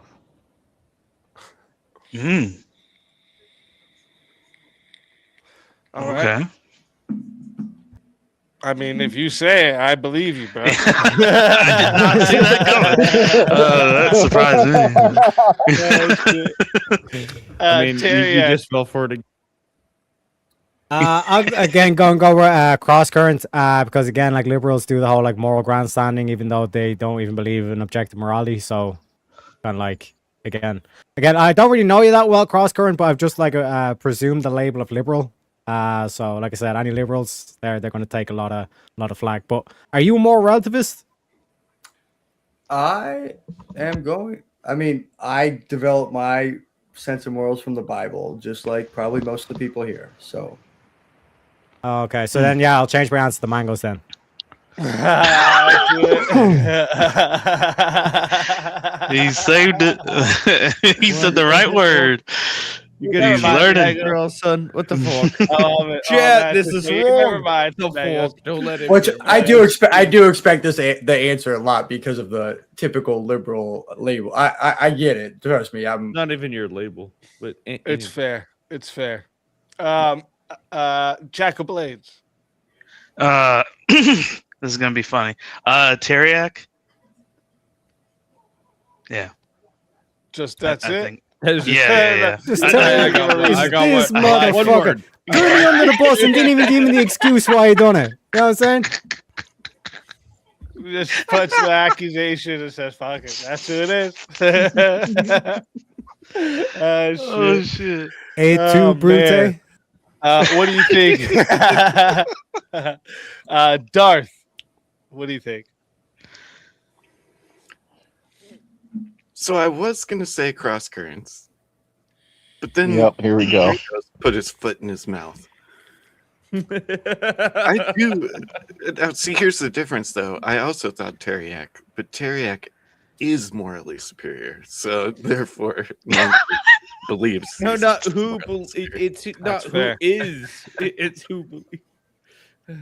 I'm gonna have to say, for me on this one, normally I don't take this answer, but like I definitely think it's me because when I am dictator of Can America, I will make sure that all these 3 countries united as one will be beautiful, and all the people in it will live prosperous as long as you listen to me. All right. Pan America has a good ring to it. I'm not gonna lie. Right?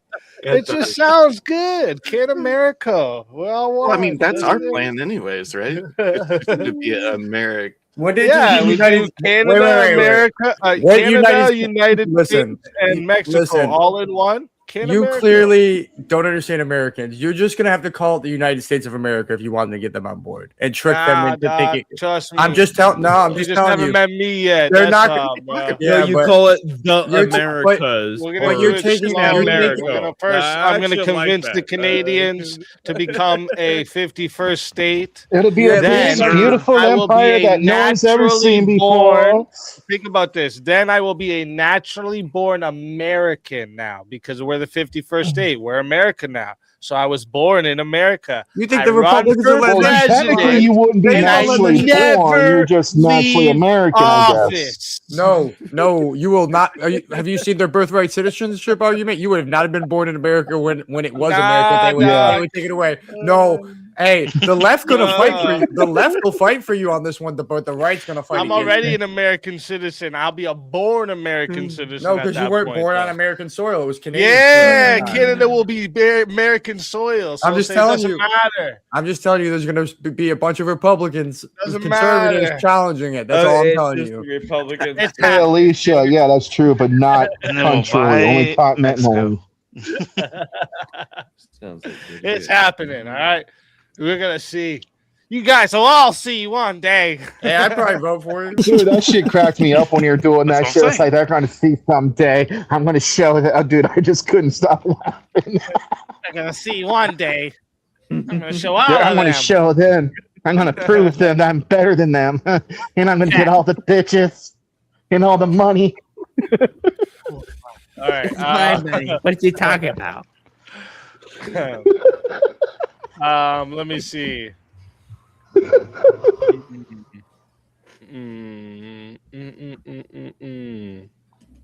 Oh, I like this one. I forgot I had this one in my list. Yeah, let's do this one for the last one. Who on the panel would crumble without social media? All right. And we're going to start this one with Cross Current. Does YouTube count as social media? Yeah. Yes. Duh. I mean, sorry. My bad. That's fair. That's fair. That's fair. But I don't think I would crumble. Okay. 'Cause Not well. Crumble's relative, right? I think that's fair. Yep. You're right. You got me. All right. You got me. You win. I concede. All right. it would be the biggest hit. Probably. It would be a big hit. It would suck. It would suck. Dogs. Teriak. He can't handle not talk to his little leprechauns he loves so much. He just wouldn't be the same person if he couldn't talk to his little leprechauns and just try his best to destroy liberals. Can't we all just fight Fair. leftists together? We could. That's fair. That's Like, fair. One of Connor's thing is if he's dictator, he's throwing Hassan and Trebuchet, throwing him off the Hey, keyboard. not hey, letting the him back. dictator's going to live no matter the social media. So Okay? you at least got to throw that in for me. If you want me to vote for you. Easy's That's going all to be I'm the saying. dictator no matter social media or not. He's Hey, got this. I just Right. told him how to get me. I just told him how to get my vote. He's got to at least match Connor on that. That's right. And in my benevolent new country, all right, there will be no no abortions, no death penalty. All right. There will be Amen. mandatory Right. minimum prison time for every crime. Everyone. Okay. See, That, I can here you get go. behind As that. a liberal, I'm not And no necessarily against all of that. and It just death depends on what you penalty, mean but by. if there's mandatory sentence, then Yeah, mandatory. Listen, even if it has to be a small, you go sit in there for 3 hours. It's like a timeout. Think about this. This could be your life, bro. You want to miss work because of this? You want to miss your whole life because of this, bro? Yep. Get back Overloading out the there and prison do right system. next time. That's it. We'd have to dig Pay the into abortion. I actually agree with that. Bit, but I'd agree with you on most of it. If there's, we'd have to talk about some exceptions, things like that. The only exception I have is if the mother's in imminent danger. If she's That- gonna die, then Well, that means yeah. the baby's gonna die too. Based on the government or a doctor's decision? I'd give it to the baby. that baby it would has have to more be a life doctor's have. decision. The abortion argument cross points is going to land you a lot of hostile territory around here because they're very passionate about the abortion debate. I understand. Yeah. No, I'm just I understand. I was just saying what we Anyways, agree on. let's finish Yeah, these it's fair. answers here. Yeah. And I said teriyaki. Back to this, come on. Where were we here? Darth.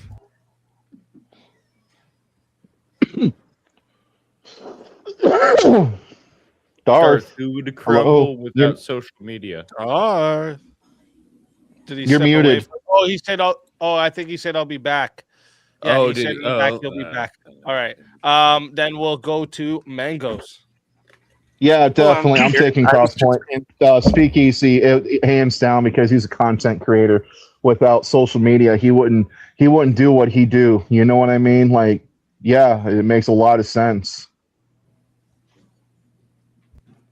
Can I make the argument that YouTube's not social media? Oh shit! It is fun. Shut the fuck up. Shut the Now fuck he's up. It's back. social media. God damn it. Definitely, I would say it is social media. Hot dog is a sandwich. YouTube, social media. Shut the fuck up. Oh, I don't know about that hot dog shit. He snuck that in. I don't. Yeah. Pineapple Sound like on he agreed pizza. with that. Stop acting like shit doesn't work that way. He snuck that in. No, a hot dog's not a sandwich. Teriak, who do you think?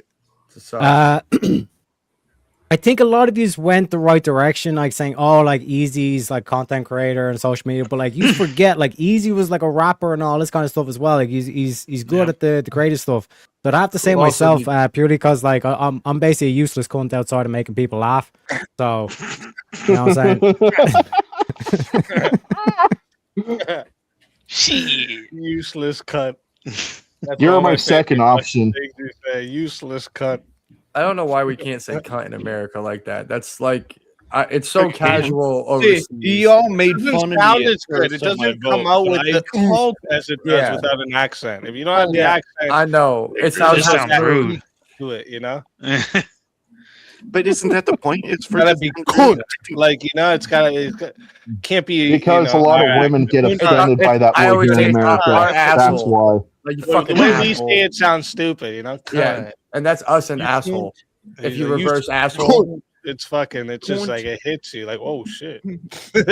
I do have to admit though, Americans do say cocksucker better than we do. You know what I'm saying? Fucking That's fair. cocksucker. That's fair. It's a You trade. cocksucker, motherfucker. You just had to say it. All right, so we are getting into round Aw. 2, deep thought. Oh wait, no, Jack of Blades. Sorry, Jack of Blades. Sorry. I was gonna say myself. I live on YouTube, so that would completely destroy my life. Like I don't know how to even be able to operate, honestly. Damn, that's Yeah. That's So I was fair. looking at it from that perspective. Otherwise, I probably would have gave it to you or Teriak. Okay, So. okay, yeah, that's fair. That's fair.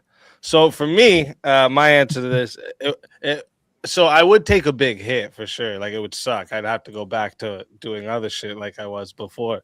But like I remember, I didn't do this social media thing very much until like I was like 28, 29. That's when I started really getting into social media. So I didn't care too much for it. But so I would have to say I think it would be just because Jack of Blades had to pipe up for it. I was gonna take a random guess, but Jack of Blades definitely piped up for it. So it's Yeah, that's fair. Get this straight. It's Jack. That's fair. Yeah. That's fair. Little leprechaun can't live without his little leprechauns. All right. And his rainbow, and his Lucky Never get me Charms, Lucky and Charms. his pot of gold. See? All right, so round You can't 2. manage This to fuck is the gold. deep thoughts round. We're gonna make your brain think a little bit more here. All right, so we're gonna start this one off. We'll start with you, Jack of Blades. Can purpose be imposed?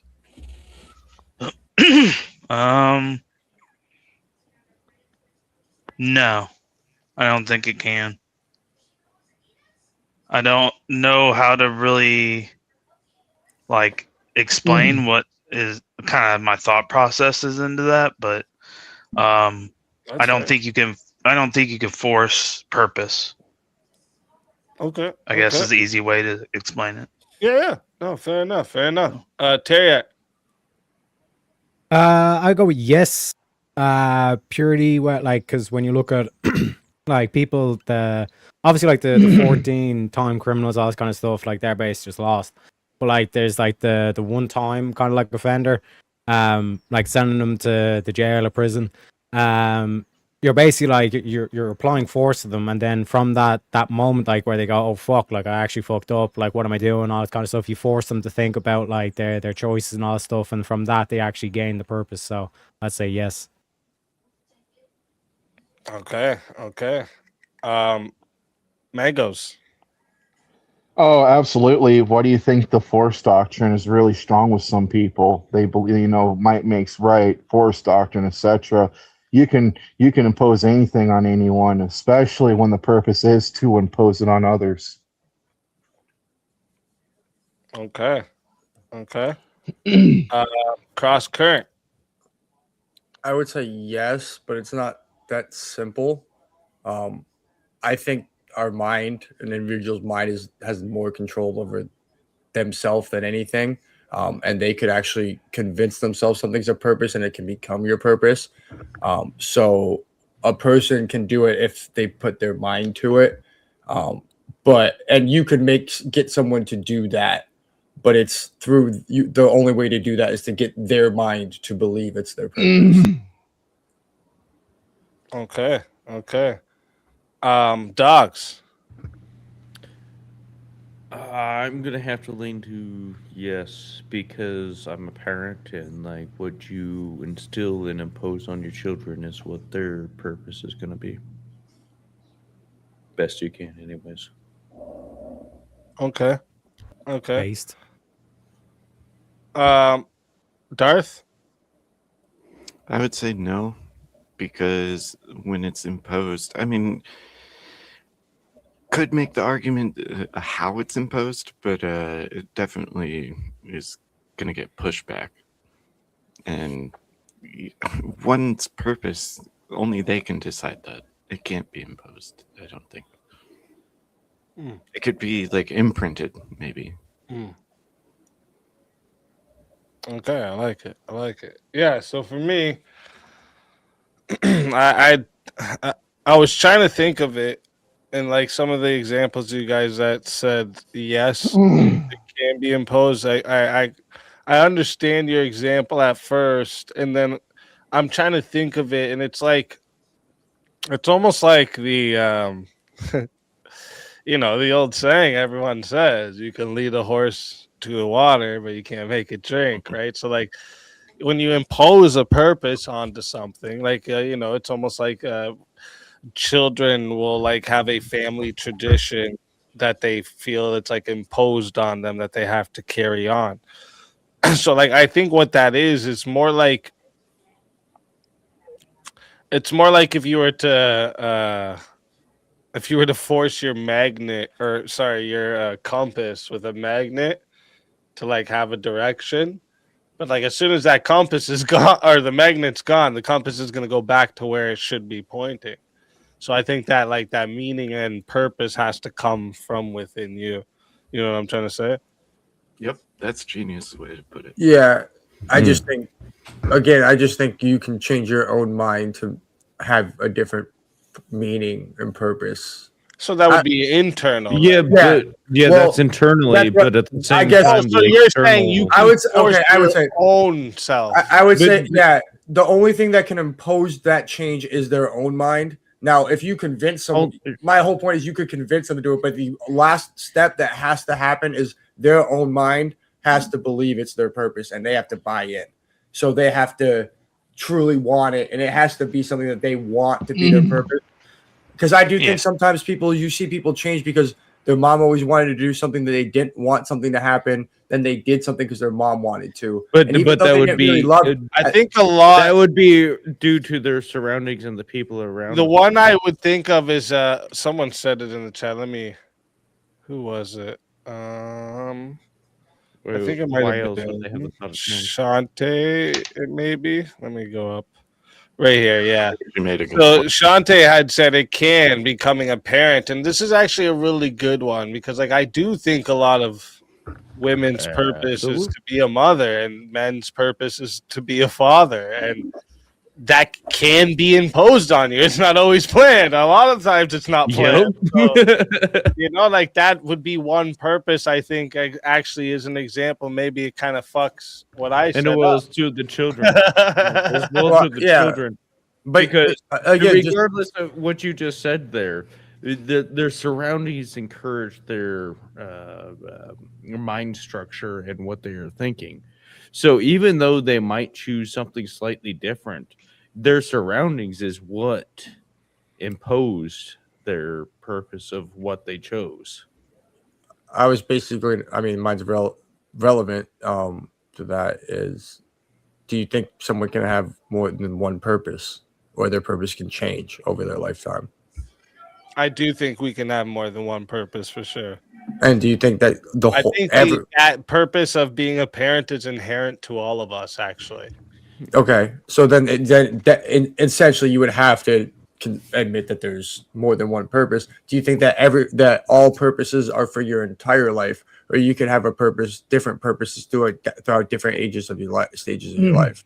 Wouldn't that change? No, I think you can have different. Now you're life, taking the prompt away. Like for instance, I always my pastor used to always tell me it was like my purpose to gather people together. When I was younger, I had a pastor. I was at a Protestant church, and he told me like a purpose of mine.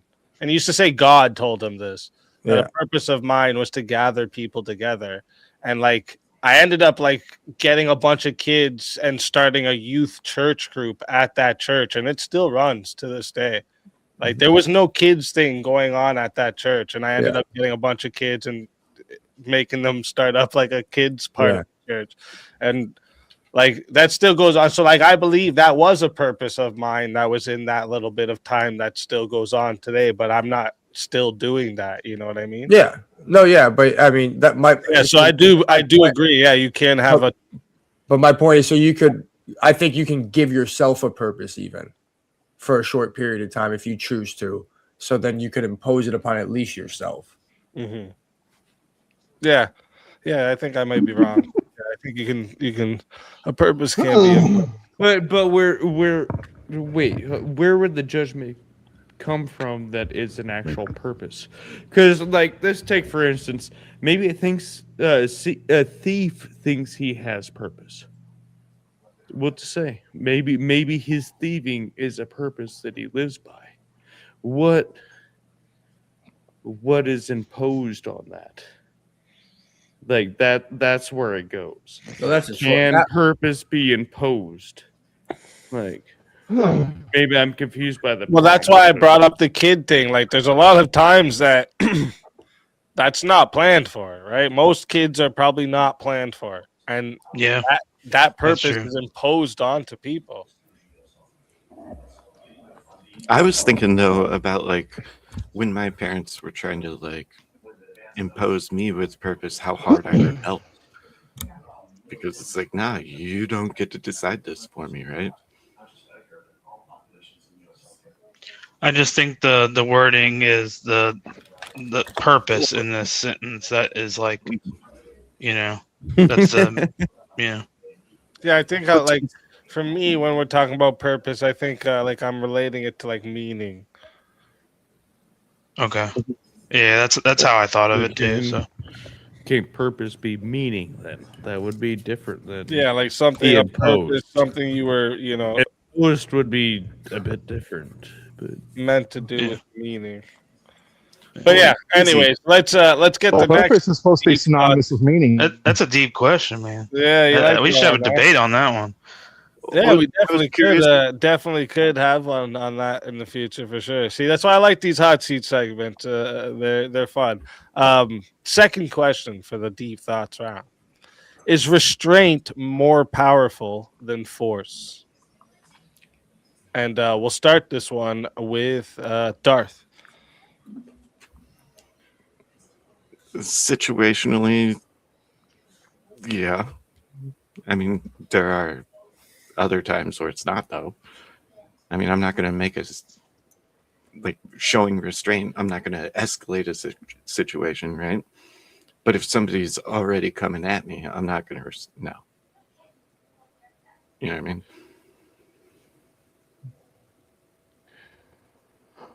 Yeah, for sure, for sure. Dogs.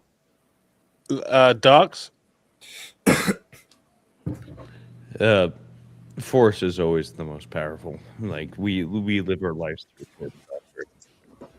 Ta-da. Fair. Cross.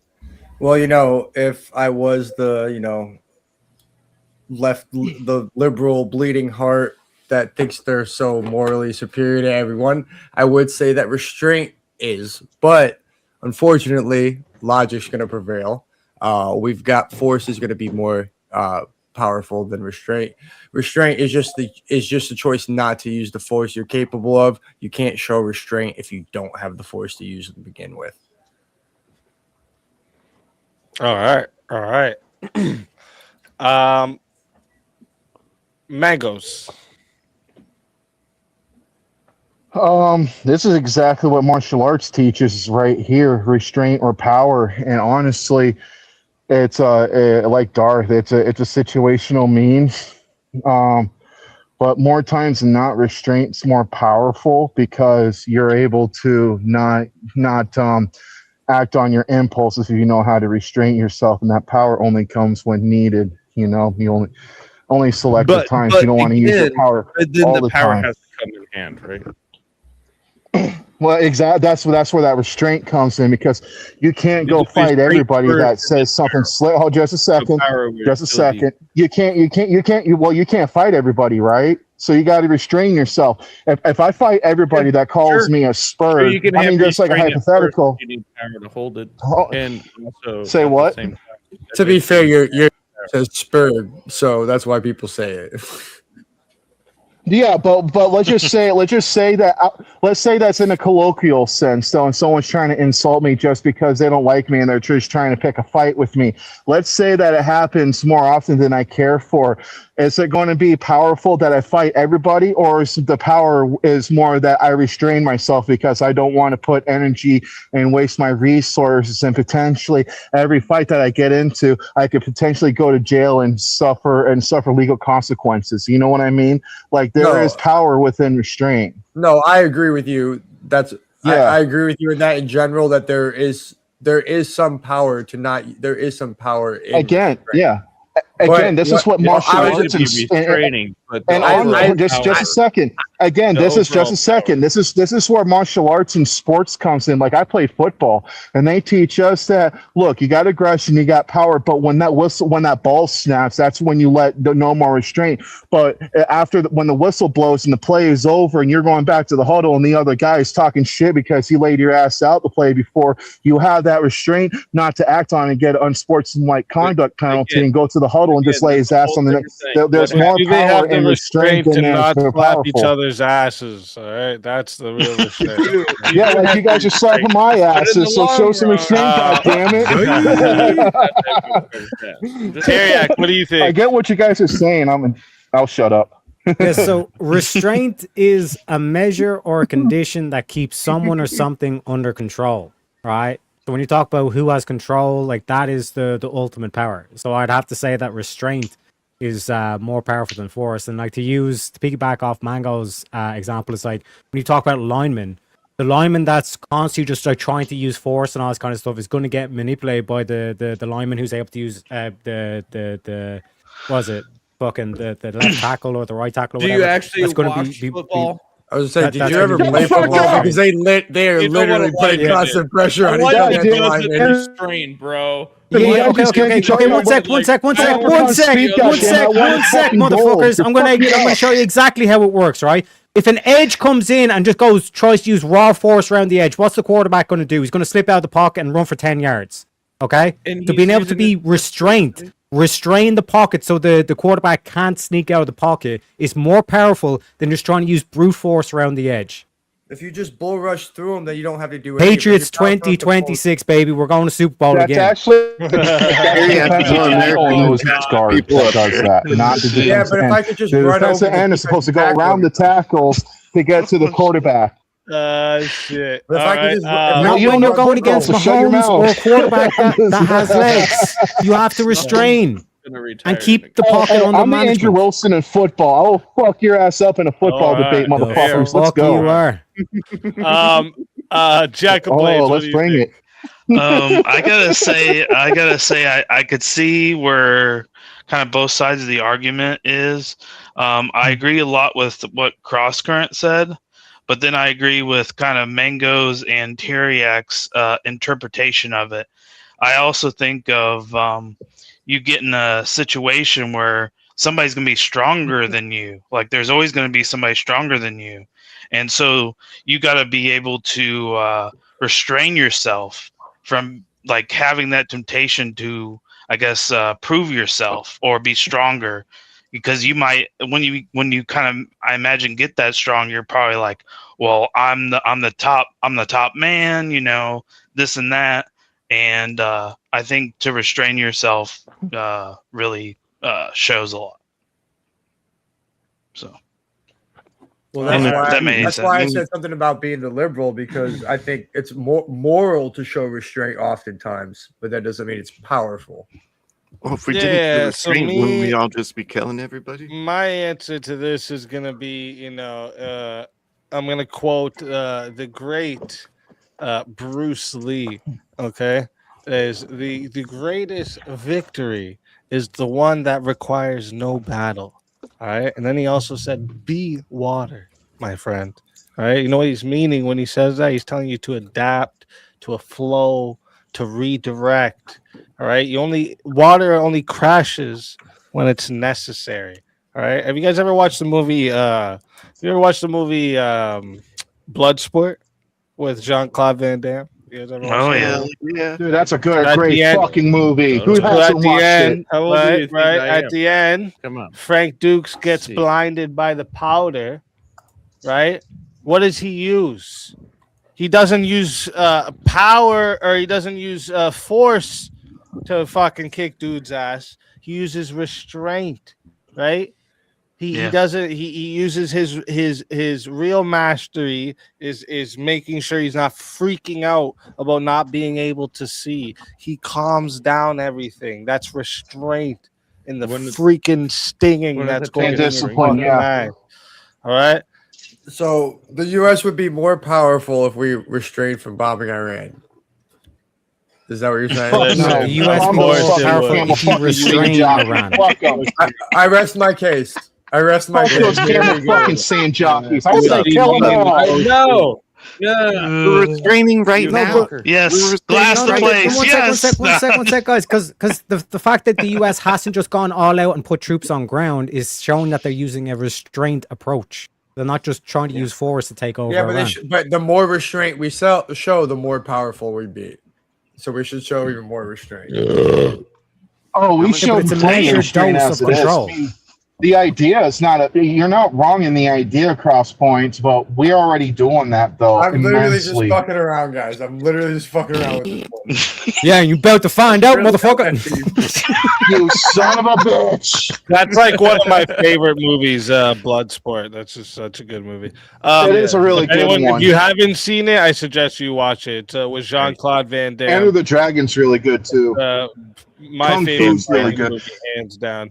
All right, so this is the next one for the deep thoughts round. Are humans built for meaning or survival? And let's start this one with Jack of Blades. Oh, I knew it was gonna come here first.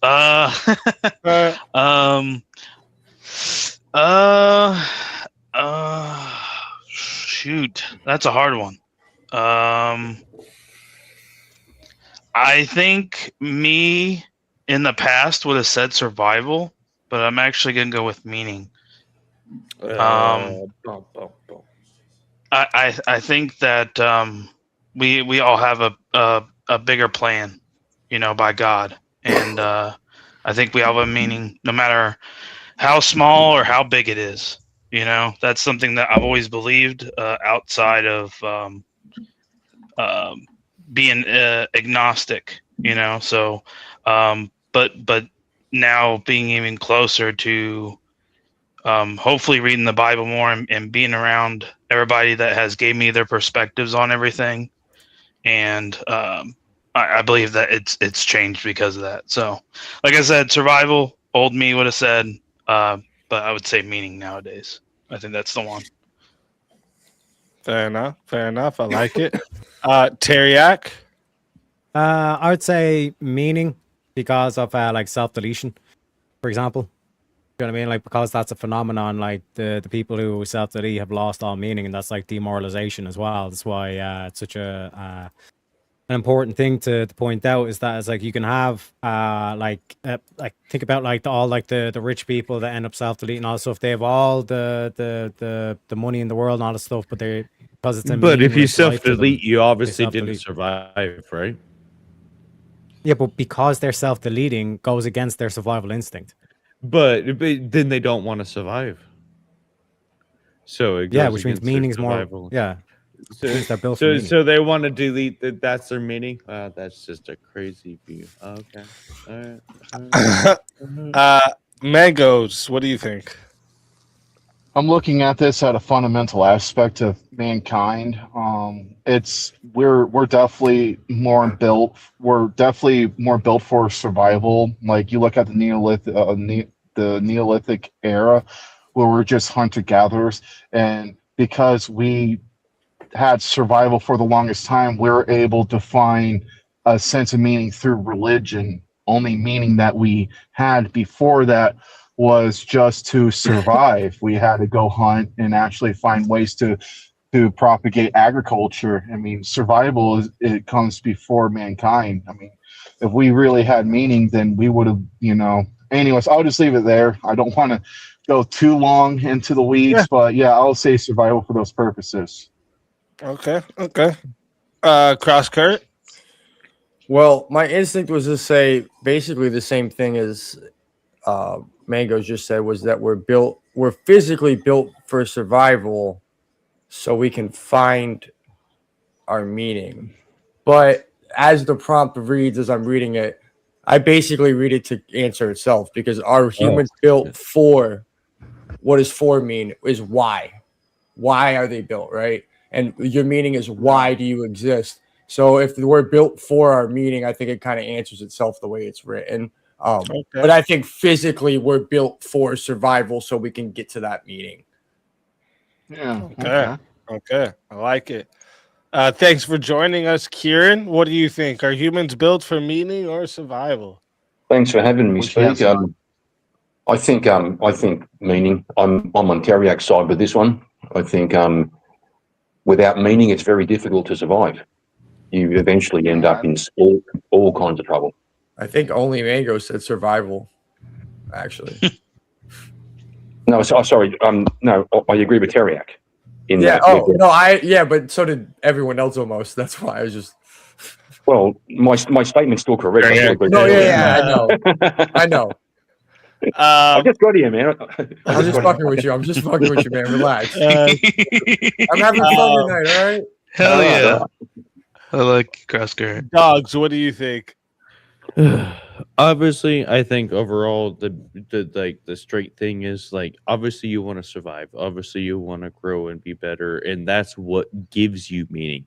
Because, like, what, you want to sacrifice your life? What meaning is that? What real meaning is that? I just want to end it and be done with it? Like, no, that is no meaning behind that. That's a lack of meaning.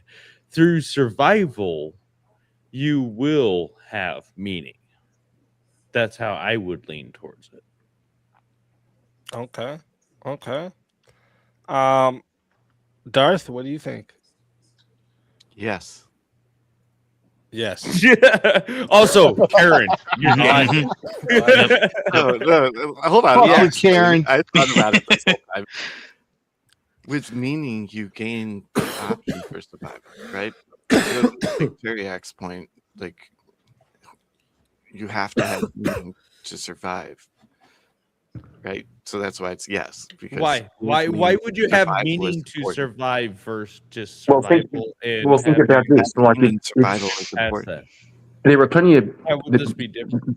there are plenty of people in the history of the human race who have had lives where objectively it'd be better to be dead. Right? People who spent 15 years breaking rocks in a gulag. What? Hang on, listen to what I'm saying. Listen to what I'm saying. What keeps them going? What keeps them going? How would it be objectively better not to be alive? There'd be no pain. There'd be no suffering. Objectively, How if do you you know had, that? listen, mate, listen. Just let me actually state what I'm saying. There are people who spent 15 years literally breaking rocks in a gulag in the Soviet Union. There were people who spent years doing 12-hour days, breaking up thermofrost in bare feet to do mining for, because they were prisoners of war. We They were know what getting, they did. They survived.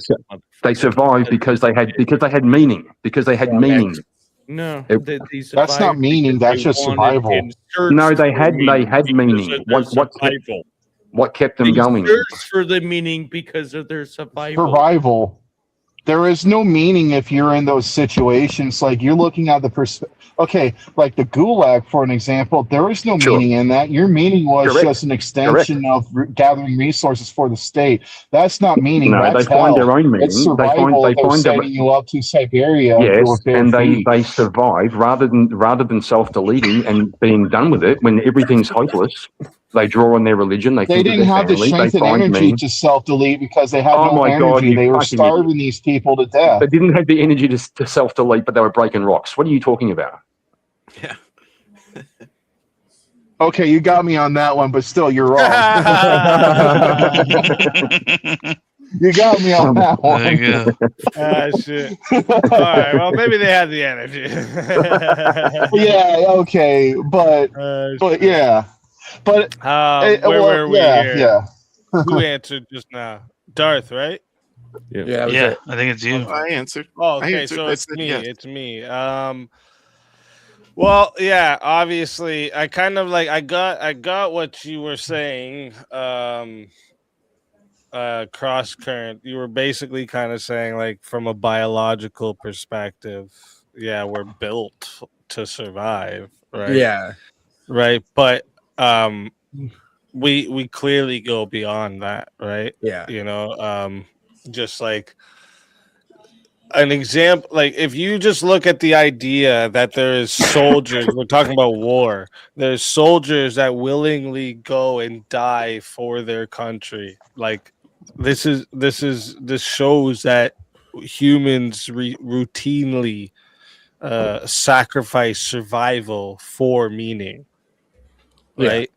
So it shows that that's what we are built for, is meaning. Yeah. I just meant from the That's why I said. Yeah, I got a what you were meaning from a biological perspective. We're top of the food chain. You know yeah, what I'm so saying? that's because if we were just trying to survive, we wouldn't know if we had meeting. We wouldn't be sitting here discussing stuff. We would be hiding from whatever the version of us is above us. Right, So- right. Yeah, but Or I think we- if you sitting I on think the the way couch with dogs.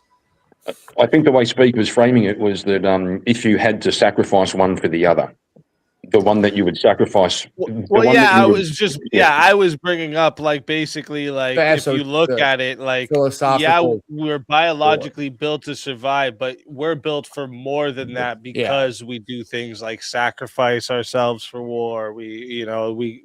There's people who we parent children, right? We sacrifice a whole bunch to parent our children, right? So like we clearly go beyond just survival. And look, like poorest people have the most kids, right?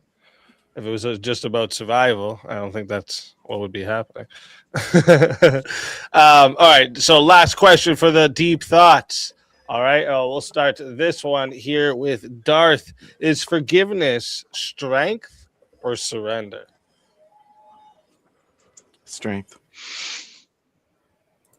Well, actually, no. I'm changing that. Surrender. Okay. Because All right. I'm letting go of it.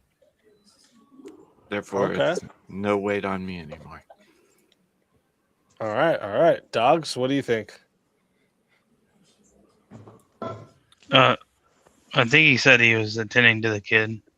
Oh, in the okay, that's chat. fair. Yeah. That's fair. We'll let him answer after. Kieran. I liked Darth's answer about surrender. It's almost like you're submitting to God. You know, you're putting it in His hands. But I still think it's a strength because, well, it makes you stronger. Put it that way, because the less baggage you carry around, the more you let go of in that way, you save more resources to make you spiritually or psychologically stronger. So I'd say strength.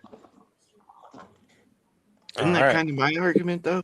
Because like it's taking the weight off you, right? When you surrender it, because like through strength, you could be like an ex-girlfriend, and you're gonna have. Yeah, I did kind of sneak don't in. forget that shit. I did change it a bit and said that forgiveness makes you stronger. Yeah, So yeah. fair enough. It isn't a strength. Okay, I'll go with you. It's surrender, but it makes you stronger. All right, Yeah. all right. Cross current, what do you think? Yeah, I was gonna say I don't think that they're necessarily uncorrelated or opposites. I'm not sure that they're correlated, but sometimes surrender could be a strength. I think there's times where you need to surrender to survive, or that we can all imagine, I'm sure, situations where surrendering and giving up your pride could be better for your family standing behind you in a situation, for But it's the example. forgiveness part, though, right? That's That's what I'm saying. But it's forgiveness, strength, or surrender. I don't think strength and surrender are mutually exclusive. I think that the interesting take. I think a surrender can be a strength if you need to. It can be the stronger play. I got you.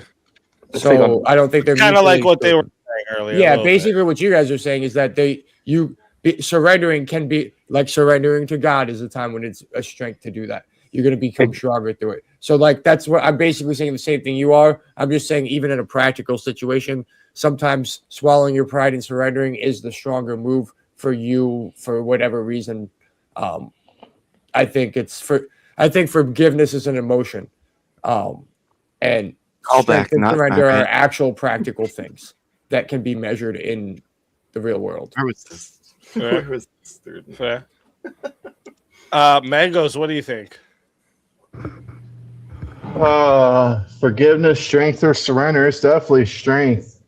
If you can forgive somebody who's done you wrong, then that's not surrender of weakness or any sort. That's strength, because you're not letting the rage and anger overcome you to take vengeance.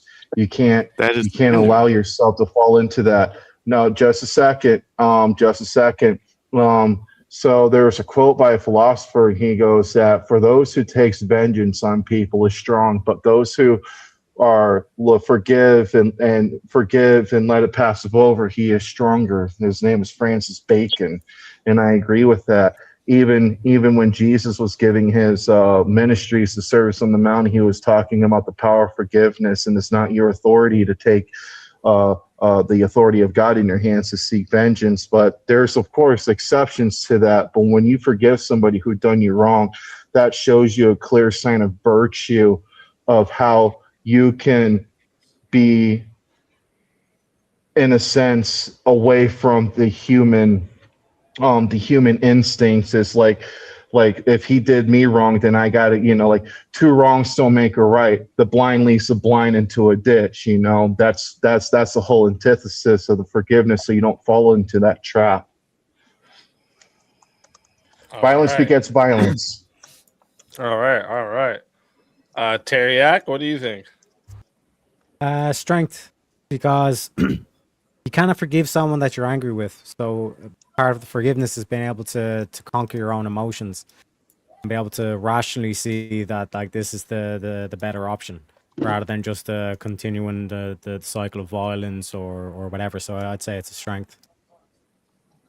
Yeah. Okay. Jack of Blades. Dang, all these questions have been really really good tonight. I think overall, I think the closest I can think with is what Crosscurrent was saying. Like I honestly, that's kind of how I would lay it out. I guess I don't really know how to say it differently, but if I had to pick one, it would be strength. Okay, fair enough.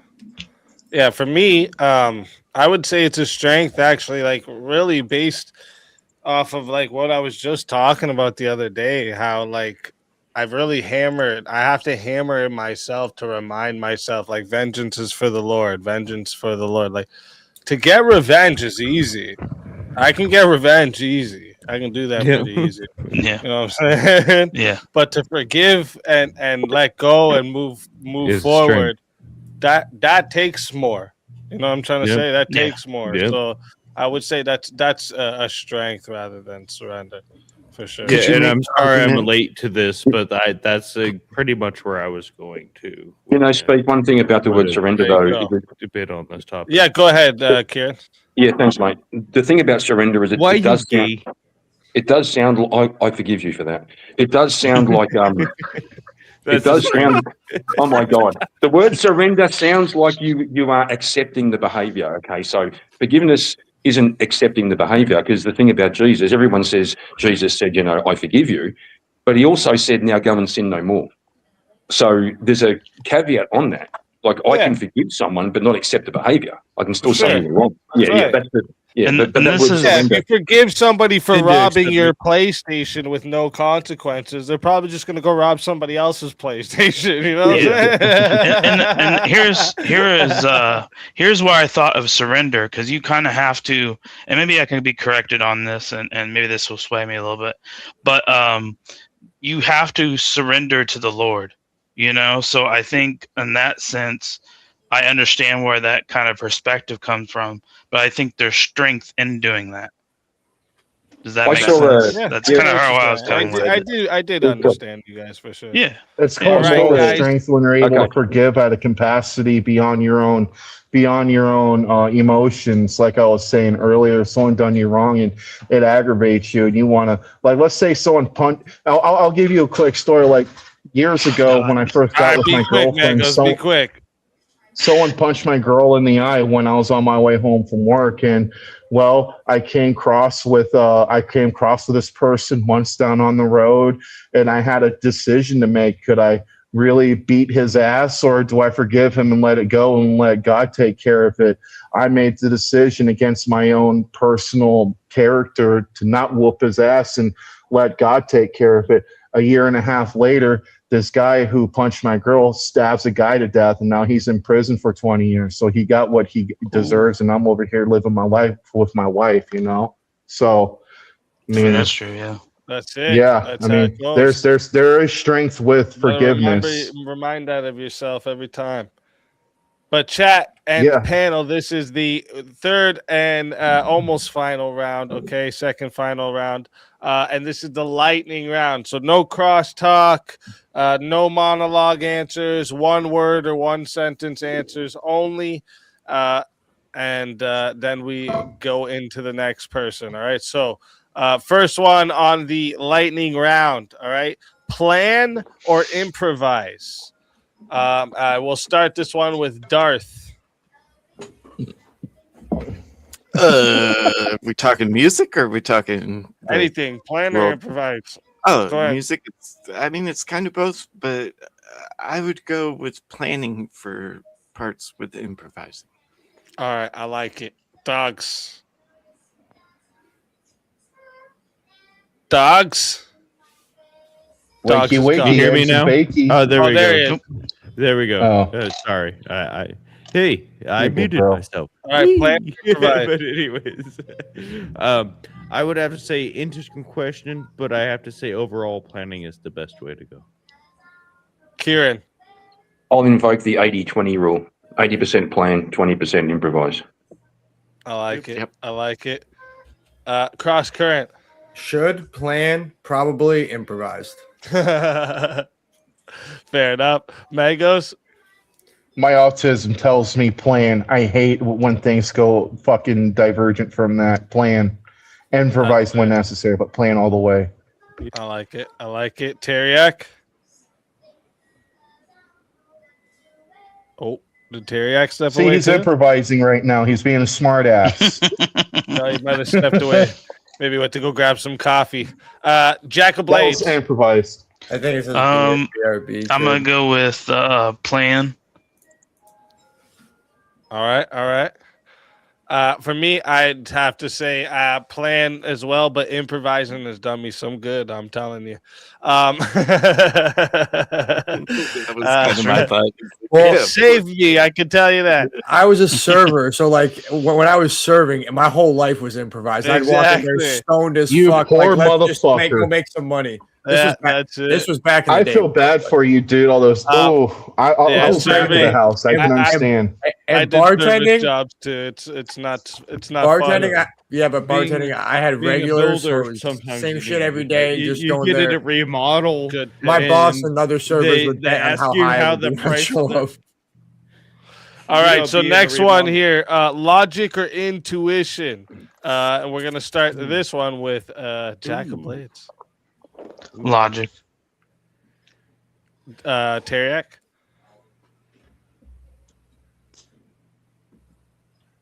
Not back yet. Mangos. We already know his answer. This is actually like it. Oh God. Oh, Come on, lightning my round. brain- Let's go. Come on. Intuition. I like it. Cross current. Logic. Kieran. I think if you trust your intuition, you will find out in hindsight it was logical anyway.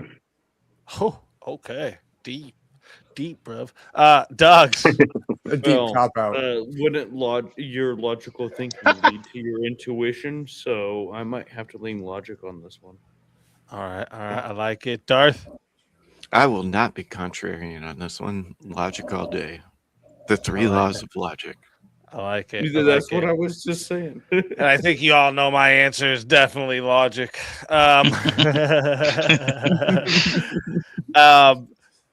For the next one, we're going to start this one here with Mango's conviction or flexibility. Conviction. Okay. Are you back, Teriak?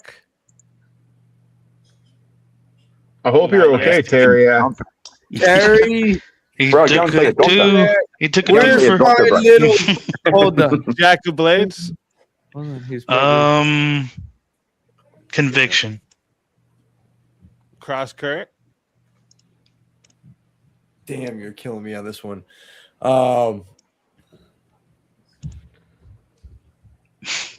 Flexibility in your daily life, conviction in your morals.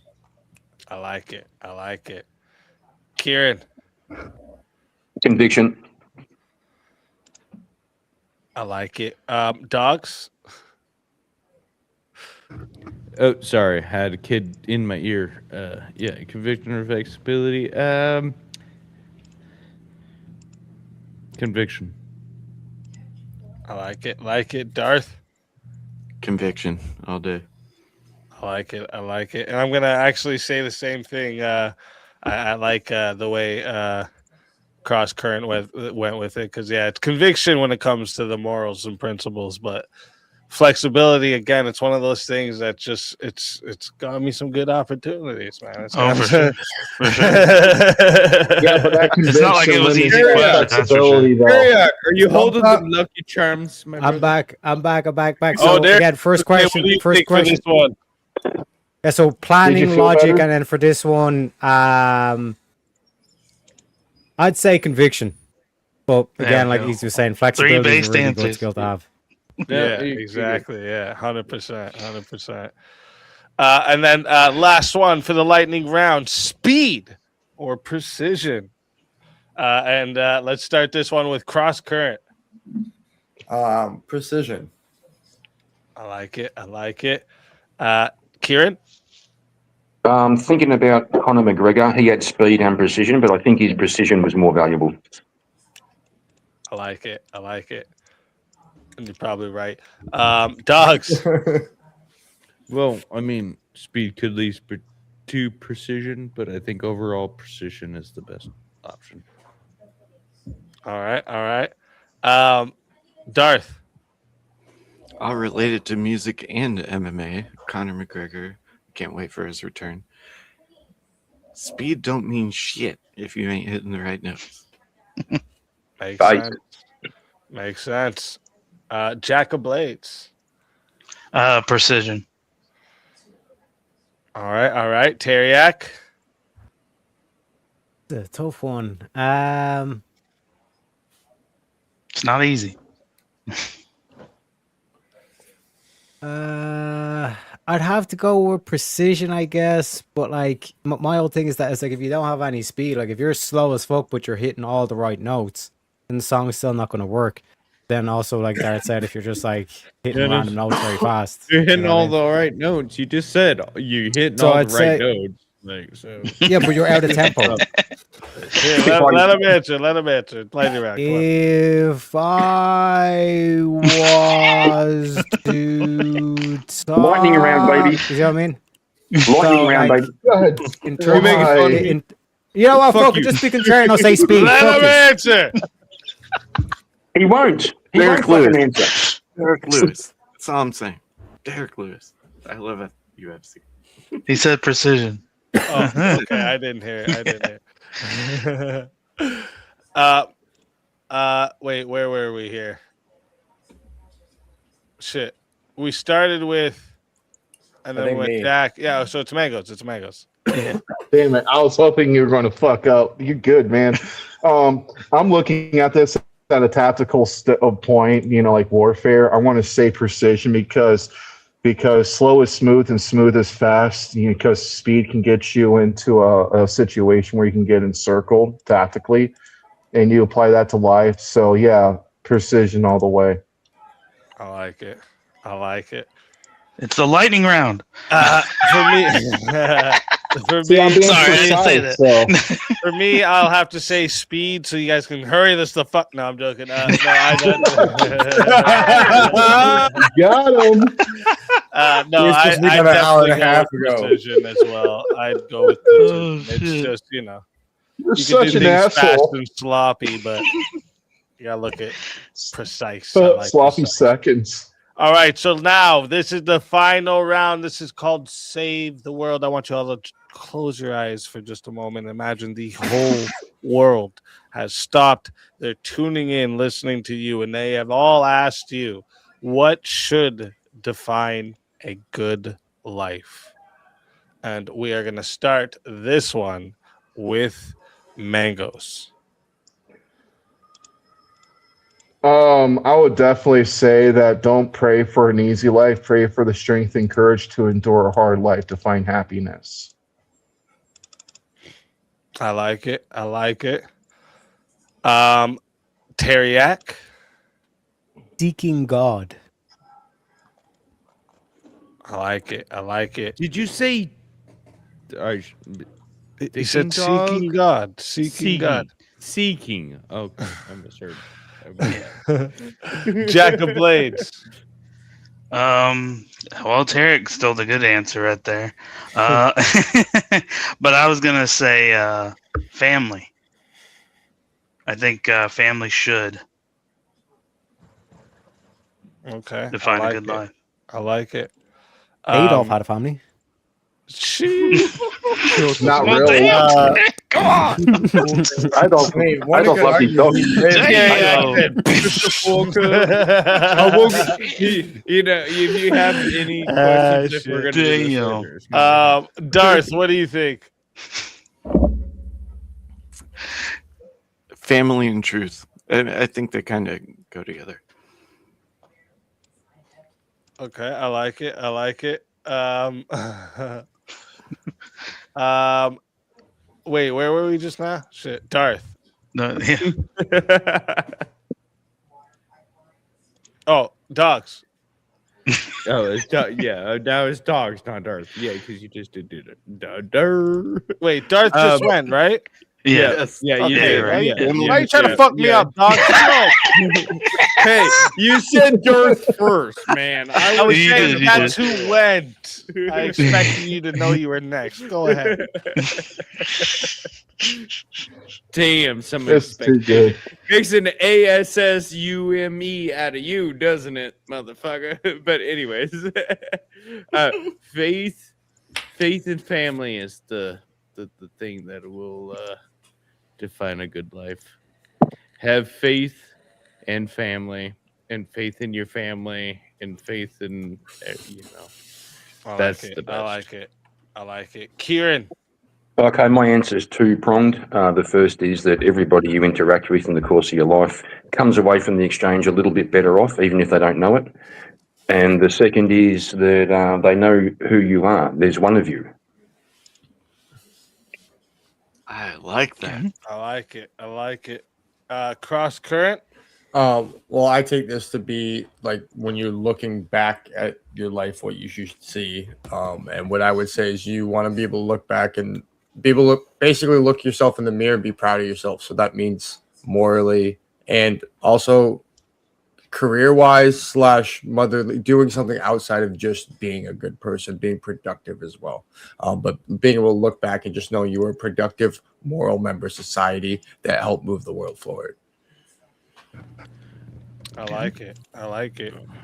And so I've said this one before, but like I think a good life is one that's lived in truth, love, faith in God, family, and this is all because when you're aligned with God, everything else is going to find its proper meaning. So that's what I would say should define a good life. It's your truth, your love, and your faith in God. Amen. That's why I said faith, family, and yourself. Yeah. No, it's okay that we had In that same order. answers. In Listen, that man, order. there ain't no wrong answers on Save the World. All right, there ain't no wrong Faith, answers. family. I think But everybody's listen, answer was I good. want to give big shout out to everybody who participated in the hot seat and everyone in the chat for giving your answers on the hot seat as well. The hot seat, always a great segment on the Speakeasy Show. Yep. And big shout out to everyone for joining in on the hot seat.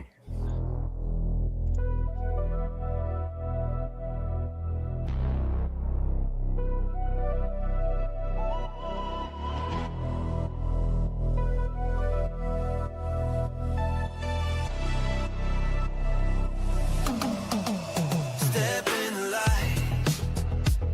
The flames don't lie. Pressure's on. Can you handle the sky? No time to fade. No place to hide. Truth burns bright when the worlds collide. Feel the fire, feel the beat. You're burning up in the hot seat. Truth or flame, no retreat. Step up, speed. Feel the heat.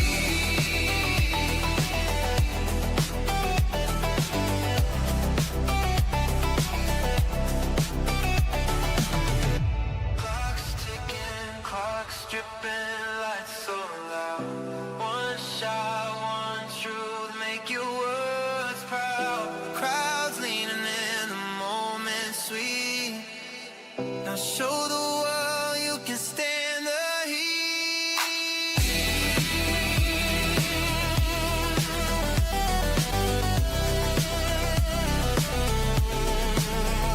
Smoke in the air. No time to cheat.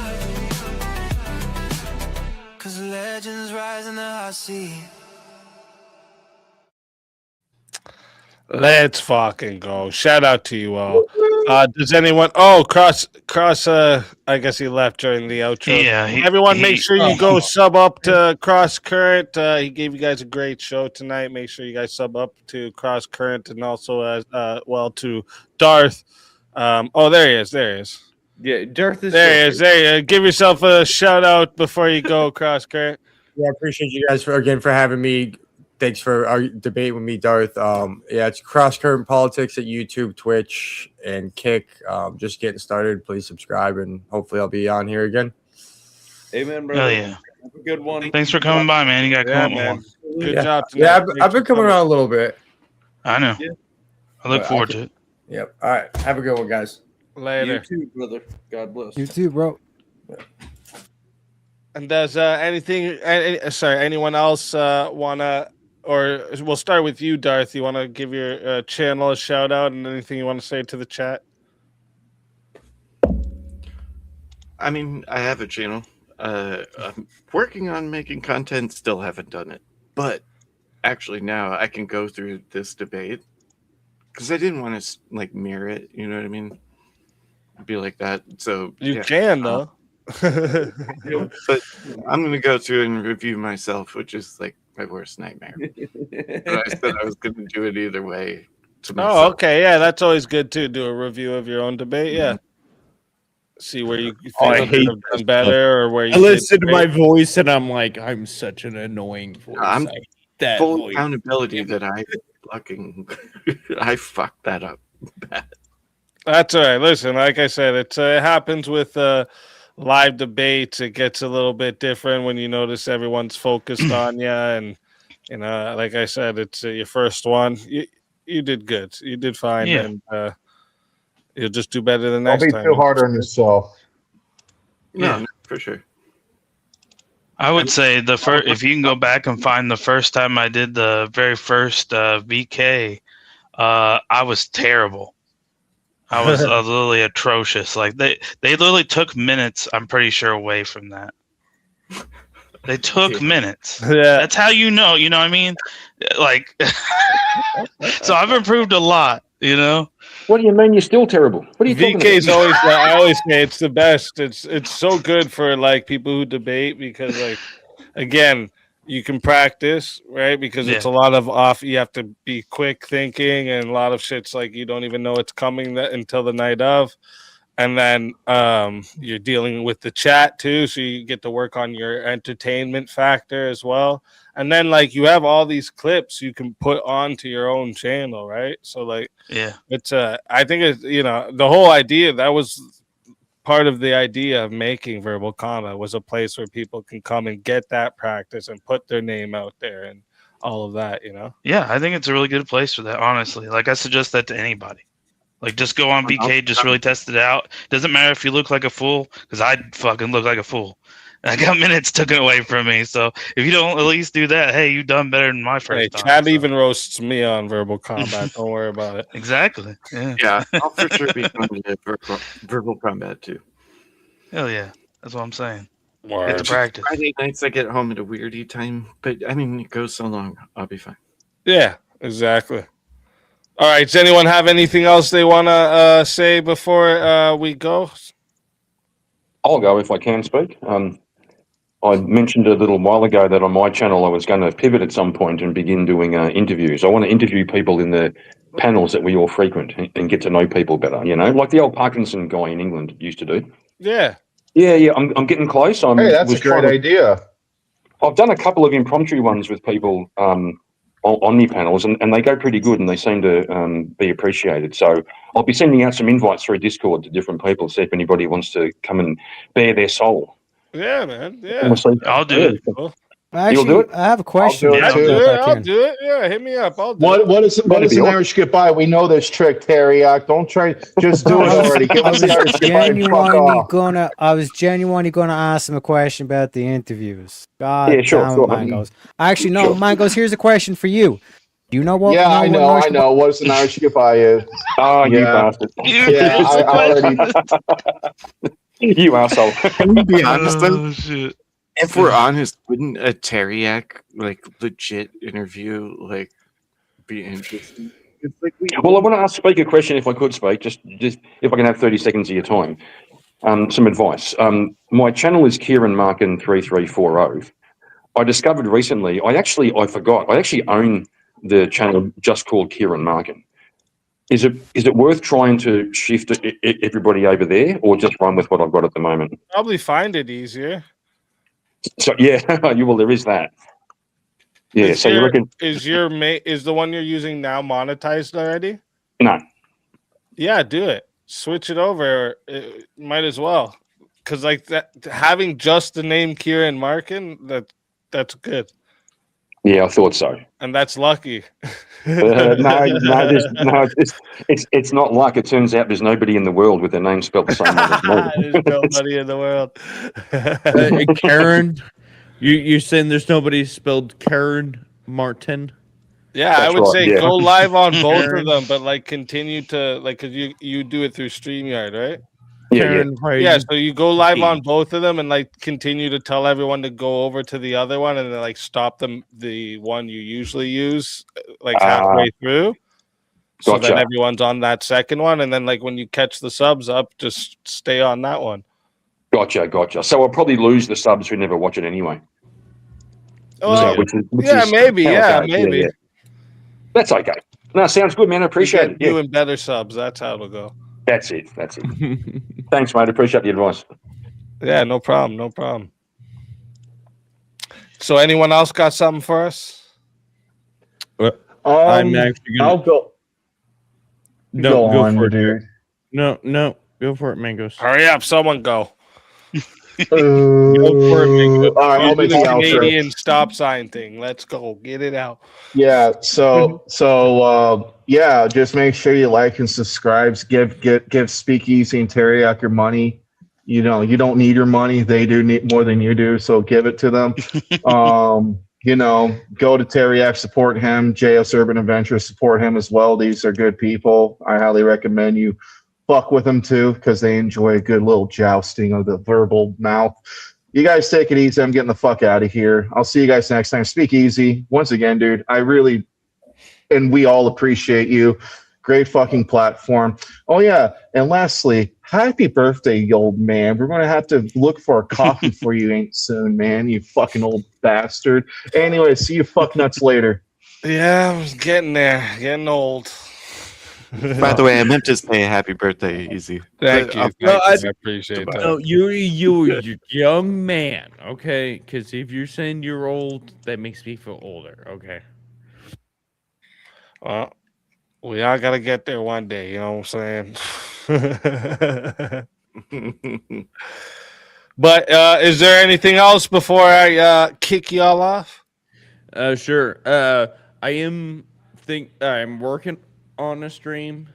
If you guys, I'm starting to put up a little bit more. If you guys would like and show that you guys want me to do this more, that would be great. Because how else do I know? Yeah, do it more, man. Do it more.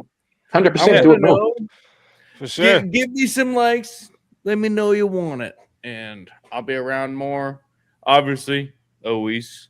I love Speakeasy streams, and I'm always here, or not always, but pretty fucking often. I'm here. Yeah. God bless y'all. Good to see y'all. Great debates. Have a good evening. Good times. Thank you. God bless to you as well. All right. Yeah. I would just say thanks for having me up, and as always, it was a great time. Had a lot of fun. That was a good hot seat. Yeah, it was. It was a really good one. Thank you for coming up. No problem. Happy birthday. Thank you.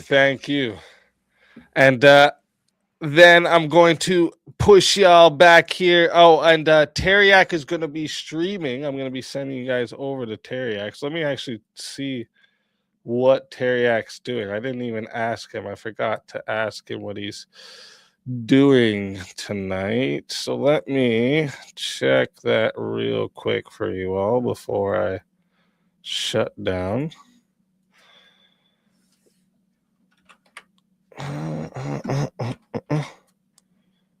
Film room. Nice. Doing a film room. Oh, continuing on the Rachel Wilson versus the whatever thoughts.